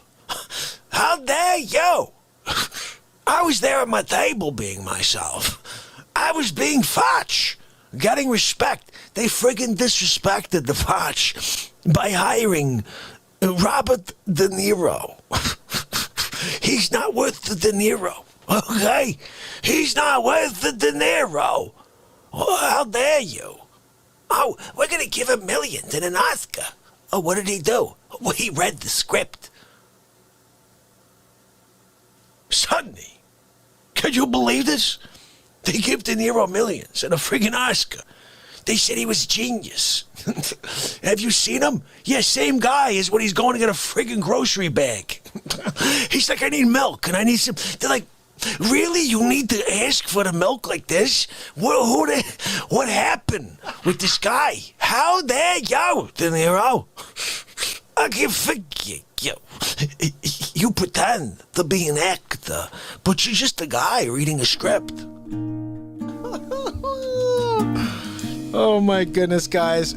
And by the way, this one right here is ridiculous. Say, did you know protein may be the cause of your arthritis and chronic joint pain? I'm sorry, just one more, guys. One more, because I love you. How dare you destroy the ozone, Isuzu?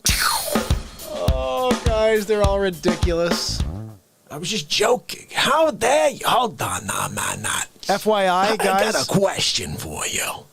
Can I just say, because I'm about to finish up the show, I'm going to be dropping today's How Dare You Guy, which was at the beginning of the show. I literally lost breath at the end of it. That's how much energy I put into it today. It was insane, I think. I can't wait to watch it back. Some of these make me literally cry, and sometimes you'll hear me laughing in the background. And sometimes you hear it very quiet, and that's only because I have it on mute. Seriously, I'm laughing.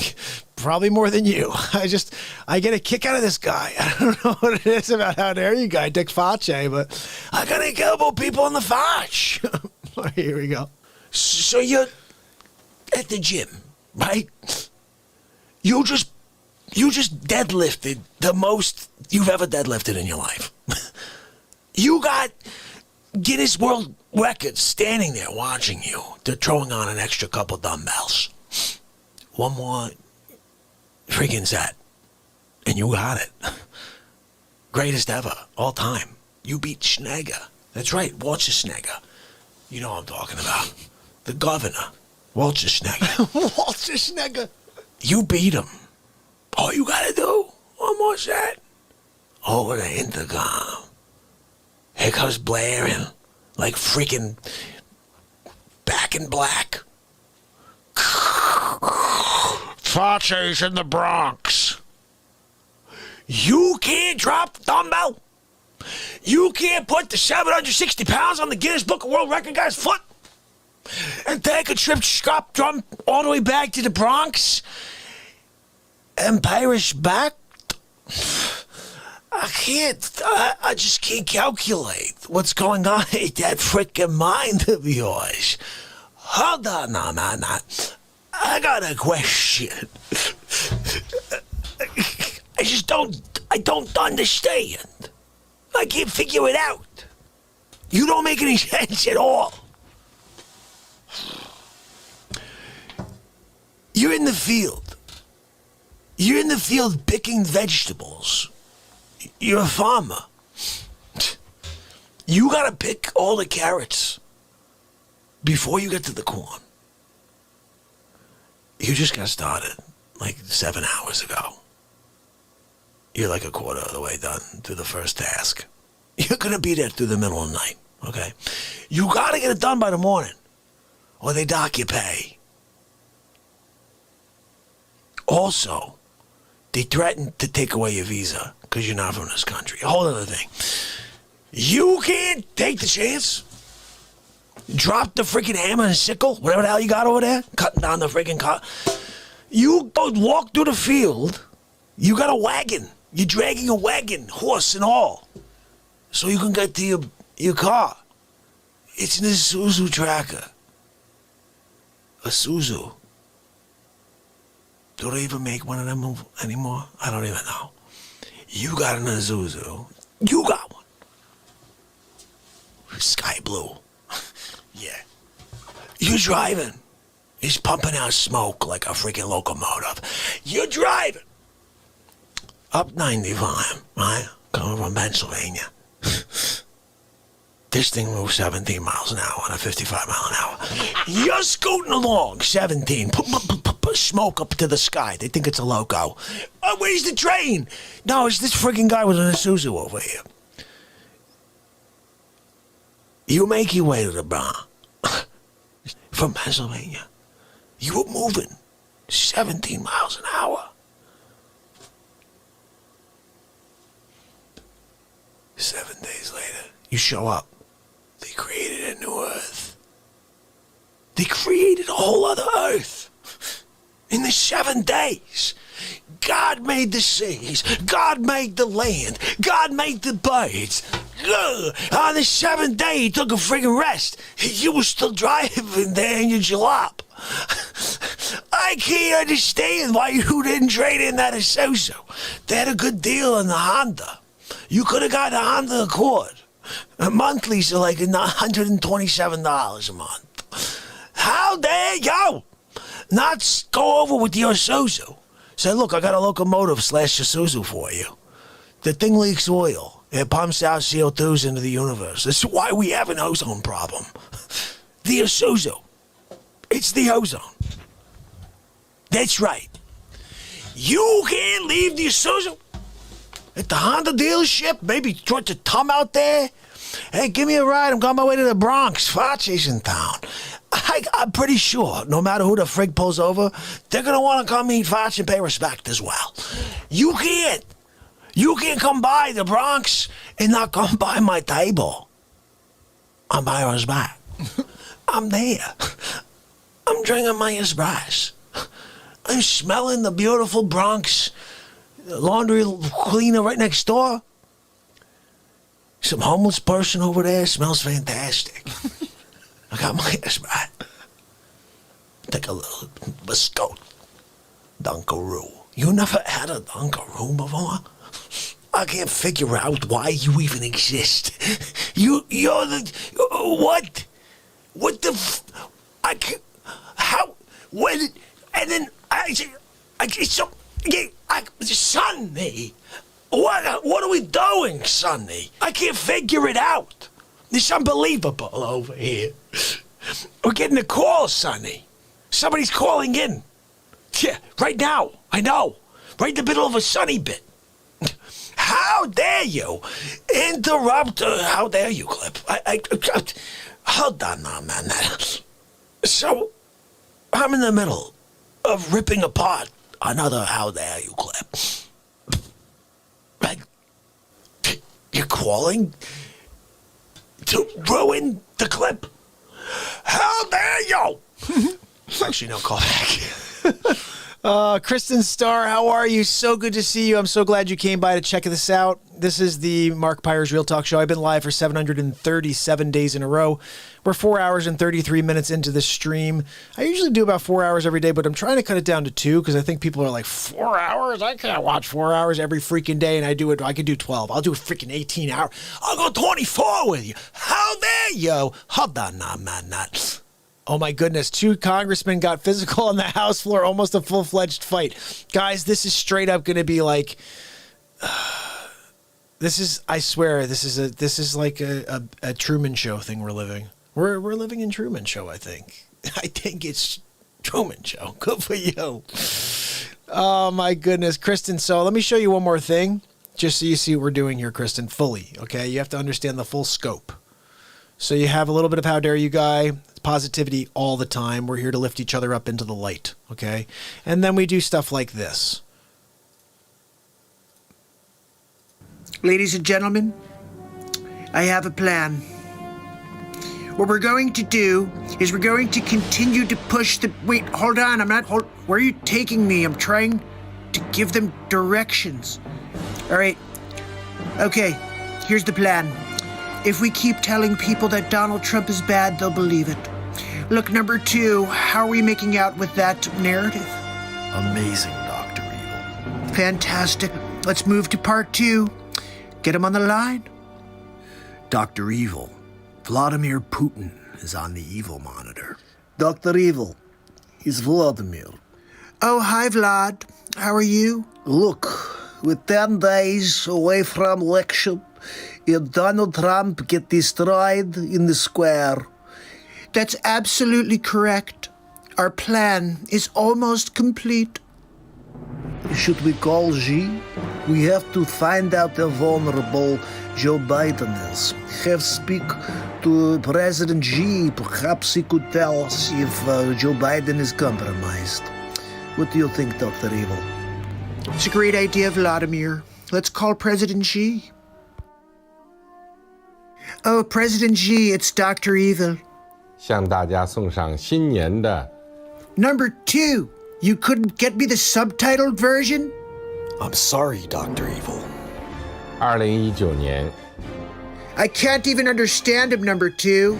Dr. Evil, I have my earpiece monitoring. He says he's good for final strike.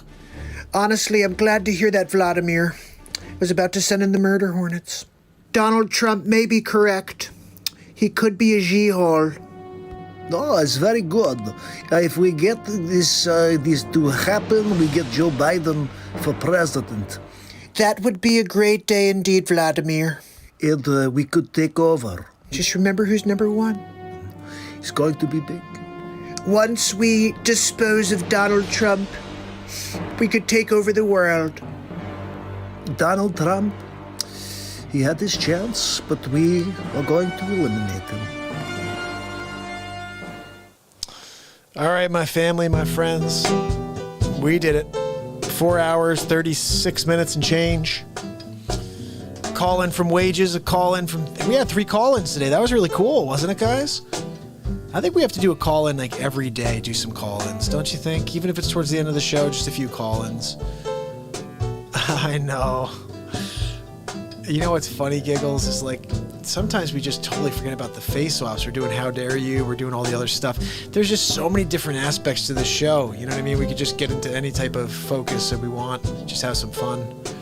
I'll check out the Corky. I appreciate you. And guys, remember, please check out my new album. It should be, it's pinned right at the top of the page. It is live. It just went live for the first time. This is all work we did here on the show. Some of these songs you guys were here for live. Some you weren't. You've heard me play before. But they're all together. These are live improvisations from the show. Nothing here was written prior. We just did it in the moment. And I think they're really cool tracks. I'm going to be putting out an album once a month. So I appreciate the support. If you share the songs, buy them and share them, and let the world know about the music that I've been holding on to for many years. And these are new songs, but I'm going to be dropping all my tracks. I'm going through all the stuff I've been playing here. The next one's going to be actual songs I've written, all the stuff I've been dropping over time in the music playlist. There'll be a CD of some of those tracks as well next in about 3 weeks. So, you guys are awesome. I can't wait till tomorrow. And at this point, you know how it goes. Let's say goodnight to each other. Gypsy Soul, Sydney, Pamela Swan, Vance Banderman, and Bex. And let me see who else has got over here. Alien, my brother. Corky's Research. Thank you for the Corkyoki. I'll go check that out after I finish up here. Giggles. And let me see who else. I want to make sure I can grab everybody. Chris Donaldson, MJ. Wages, my brother. Thank you for calling in. Thank you for spreading the word, sharing the link over on your page. It's awesome, brother. I really appreciate you getting everybody over here. And newest, I want to say Tanya also. Thank you so much, Tanya. Kristen, if you're still with us, thank you for finding the show and for coming over on Wages recommendation and checking us out tonight. I hope you'll be back tomorrow. I'm here every single night. And tomorrow I'll be on, probably I'll say 7:30. Calling it 7:30, 8 o'clock, okay? I want to be on earlier. Before you go, please smash the like one way or the other. Remember, if you go to the opposite, like the 7 over there, you're getting an elbow in the fotch. You gotta get an elbow in the fotch. I'm sorry. How dare you? You're gonna dislike a 4 hour and 40-minute feed when the Wages World called in? How dare y'all? I can't figure you out. Likes or dislikes, it's all the same, guys. Just show your appreciation that you were here. One way or the other helps this program grow. We need to grow. That's how this works. At least that's what Wages tells me. Everybody who responds. And if you can, if you like the show, go into the actual comments here after the show and say, hey, good show, or play this song for me tomorrow, or hey, that was cool when you, whatever. All comments help as well, guys. And last but not least, if you like it, share it. I think that's it. I've done my part. Check out the Beat Seat at beatseat.rocks, guys. I'll be playing it for you every single day. And down below, all of my links for affiliates. And if you want to support this program, this is a life mission. It's a positivity platform trying to bring the world together here. So if you want to support the program, multiple links below that you could do that. I thank you all. I appreciate you all. So until tomorrow, my family, my friends, it's Mark Pires.